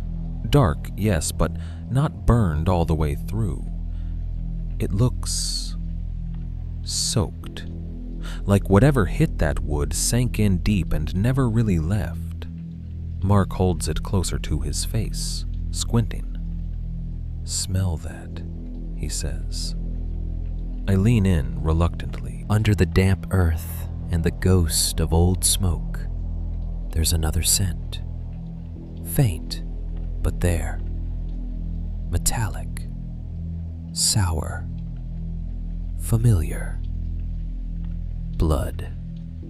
Old, old blood. Locked into grain. Brought back to the air by our meddling. "This doesn't look like it's been sitting here since the 80s, he says. Or even since high school. This wood is, I don't know. It feels newer. Or it's been moved," I say slowly. "Hidden. Dug up. Put back." The clearing feels different suddenly. Less like a ruin, and more like a crime scene someone half cleaned. My skin prickles.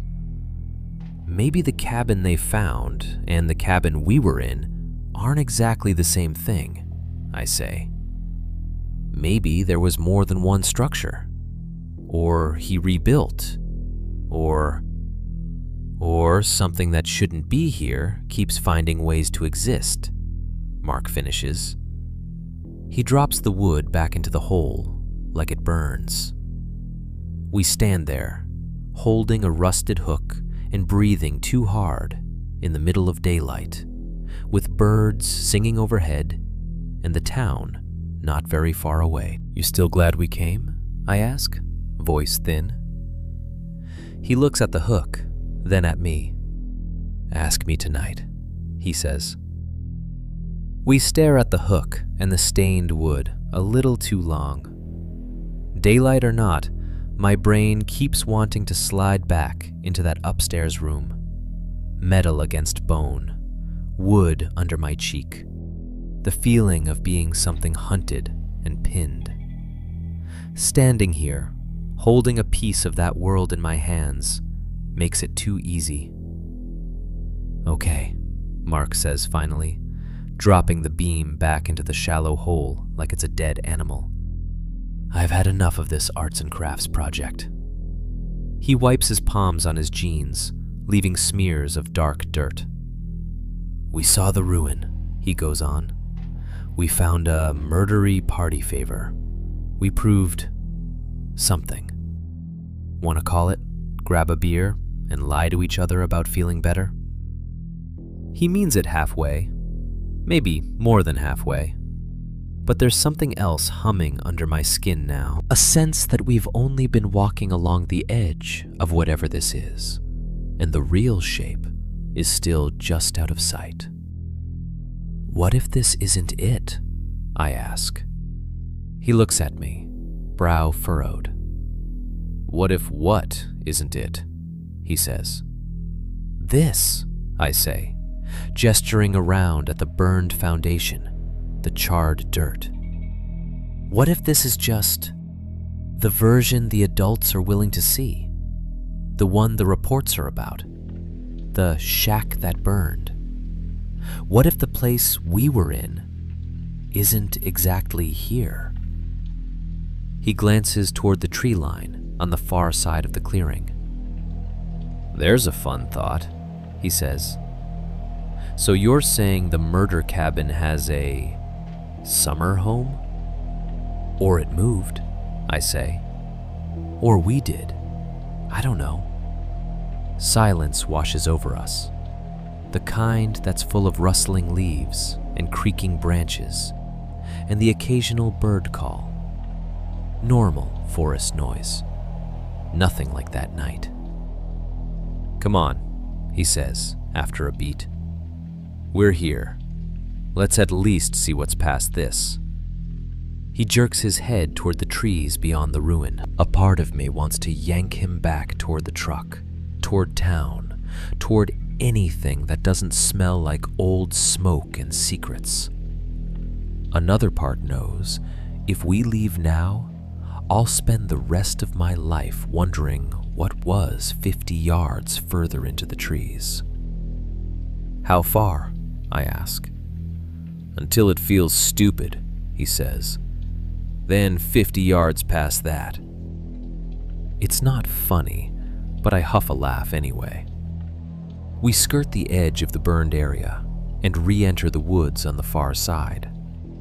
The ground here is softer, less scarred.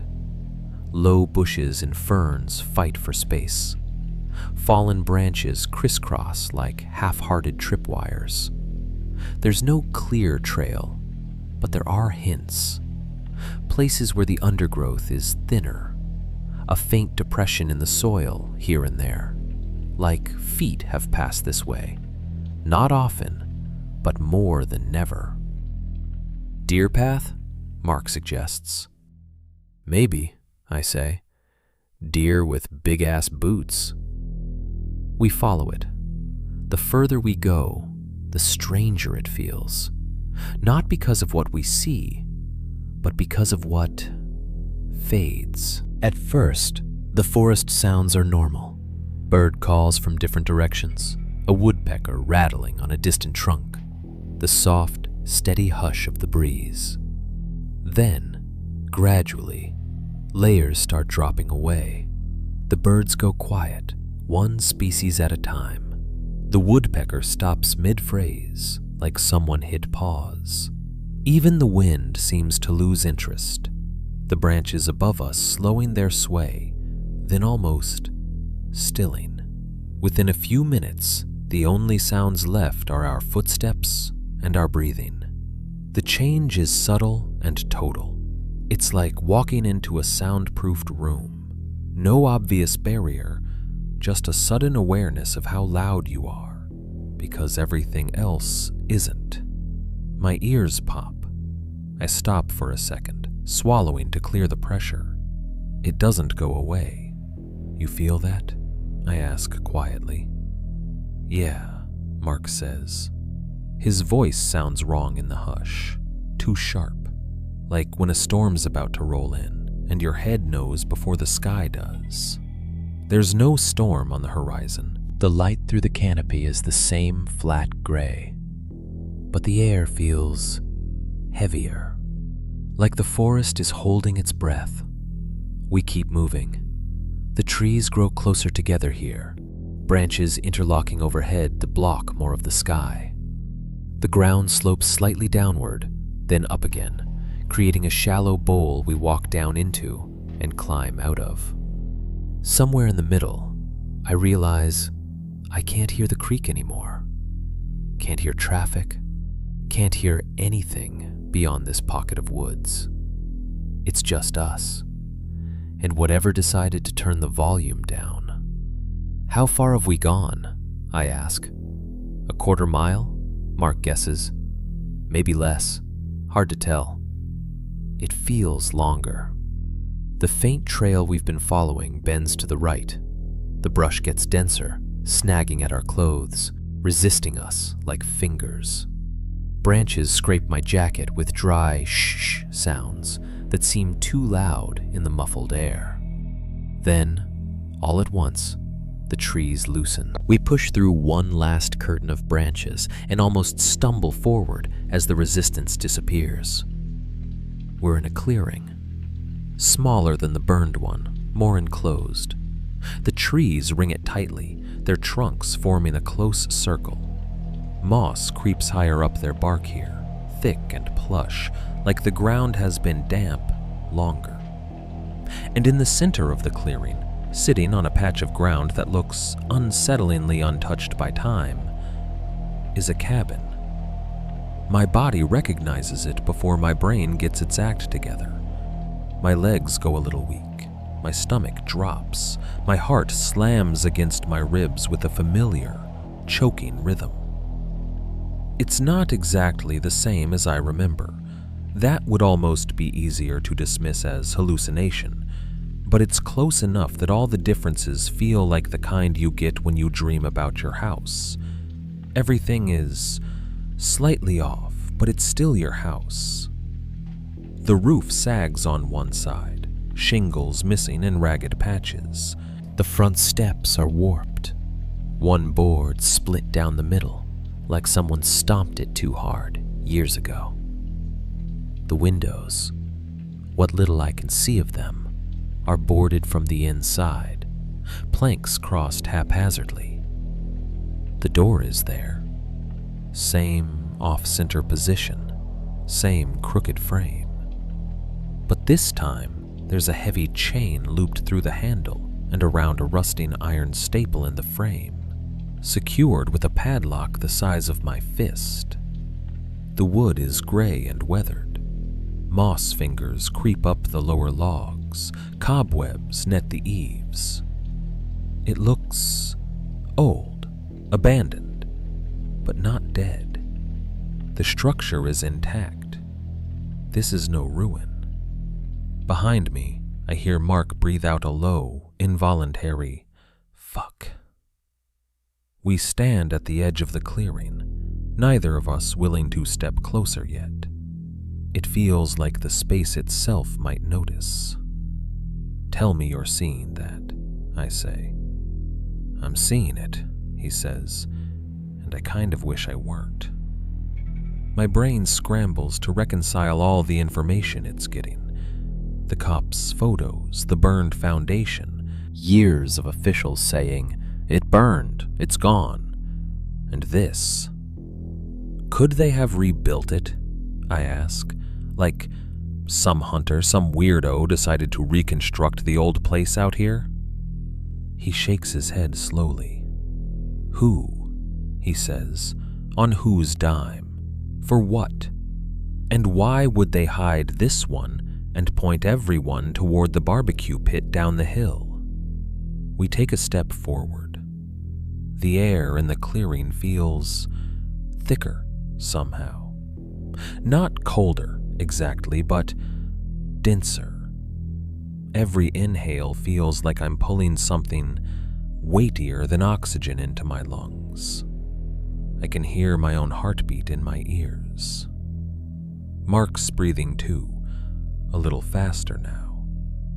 A faint creak as the cabin settles, wood shifting against wood somewhere inside. Still no birds, no bugs buzzing, just us and the groan of old timber. The ground leading up to the front door looks undisturbed at first glance. Just dirt, a few weeds, fallen leaves, but as we get closer, patterns emerge. Footprints. Not many, not a trail, Just a handful of impressions in the soil, softened by time and weather, but still visible if you know what you're looking for. Boot prints. Big. The tread is half gone, but the shape is there. A heel, a ball, a rounded toe. They lead straight to the front steps. The cops must have missed this, Mark says, voice low. Or went the other way, I say. They stick to the ruin. They never come this far. Problem solved. We stop at the bottom of the steps. Up close, the door looks worse. The wood is scarred, gouged in places. The chain is newer, maybe. The padlock is scuffed, but not ancient. Somebody cared enough at some point to lock this. Like that would keep anything in, I mutter. Mark swallows audibly. Or out, he says. He shines his flashlight up, not because we need it, we don't, it's still day, but because having a beam between him and the cabin feels like it might help. The light glides over the door frame. Wait, he says. Look, there, carved into the frame on both sides of the door, are small vertical scratches. I hadn't noticed them at first. They're filled with grime, the same gray-brown as the surrounding wood. But the grooves are too straight, too deliberate to be natural damage. They cluster in groups. 4 lines, then a diagonal slash. 4 more, another slash. Over and over. Tally marks, I say. He leans in, counting under his breath. 5, 10, 15. He stops, frowns, backs up a little to take in the full span. They go higher than I'd thought, above eye level, up toward where the frame meets the header. Not all in neat rows, some added later, squeezed into spaces, angled to fit. Keep going, I say. 20, he says. 21, 2, 3. I count quietly with him, my own gaze tracking the marks. By the time he reaches the last one, the highest, faint, carved into slightly fresher wood, we're both quiet.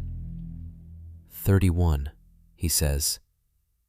Images flick through my mind like a flipbook. Headlines from late-night doom scrolling. Missing hiker. Teen last seen near Miller Creek. Hunter vanishes. Camper never returns. Those were just the ones the news thought were worth posting. I remember sitting in my Colorado kitchen, reading a list once, some true crime blog trying to piece connections together. The author had counted Summarized, roughly 30 missing person reports within a certain radius over the last 10, 15 years. The number isn't exact in my memory, but it's in that orbit. Does that line up? Mark asks, not looking at me. Close enough, I say. He reaches out, hesitates, then touches one of the older tally marks with his fingertip. The groove is deep enough to catch his nail. Could be anything, he says. Hunt count, visits, days since last accident board. The joke falls flat. Or it's keeping score, I say quietly. A faint creak comes from inside the cabin, as if someone shifted their weight on an old floorboard. We both freeze. The forest holds its breath with us. It's bright out. We're two grown men with a truck not that far away, in a world with cell phones and law enforcement and rational explanations. But standing there, staring at those carved lines beside a door chained shut, listening to the cabin settle in a silence so complete it swallows birdsong. It feels exactly like being 17 again, on the edge of something that doesn't care if the sun is up or not. We stand in front of the chained door for a long time, doing nothing. It's ridiculous how much weight a few links of metal can carry when they're the only thing between you and the worst place you've ever been. We don't have to go in, I say. It's the first time I've said it out loud. Up until now, everything has been momentum and implication and half jokes. Saying it makes it real. There is a choice. Mark doesn't answer right away. He stares at the lock, jaw tight, like he's trying to solve a math problem he hates. Yeah, we do, he says finally. No, we really don't, I insist. We saw it. We know it's here. We found the hook. We could take pictures, send them in anonymously. Let someone with body armor handle the interior tour. Like that's worked so well for 30 years, he shoots back. His eyes flick up to the tally marks, then back to me. I'm not getting on a plane and going back to my nice little one-bedroom with this still in my head as a Schrodinger's murder house, he says.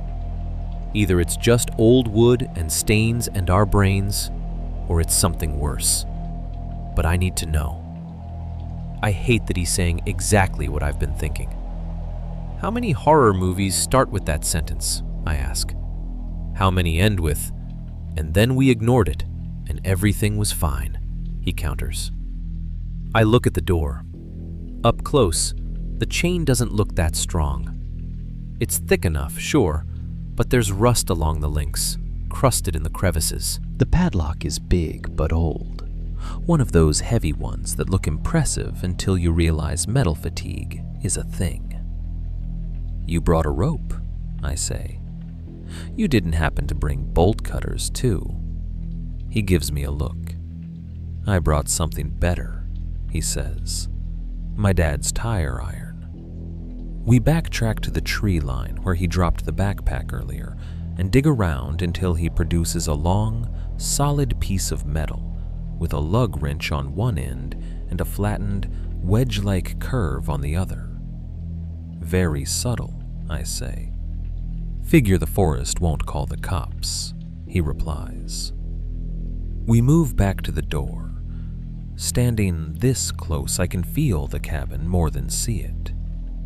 The wood radiates a faint coolness, like stone does in shadow. There's a smell, too, dry rot, dust, a hint of something under it that my brain keeps wanting to label and can't quite commit to. He wedges the flat end of the iron between the chain and the staple in the frame, testing angles. You ready? He asks. No, I say. Do it. He puts his weight into it. The first strain of metal on metal is a high, teeth-on-edge squeal that seems too loud in the muffled clearing. The chain jerks, The padlock jumps. Rust flakes off in tiny orange-brown bursts. He grunts, adjusts, leverages again. Muscles bunch in his forearms, veins standing out. The staple in the wood creaks ominously. Then, suddenly, something gives. There's a sharp, brutal clank as metal snaps, chain or staple I can't tell, and the padlock slams against the door with a hollow bang. The sound goes out into the clearing, hits the ring of trees, and comes back wrong. The echo is off, slower, like it took a detour first. We both freeze, listening. Nothing answers.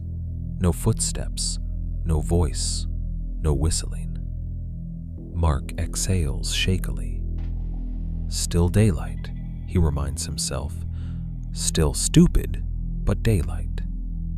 He pulls the chain away, links dragging against wood with a dry, rattling hiss. The padlock dangles uselessly from the loop of metal. Paint scuffed where it hit. I put my hand on the doorknob. It's cold. Colder than it has any right to be in this kind of weather. The metal feels damp against my skin, like it's been in a basement for 50 years. For a second, I'm 17 again, fingers on a different knob, heart jackhammering, knowing there's something behind it that I can't unsee once I open it. On 3, I say. 1, 2, I turn it on 2. The latch catches, sticks, then gives with a grudging click. The door doesn't swing open dramatically. It moves in a few inches, hesitates, then creaks further as I push. The smell hits first. Stale air that's been sealed too long, thick with dust, mold, old smoke, and something else. Not fresh rot, that's sharper. This is older, baked into the fibers of the building itself. We step inside. The temperature drops a couple degrees, or maybe it just feels that way because the light changes. The interior is dim, washed in gray from the boarded windows. Beams of daylight sneak through cracks and slats, cutting the air into dusty shafts. The layout is wrong in all the right ways. I remember the first floor in flashes. Living room, kitchen, hooks in the ceiling, couch collapsed, graffiti. Here, now, there's no furniture, no spray paint. The walls are bare wood, darkened by time and whatever soaked into them. The floorboards creak under our weight, in patterns my body recognizes before my mind does. Stove was there, I say, pointing to a discolored patch on the far wall, a rectangle where the boards are darker, the outline of a pipe circle in the ceiling. Yeah, Mark says, and that support beam, he points overhead, had that crack that looked like a face. It still does. Shape of a lopsided frown, not for an eye. Deeper in, the floor subtly shifts. A section near the corner dips slightly when I step on it, the wood complaining with a familiar whine. Kitchen, I say. Mark nods. No fridge now, he notes. No cabinets. Just ghost of them. He's right. There are faint marks on the walls where shelves must have been. Lighter stripes where wood was protected from the air. The outline of a counter. A rusted pipe sticking up from the floor where the sink once lived. Everywhere I look, there's the absence of things. Marks where furniture stood. Shadows where frames hung. Spots where the dust is thinner, like something was moved not that long ago. Upstairs? He asks. My ankle throbs in response.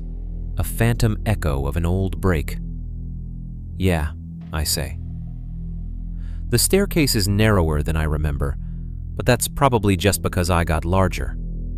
The boards groan with each step, complaining about the weight of time as much as ours. Halfway up, my scars flare. It doesn't make sense. My injury was from a fall out of a window, not from stairs. But my body doesn't care about logical geography. My calf tightens. My ankle pulses. Memory grafted onto muscle. I grip the banister, which leaves a faint smear of dust on my palm. The wood under my hand feels exactly like it did then. Grain raised, notch in one spot where a chunk is missing. Deja vu is a weird thing. It's not just, I've seen this before. It's, I am still here. At the top, the hallway stretches out, short and narrow. 2 doorways. The first room to the left is nothing. Just 4 walls, a sagging ceiling, a floor littered with leaves and dirt. Raccoon droppings in one corner, a bird's nest in the rafters. No menace, just abandonment. The other door is where my nervous system has been trying not to look the whole time. It sticks when I push it, swollen wood.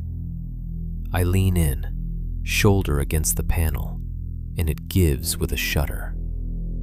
The room is smaller than I remember. It's always like that, with places that hurt you. The table is gone. The hooks are gone. The jars, the bones, the stains of the worst of it, gone. But the room knows.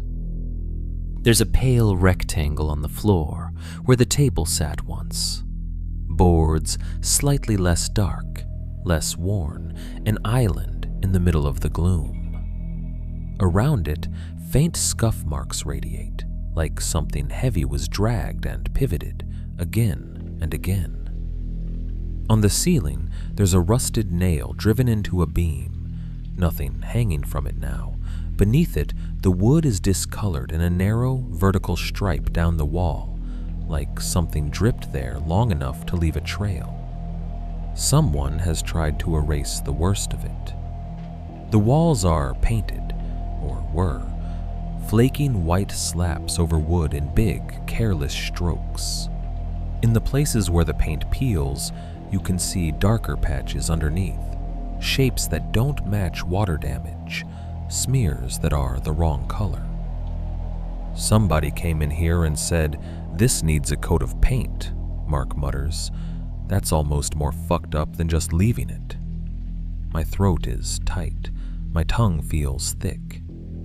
I walk, slowly, carefully, to where the table used to be. My steps fall into the old pattern without my permission. There's a spot where the board dips, just a fraction, in the same place my knee landed when I dove under that night. "If you lie on the floor," I say quietly, half to myself, "you can still see the doorway from here. The angle is exactly the same." "Hard pass," Mark says, voice thin. He swings his flashlight beam across the room, even though we theoretically don't need it. It catches on dust motes, on the nail, on the peeling paint, on the empty space where jars once lined a shelf. Empty doesn't mean clean. My skin is buzzing, like there's static just under it. The air in the room feels charged, holding the echo of things that happened here, like a bad recording, looped over and over. "Do you hear that?" I ask suddenly. He stops moving. The beam steadies. "Hear what?" he says. We listen. At first, there's nothing. Just our breathing and the low creak of the cabin settling around us. Then, from somewhere deeper in the structure, below us or behind a wall, or not in any normal place at all, comes the faintest thread of sound. A whistle, not loud, not clear, so soft I could almost write it off as my imagination replaying things I don't want. But it's there, a thin, wavering line of off-key notes, wandering up and down with no real tune, the pattern as familiar as my own name. I feel every hair on my arms rise. That, I say, could be wind, Mark says immediately, too quickly. Cracks in the boards, air getting pushed. Could be, I echo. The sound fades, eaten by the old wood. The silence that follows feels thicker. We should go, he says. Yeah, I agree, but my feet don't move. Something catches my eye near the center of the room, close to where the table's ghost square ends. A darker thread in the floorboards, a line that doesn't match the grain. I crouch, knees popping. The board there has a tiny gap along one edge where it meets its neighbor. Just enough space for something thin to fall through and wedge.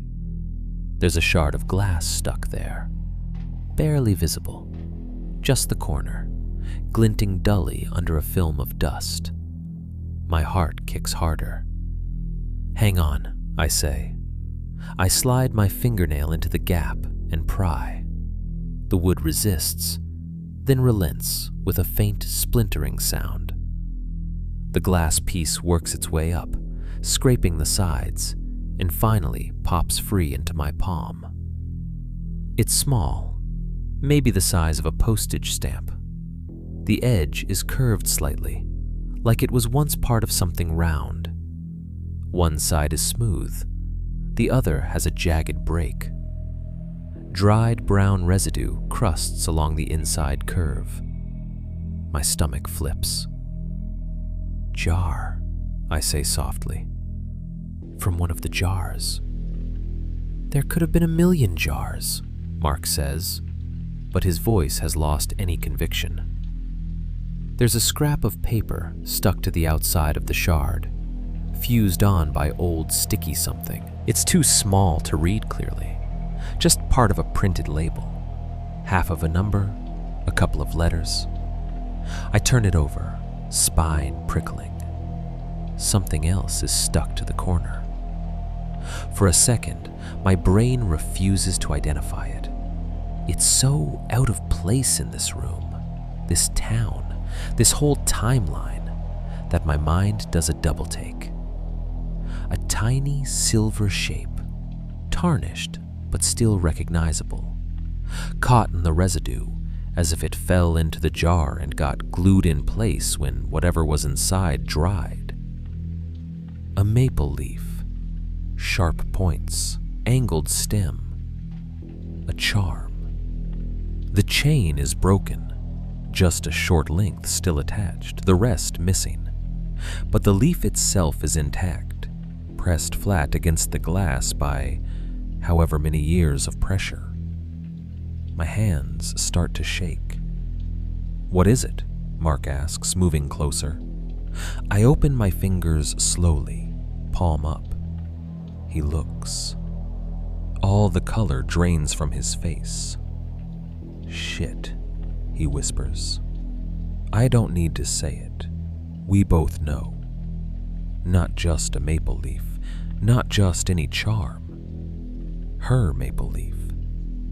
Hannah reads. Not on her neck, smiling on a trailhead in a news photo. Not safe in some jewelry box.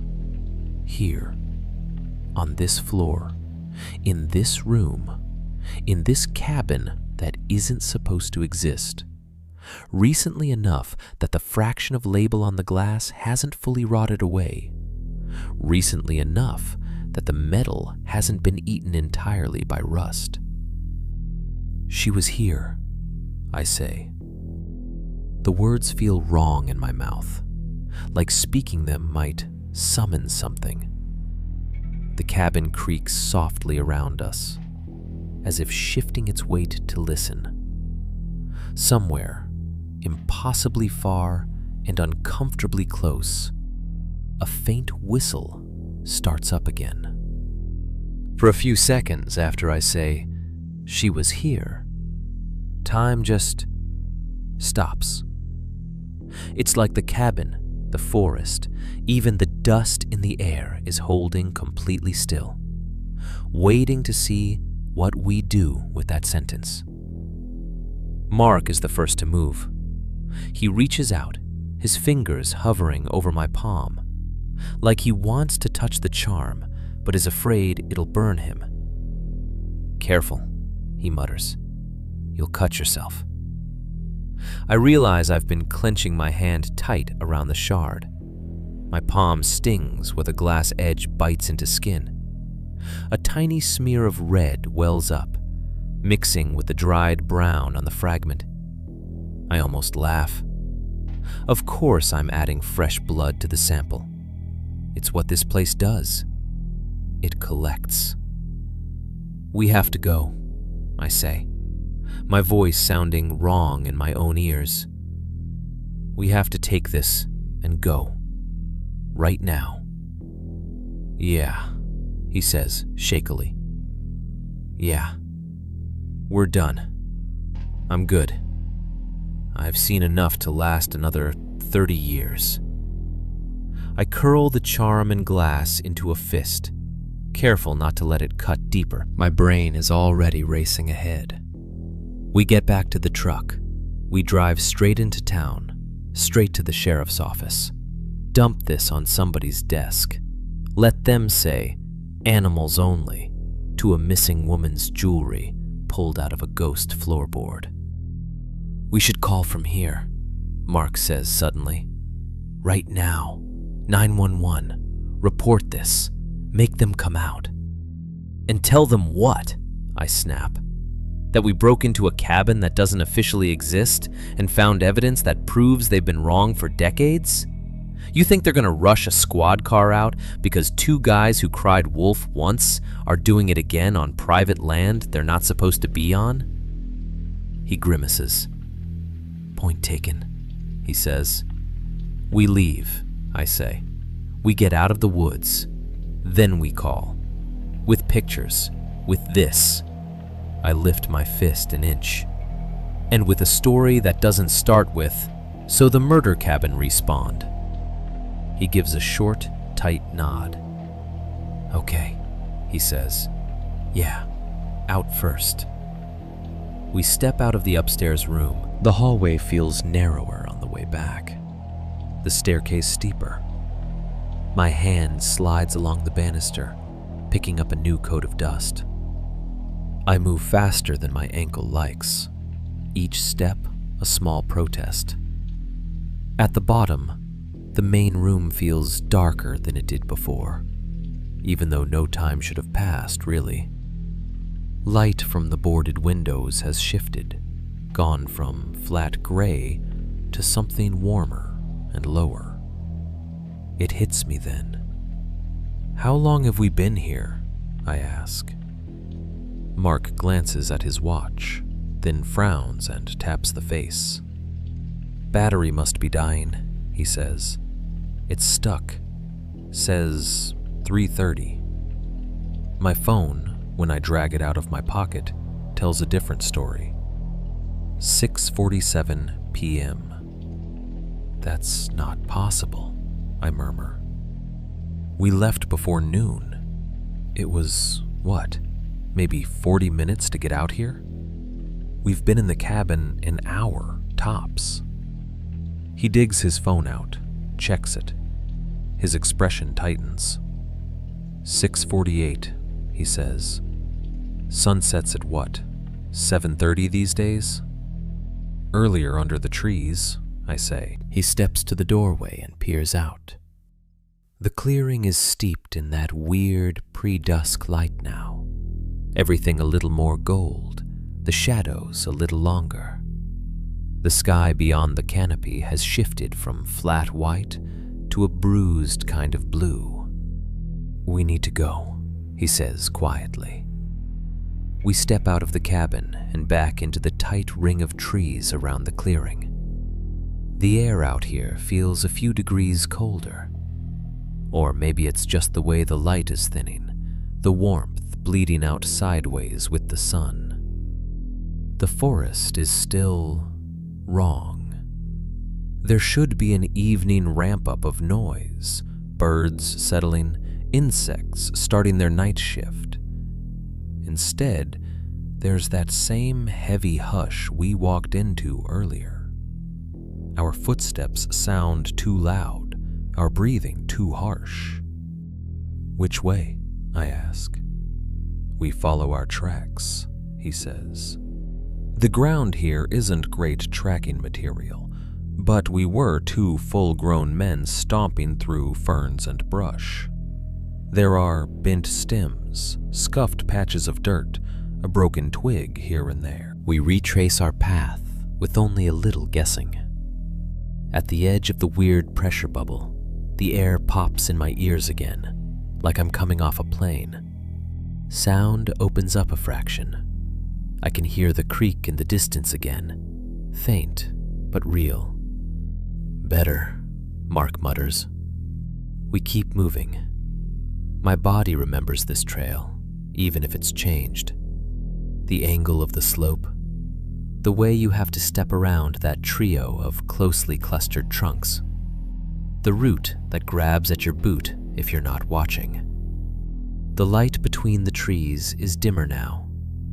Shadows from the trunks stretch longer, reaching across our path like fingers. "We're fine," Mark says, maybe to himself. "We've walked this 100 times. Truck's not that far." We walk. A branch snaps under his boot with a sharp crack that makes us both flinch. "Sorry," he mutters. "Not your fault the forest has anxiety," I say, but my voice is too tight to sell the joke.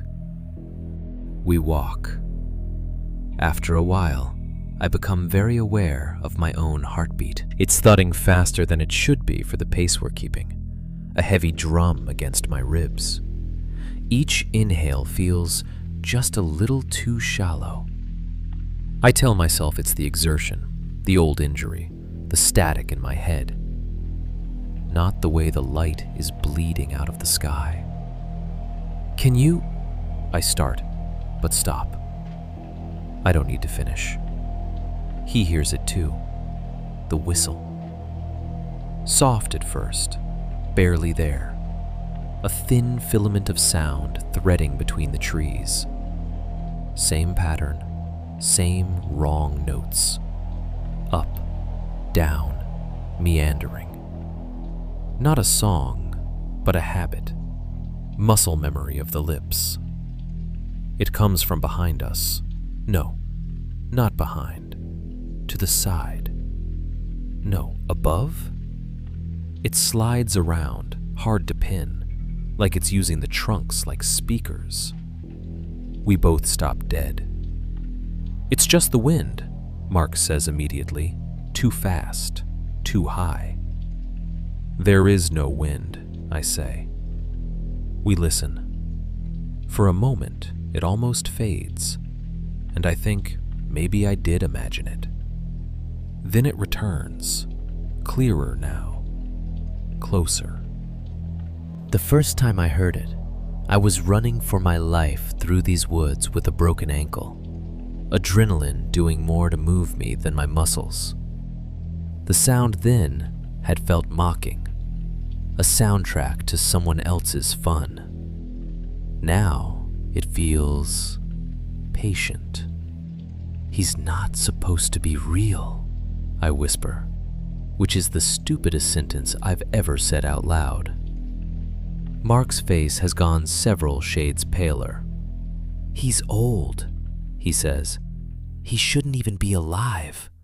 That was, what, 15 years ago? 30 if you count from your dad's stories." "You're assuming he started with us," I say, or that he's even a he. The whistle doesn't care about our taxonomy debates. It swells for a bar, then dips, then pauses, like whoever is making it is stopping to listen for something. Us. "We need to move," Mark says, voice low and urgent. We start walking again, faster this time. My ankle twinges, but there's a level of fear that overrides pain. I'm back in that pattern. Good foot, bad foot, good foot, bad, using momentum to cheat gravity. Branches claw at our jackets, leaves slap against our faces. The ground underfoot is a patchwork of roots and soft spots. It's more treacherous in the dimming light, but we don't slow down. The whistle follows. It doesn't rush. It doesn't pant like we do. It just stays. Close enough to hear, far enough to stay out of sight. Every now and then, a note wavers, as if the whistler is smiling while doing it.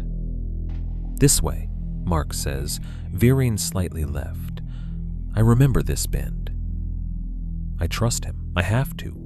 The trees look the same in every direction now. Trunks, shadows, glimpses of sky turning from gray-blue to something darker. The only landmarks are the ones in our heads. We push through a stand of thinner saplings, their trunks whipping back to slap the air behind us. On the other side, I freeze. I say, because right there, in front of us, are footprints. Our footprints. I know they're ours because I recognize the tread pattern from the burn site. The half-worn sole of my boots, the particular angular shape of his. They cross the ground from right to left at an angle that suggests a earlier version of us walked past here, going a different way. Did we just... I start. He shakes his head. No, he says. We were over there before. He points off to the right. Maybe we looped, I say. Took a wider curve, came back across our own path. Okay, Christopher Columbus, he says. When did we loop? Where? I've been following the creek's sound. We haven't turned around. I open my mouth to argue and realize I can't pinpoint a single place we actually made a full turn. We've curved, sure, dodged around deadfall, but my internal map says we've been steadily heading toward the road. The tracks in front of us say otherwise. Maybe they're old, I say. From earlier. Different angle, same spot. They're on top of broken branches we stepped on this time, he points out. And the mud in that one. He points to a partial imprint where the soil is darker and still drying. Is not old. The whistle drifts through the trees again. Closer. A low, tuneless loop of notes, like someone whistling to themselves while checking the perimeter of their property. Like someone who's been doing this so long, it's the only song they know. I don't like this, I say. No shit, he replies. He turns, slowly, squinting at the trees around us, trying to orient himself. There, he says finally, jabbing a finger toward what might be north. We go that way, straight, no deviations. We'll hit the creek. If we hit the creek, we can follow it to the parking spot. Worst case, we walk the bank until we hit a road. And if he's between us and the water? I ask. He looks at me, eyes dark. Then at least we'll know where he is, he says. The forest around us is dimmer now. The gray has slid toward blue, toward the color the sky takes on right before it gives up its last claim on the day. We step over our own tracks and head into what feels less like familiar woods and more like a maze someone else designed long before we thought about coming back. The whistle swells behind us, then fades, then returns, always at that same just close enough distance. It feels less like someone following, more like someone hurting. We push toward the sound of the creek like it's gravity. Branches whip at our faces, roots grab at our boots. The light between the trees is more suggestion now than reality. The sky is somewhere up there, but all I can see are layers of darkening trunks. The whistle tracks us, far enough away to pretend it's not, close enough that pretending takes work.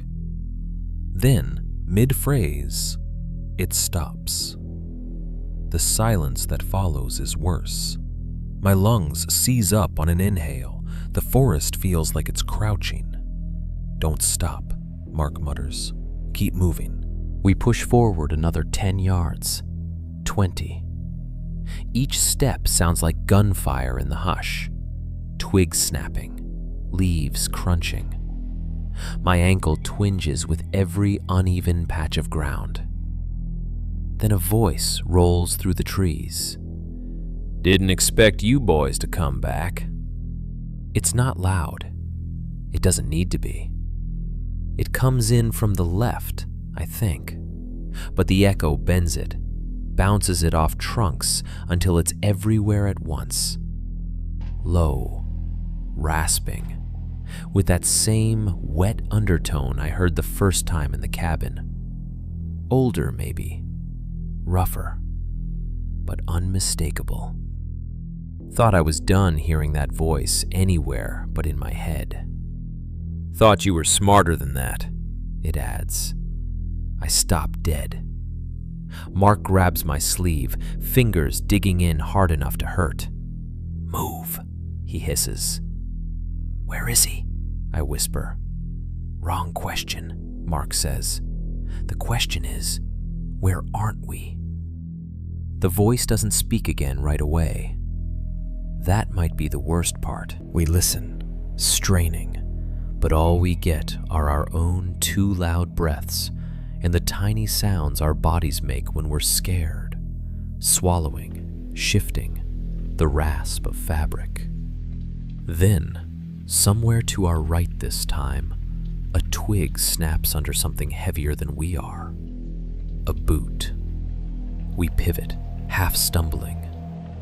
Through the trees, for a fraction of a second, we see him. Just a slice, the brim of a hat, the slope of a shoulder, a long, dark shape slung casual along it that can only be a gun. The silhouette moves between 2 trunks, there and gone in less than a breath.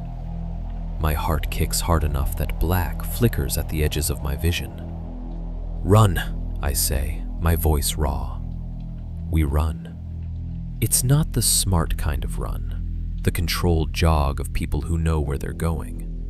It's the panicked, downhill, trip over your own feet kind. The woods punish us for it. Branches rake across my face. Something catches my jacket and tears the fabric with a loud, ripping sound. My ankle nearly gives out on a hidden dip. I catch myself on a tree, bark grinding skin off my palm. Behind us, the heavy footfalls keep pace. He's not sprinting. He doesn't have to. He knows this terrain like he knows his own living room. Every tree, every root, every dip. We're crashing blind. He's strolling. Every few seconds, there's a faint metallic clack as he adjusts the shotgun in his hands. Not racking it yet, just keeping it comfortable. "You boys got older," he calls after us. The sound comes from behind and slightly above, like he's on a rise. "Thought you might have learned to stay gone." The acoustics screw with my head. One syllable seems to come from the left, the next from the right. I can't triangulate him. It feels like the woods are throwing his voice back and forth, happy to help. "Shut up," Mark pants. I don't know if he's saying it to me, the man, or the trees. We veer around a deadfall, a tangle of branches that looks like the forest tried to build its own barbed wire. My foot slips on the damp leaves. I feel my ankle twist dangerously. Pain flares, white and hot. Mark grabs my arm, hauls me upright with a grunt. "Don't you dare," he snaps. "You break that again, I'm leaving you to him." He's lying, and we both know it. We keep moving. Another glimpse. Between trunks, ahead this time, not behind. A flash of a face. Just a sliver, but enough. A pale cheek mapped with old scars. The jag of that mouth twisted permanently off kilter. One eye catching the last smear of daylight and reflecting it, dull and animal. Then he's gone again, swallowed sideways by the trees like he has more exits available than we do. "How?" I start. "Stop trying to figure it out," Mark cuts in. "Just go." My chest is tight. Each breath rasps like my lungs are lined with sandpaper. The air tastes like dirt and damp and copper. We slam through a stand of young firs, their branches slapping us with wet needles. On the other side, Mark yanks me down suddenly. "Down!" he hisses. We drop into a crouch behind a fallen log. My thighs burn. My ankle screams. I clamp a hand over my mouth, forcing my breathing quieter, sucking air in through my nose like I'm trying to sip it instead of gulp. Mark peeks over the log, eyes narrowed. Between the trunks ahead, the woods open briefly into a narrower corridor, like a natural shooting lane. He's not wrong. Standing up there would put us clean in line with whatever's out there. "We can't outrun him like this," he whispers. "We're making too much noise. We need to get eyes on him, make him react for once." "What are you suggesting?" I ask. My voice shakes. He swallows. "I draw him," he says. "You cut left and get to the creek. Follow it to the truck. Call for help. Bring them back before, I don't know, Before he finishes monologuing or whatever psychos do when they've got time. "Absolutely not," I say, the answer out before the sentence is fully formed. "It makes sense," he insists. "He likes the chase. He'll go after the one he can see. You were always better at sneaking. You hated sports. You'll probably live longer." "This isn't a movie," I snap. "You don't get points for noble sacrifice. You get dead. And then I get dead, and he gets another tally on his doorframe." He opens his mouth, shuts it, swallows again. The forest chooses that moment to remind us who's really in charge. From somewhere uncomfortably close, a dozen yards, maybe less, the voice comes again. "Always new meat," he says. His tone is conversational, like he's talking to himself as much as to us. "Always the same woods." The words seem to seep out from the bark of the trees. The quiet, but every syllable lands. My heart is pounding so hard I feel it in my ears. A low roar. It almost covers the sound of his footsteps, but not quite. They're closer now. That weird, dragging rhythm I remember from the cabin's upper floor, like one leg is heavier than the other, or one boot has a thicker sole. Thump, drag, thump, drag. He's taking his time. We move. We can't stay behind the log forever. He'll just circle. So we go low, bent almost double, using the downed trunk as cover as long as we can, then breaking off to the left, deeper into thicker undergrowth. It slows us, but it also hides us, at least a little. Every snap of a twig under my boot makes my stomach clench. The forest, which has been weirdly silent, starts offering up sounds now, but they're all ours. Breath, footsteps, fabric snagging on bark, our own little symphony of terror, which he can hear just as well as we can. Off to our right, there's a flash of movement. His shoulder, I think, for half a second. A dark mass between two trees. I catch a hint of hat brim and the gleam of metal. Then he steps back behind a trunk, disappearing completely, like the woods folded around him. "Jesus," Mark whispers. A low chuckle rolls through the trees. It's not the loud, theatrical laugh of movie villains. It's small, under the breath, with a wet edge, like his throat isn't built for mirth anymore. The sound makes my skin crawl. "Keep going," I say. "We're not stopping again unless it's because we hit a road or a wall." We crash on. The ground starts to slope downward. Not steep, but enough that my center of balance shifts. Loose dirt skids under my boots.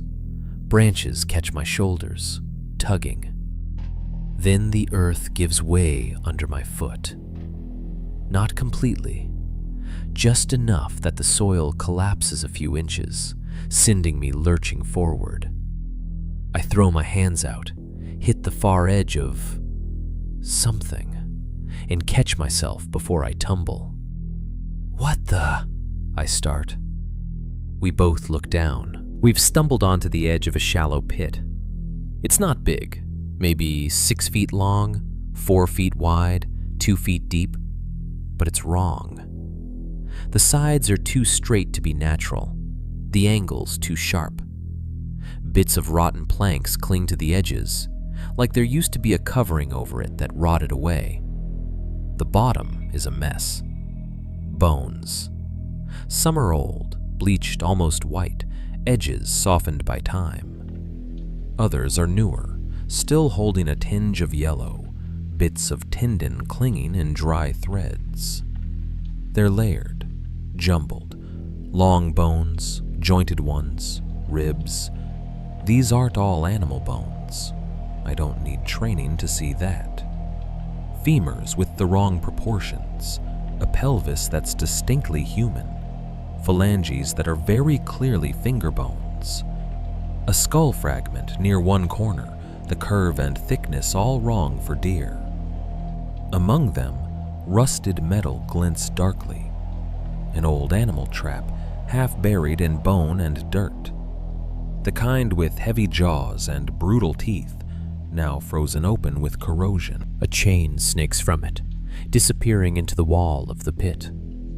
The metal is streaked with old, dark stains. The rust in the remains share a color palette that makes my stomach lurch. I gag, hand flying to my mouth. Mark swears softly. "Jesus," he breathes. "Jesus Christ." The forest seems to pull back for a second, giving us space to look. Time doesn't. It pushes us forward. "Move," I say, my voice strangled. "Get away from this. Now." We scramble up and over, careful not to step inside. The dirt is loose. It crumbles under our hands. For a second, my boot slides, nearly carrying me into the pit. I catch myself on a root, ankle screaming, and yank free with a grunt. We're barely clear of the edge when the voice comes again. This time, It's close enough that I can hear the wetness in his breath. "You're standing on history, boys," he calls. The words come from somewhere behind us and to the left, maybe 15, 20 yards away, close enough that if I turned fast and squinted, I might catch another glimpse. I don't turn. I grab Mark's jacket and pull. We run. The woods close in around us, and for the first time since we stepped back under these trees, I understand, viscerally, that we're not in the place we grew up anymore. We're in his. We push toward the sound of the creek like it's gravity. Branches whip at our faces, roots grab at our boots. The light between the trees is more a suggestion now than reality. The sky is somewhere up there, but all I can see are layers of darkening trunks. The whistle tracks us. Far enough away to pretend it's not. Close enough that pretending takes work. Then, mid-phrase, it stops. The silence that follows is worse. My lungs seize up on an inhale. The forest feels like it's crouching. "Don't stop," Mark mutters. "Keep moving." We push forward another 10 yards, 20. Each step sounds like gunfire in the hush. Twigs snapping, leaves crunching. My ankle twinges with every uneven patch of ground. Then a voice rolls through the trees. "Didn't expect you boys to come back." It's not loud. It doesn't need to be. It comes in from the left, I think, but the echo bends it, bounces it off trunks until it's everywhere at once. Low, rasping, with that same wet undertone I heard the first time in the cabin. Older, maybe. Rougher, but unmistakable. Thought I was done hearing that voice anywhere but in my head. "Thought you were smarter than that," it adds. I stop dead. Mark grabs my sleeve, fingers digging in hard enough to hurt.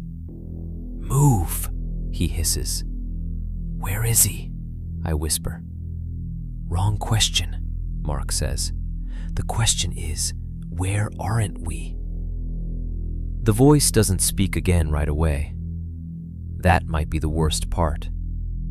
We listen, straining, but all we get are our own too loud breaths and the tiny sounds our bodies make when we're scared, swallowing, shifting, the rasp of fabric. Then, somewhere to our right this time, a twig snaps under something heavier than we are.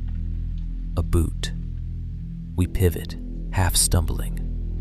Through the trees, for a fraction of a second, we see him. Just a slice, the brim of a hat, the slope of a shoulder, a long dark shape slung casual along it that can only be a gun. The silhouette moves between two trunks, there and gone in less than a breath. My heart kicks hard enough that black flickers at the edges of my vision. "Run," I say, my voice raw.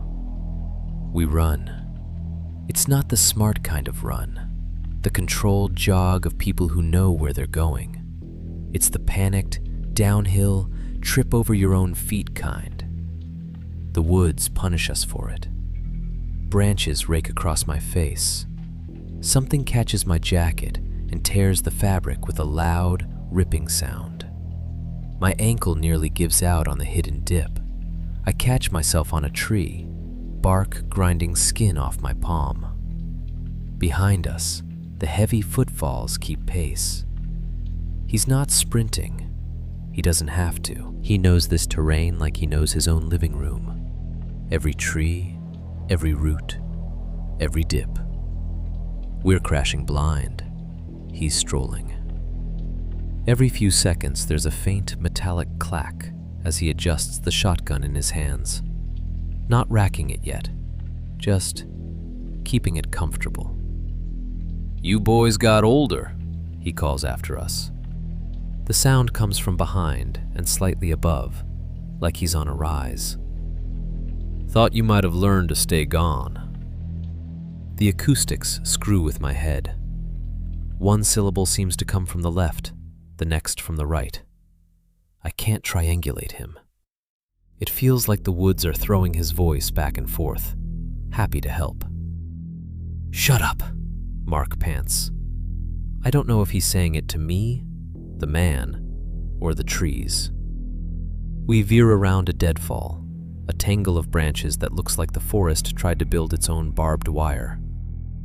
My foot slips on the damp leaves. I feel my ankle twist dangerously. Pain flares, white and hot. Mark grabs my arm, hauls me upright with a grunt. "Don't you dare," he snaps. "You break that again, I'm leaving you to him." He's lying, and we both know it. We keep moving. Another glimpse. Between trunks, ahead this time, not behind. A flash of a face. Just a sliver, but enough. A pale cheek mapped with old scars. The jag of that mouth, twisted permanently off kilter. One eye catching the last smear of daylight and reflecting it, dull and animal. Then he's gone again, swallowed sideways by the trees, like he has more exits available than we do. "How?" I start. "Stop trying to figure it out," Mark cuts in. "Just go." My chest is tight. Each breath rasps like my lungs are lined with sandpaper. The air tastes like dirt and damp and copper. We slam through a stand of young firs, their branches slapping us with wet needles. On the other side, Mark yanks me down suddenly. "Down!" he hisses. We drop into a crouch behind a fallen log. My thighs burn. My ankle screams. I clamp a hand over my mouth, forcing my breathing quieter, sucking air in through my nose like I'm trying to sip it instead of gulp. Mark peeks over the log, eyes narrowed. Between the trunks ahead, the woods open briefly into a narrower corridor, like a natural shooting lane. He's not wrong. Standing up there would put us clean in line with whatever's out there. "We can't outrun him like this," he whispers. "We're making too much noise. We need to get eyes on him, make him react for once." "What are you suggesting?" I ask. My voice shakes. He swallows. "I draw him," he says. "You cut left and get to the creek. Follow it to the truck, call for help. Bring them back before, I don't know, before he finishes monologuing or whatever psychos do when they've got time." "Absolutely not," I say, the answer out before the sentence is fully formed. "It makes sense," he insists. "He likes the chase. He'll go after the one he can see. You were always better at sneaking. You hated sports. You'll probably live longer." "This isn't a movie," I snap. "You don't get points for noble sacrifice. You get dead, and then I get dead, and he gets another tally on his doorframe." He opens his mouth, shuts it, swallows again. The forest chooses that moment to remind us who's really in charge. From somewhere uncomfortably close, a dozen yards, maybe less, the voice comes again. "Always new meat," he says. His tone is conversational, like he's talking to himself as much as to us. "Always the same woods." The words seem to seep out from the bark of the trees. They're quiet, but every syllable lands. My heart is pounding so hard I feel it in my ears, a low roar. It almost covers the sound of his footsteps, but not quite. They're closer now. That weird dragging rhythm I remember from the cabin's upper floor, like one leg is heavier than the other, or one boot has a thicker sole. Thump, Drag. Thump. Drag. He's taking his time. We move. We can't stay behind the log forever. He'll just circle. So we go low, bent almost double, using the downed trunk as cover as long as we can, then breaking off to the left, deeper into thicker undergrowth. It slows us, but it also hides us, at least a little. Every snap of a twig under my boot makes my stomach clench. The forest, which has been weirdly silent, starts offering up sounds now. But they're all ours. Breath, footsteps, fabric snagging on bark. Our own little symphony of terror, which he can hear just as well as we can. Off to our right, there's a flash of movement. His shoulder, I think, for half a second. A dark mass between two trees. I catch a hint of hat brim and the gleam of metal. Then he steps back behind a trunk, disappearing completely, like the woods folded around him. Jesus, Mark whispers. A low chuckle rolls through the trees. It's not the loud theatrical laugh of movie villains. It's small, under the breath, with a wet edge, like his throat isn't built for mirth anymore. The sound makes my skin crawl. Keep going, I say. We're not stopping again unless it's because we hit a road or a wall. We crash on. The ground starts to slope downward. Not steep, but enough that my center of balance shifts. Loose dirt skids under my boots. Branches catch my shoulders, tugging. Then, the earth gives way under my foot. Not completely. Just enough that the soil collapses a few inches, sending me lurching forward. I throw my hands out, hit the far edge of something, and catch myself before I tumble. What the? I start. We both look down. We've stumbled onto the edge of a shallow pit. It's not big. Maybe 6 feet long, 4 feet wide, 2 feet deep. But it's wrong. The sides are too straight to be natural, the angles too sharp. Bits of rotten planks cling to the edges, like there used to be a covering over it that rotted away. The bottom is a mess. Bones. Some are old, bleached almost white, edges softened by time. Others are newer, still holding a tinge of yellow. Bits of tendon clinging in dry threads. They're layered, jumbled. Long bones, jointed ones, ribs. These aren't all animal bones. I don't need training to see that. Femurs with the wrong proportions. A pelvis that's distinctly human. Phalanges that are very clearly finger bones. A skull fragment near one corner, the curve and thickness all wrong for deer. Among them, rusted metal glints darkly. An old animal trap, half buried in bone and dirt. The kind with heavy jaws and brutal teeth, now frozen open with corrosion. A chain snakes from it, disappearing into the wall of the pit.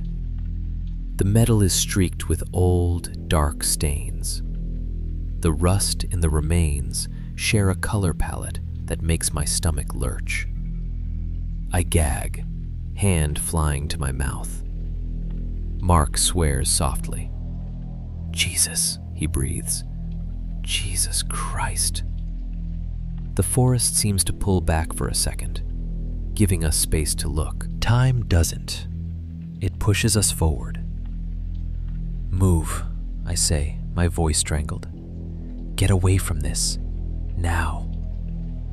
We scramble up and over, careful not to step inside. The dirt is loose. It crumbles under our hands. For a second, my boot slides, nearly carrying me into the pit. I catch myself on a root, ankle screaming, and yank free with a grunt. We're barely clear of the edge when the voice comes again. This time, it's close enough that I can hear the wetness in his breath. "You're standing on history, boys," he calls. The words come from somewhere behind us and to the left, maybe 15, 20 yards away. Close enough that if I turned fast and squinted, I might catch another glimpse. I don't turn. I grab Mark's jacket and pull. We run. The woods close in around us, and for the first time since we stepped back under these trees, I understand, viscerally, that we're not in the place we grew up anymore. We're in his. We run. After the pit, there's no more debate, no more half-jokes. Whatever part of me was still hoping this was some elaborate haunted house setup for our benefit is gone, stripped away like the top layer of my skin. The ground slopes downward again, steeper this time. My boots skid on damp leaves, my ankle screaming with every misstep. I don't care. At some point, you stop measuring pain, because the only scale that matters is alive versus not. "Do you hear it?" Mark gasps. For a second, I think he means the whistling, but it's gone now, replaced by something else. A low, distant hum. Not the creek, not wind. Road noise. "Cars," I choke. "That way." Through the trees ahead, between the trunks, there's the faintest suggestion of something not forest. A horizontal smear of pale, intermittent light. Headlights, flaring and vanishing as vehicles pass. We're close. Closer than we have any right to be, given how long the woods felt like an endless loop 5 minutes ago. Behind us, a thicker crack of wood echoes, like someone stepped on a bigger branch and didn't bother to avoid the noise. Thump, drag, thump, drag. He's not hurrying. Why would he? From his perspective, this is the best part. We push harder. Branches whip past, some catching my face, leaving hot lines that sting a second later.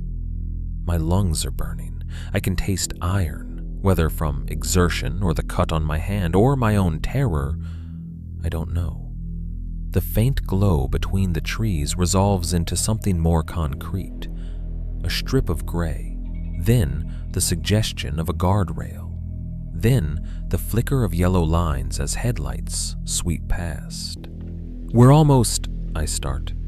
He steps out from behind a tree 20 yards ahead. The forest compresses to a single point. There he is. Not a silhouette this time, not a half view between trunks. Full on, standing in the path like he's been waiting, like he knew exactly where we'd aim ourselves. He's older, yeah, the way my dad is older. Lines deeper, skin more weathered, but age sits on him like another coat, not like weight. The core is unchanged. Same hat, or one just like it, brim pulled low. Same heavy jacket, stained with things that never fully washed out. Same shotgun, resting across his hands like an extension of his arms.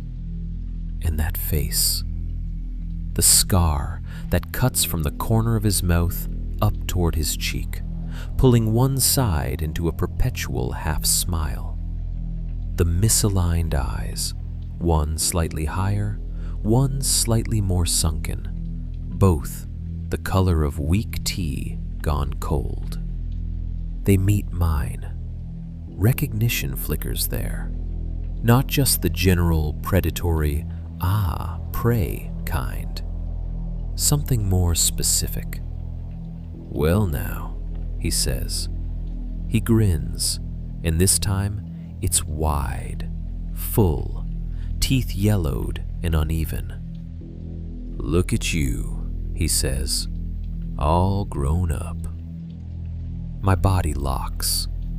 It's like every muscle gets conflicting orders. Run, freeze, attack, collapse, and chooses malfunction instead. Time pulls the trick where it stretches and shrinks at once. Everything is happening too fast, and also I have time to count the scratches on the shotgun stock. He lifts the gun. Not fast, not slow, just inevitable. The barrels rise until they're leveled at us, at me. My brain, uselessly, notes that there's dirt on the muzzle, like he dropped it in a field once and never really wiped it clean. "Run," Mark breathes. There's nowhere to run to. Behind us is more woods and a pit of bones. Ahead is him. Some feral chunk of my brain picks a third option: sideways. I slam into Mark, shoving him toward a gap between trees to the right, just as the shotgun barks. The sound is an explosion in the enclosed space, a concussive blast that punches the air out of my chest. Birds that hadn't made a sound all day launch from hidden perches in a flurry of wings. Bark explodes from the trunk next to where my head was. For a second, there's nothing but white in my vision and a tinny whine in my ears. Then the world slams back in, my shoulder hitting rough bark, Mark swearing, the smell of burnt powder overlaying the ever-present rot. "Go!" I yell, though I can barely hear my own voice. We tear sideways through the undergrowth. Another sound bleeds in, a long, blaring horn.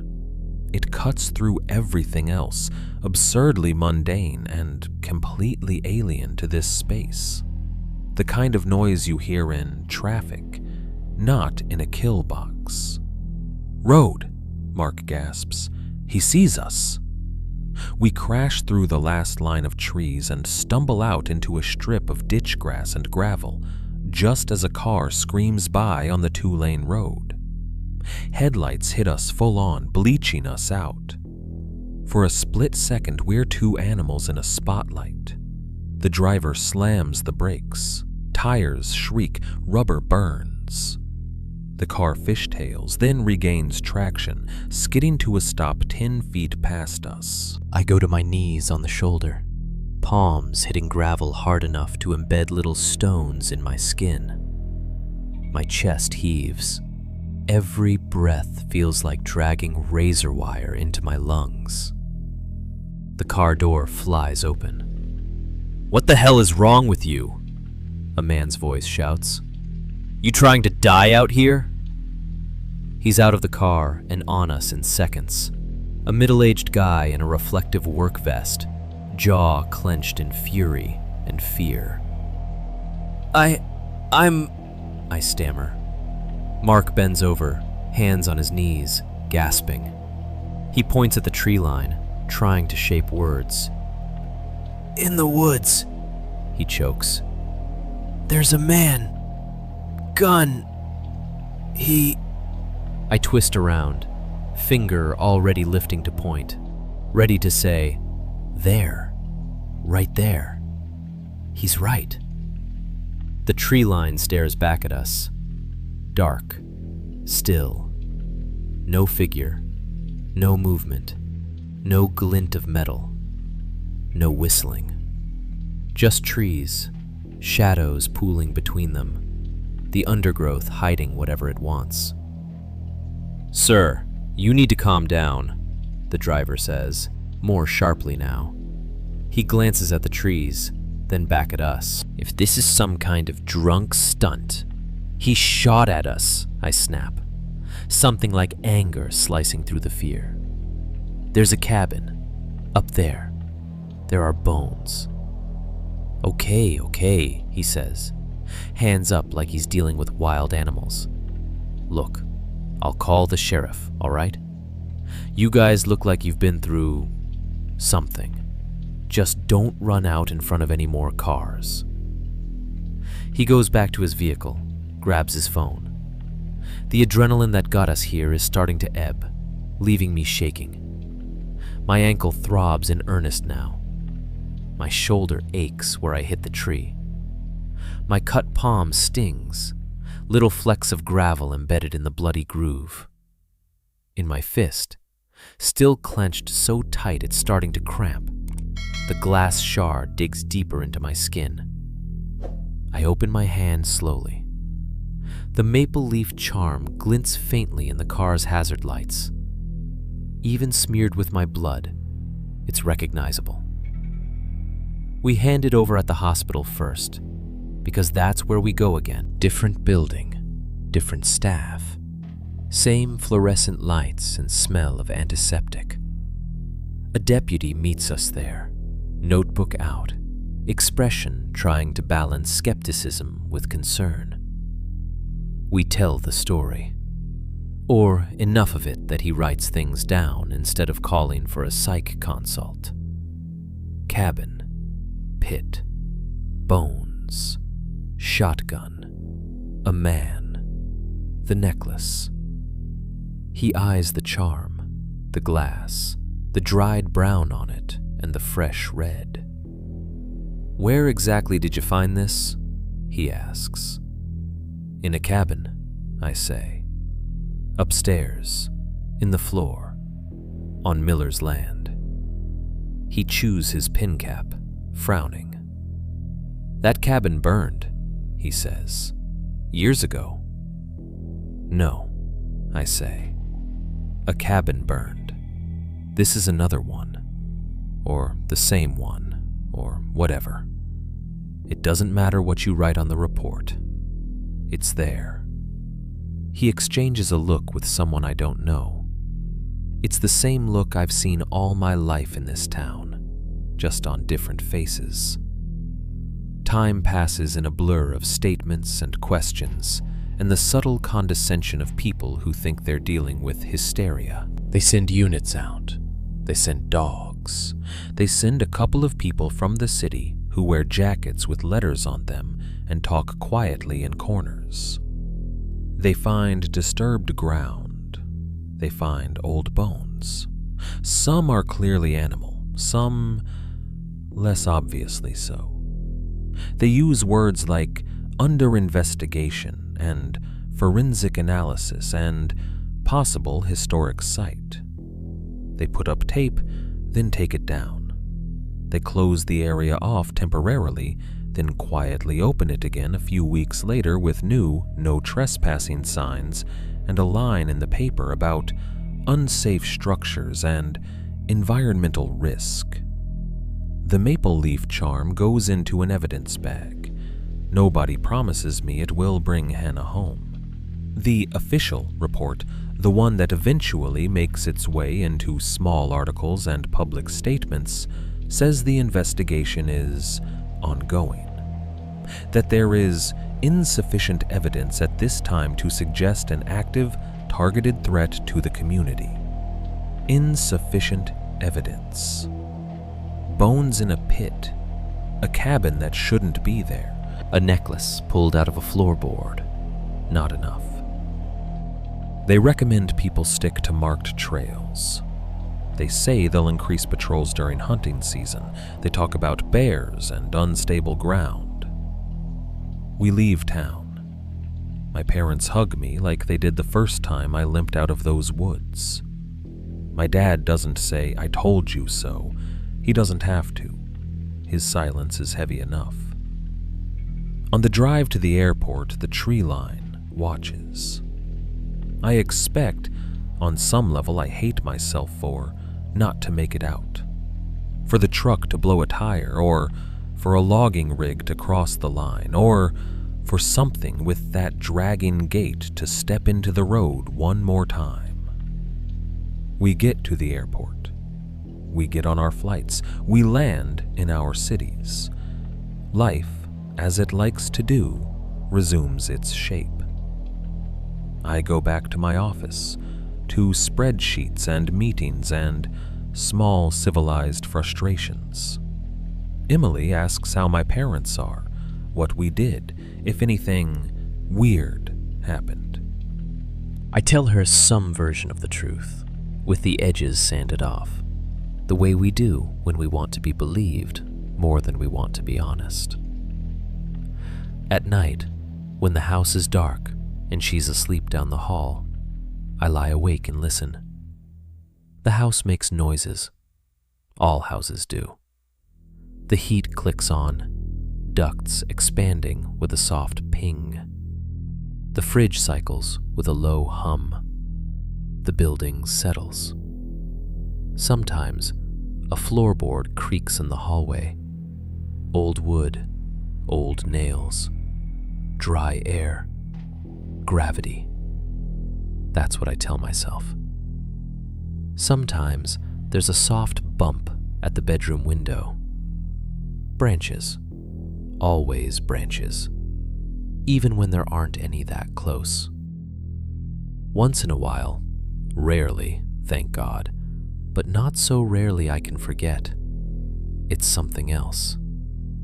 A thin, tuneless whistle. So faint I could almost write it off as the TV from the apartment below, or a drunk on the street, or some weird ringing in my ears from being tired. Same pattern, same wrong little loop of notes, wandering around like it's looking for something to latch onto. I don't look out the window when I hear it. You shouldn't either. I finished telling you all of this in my kitchen, lit only by the glow of my laptop screen. It's late. Emily is asleep. The world outside is quiet. There's one part I haven't mentioned yet. I don't know why. Maybe because saying it out loud makes everything else feel less like a bad dream and more like the opening chapter of something that doesn't end. On the day Mark and I left town, him north, me east, we both got the same text. Blocked number. No contact name.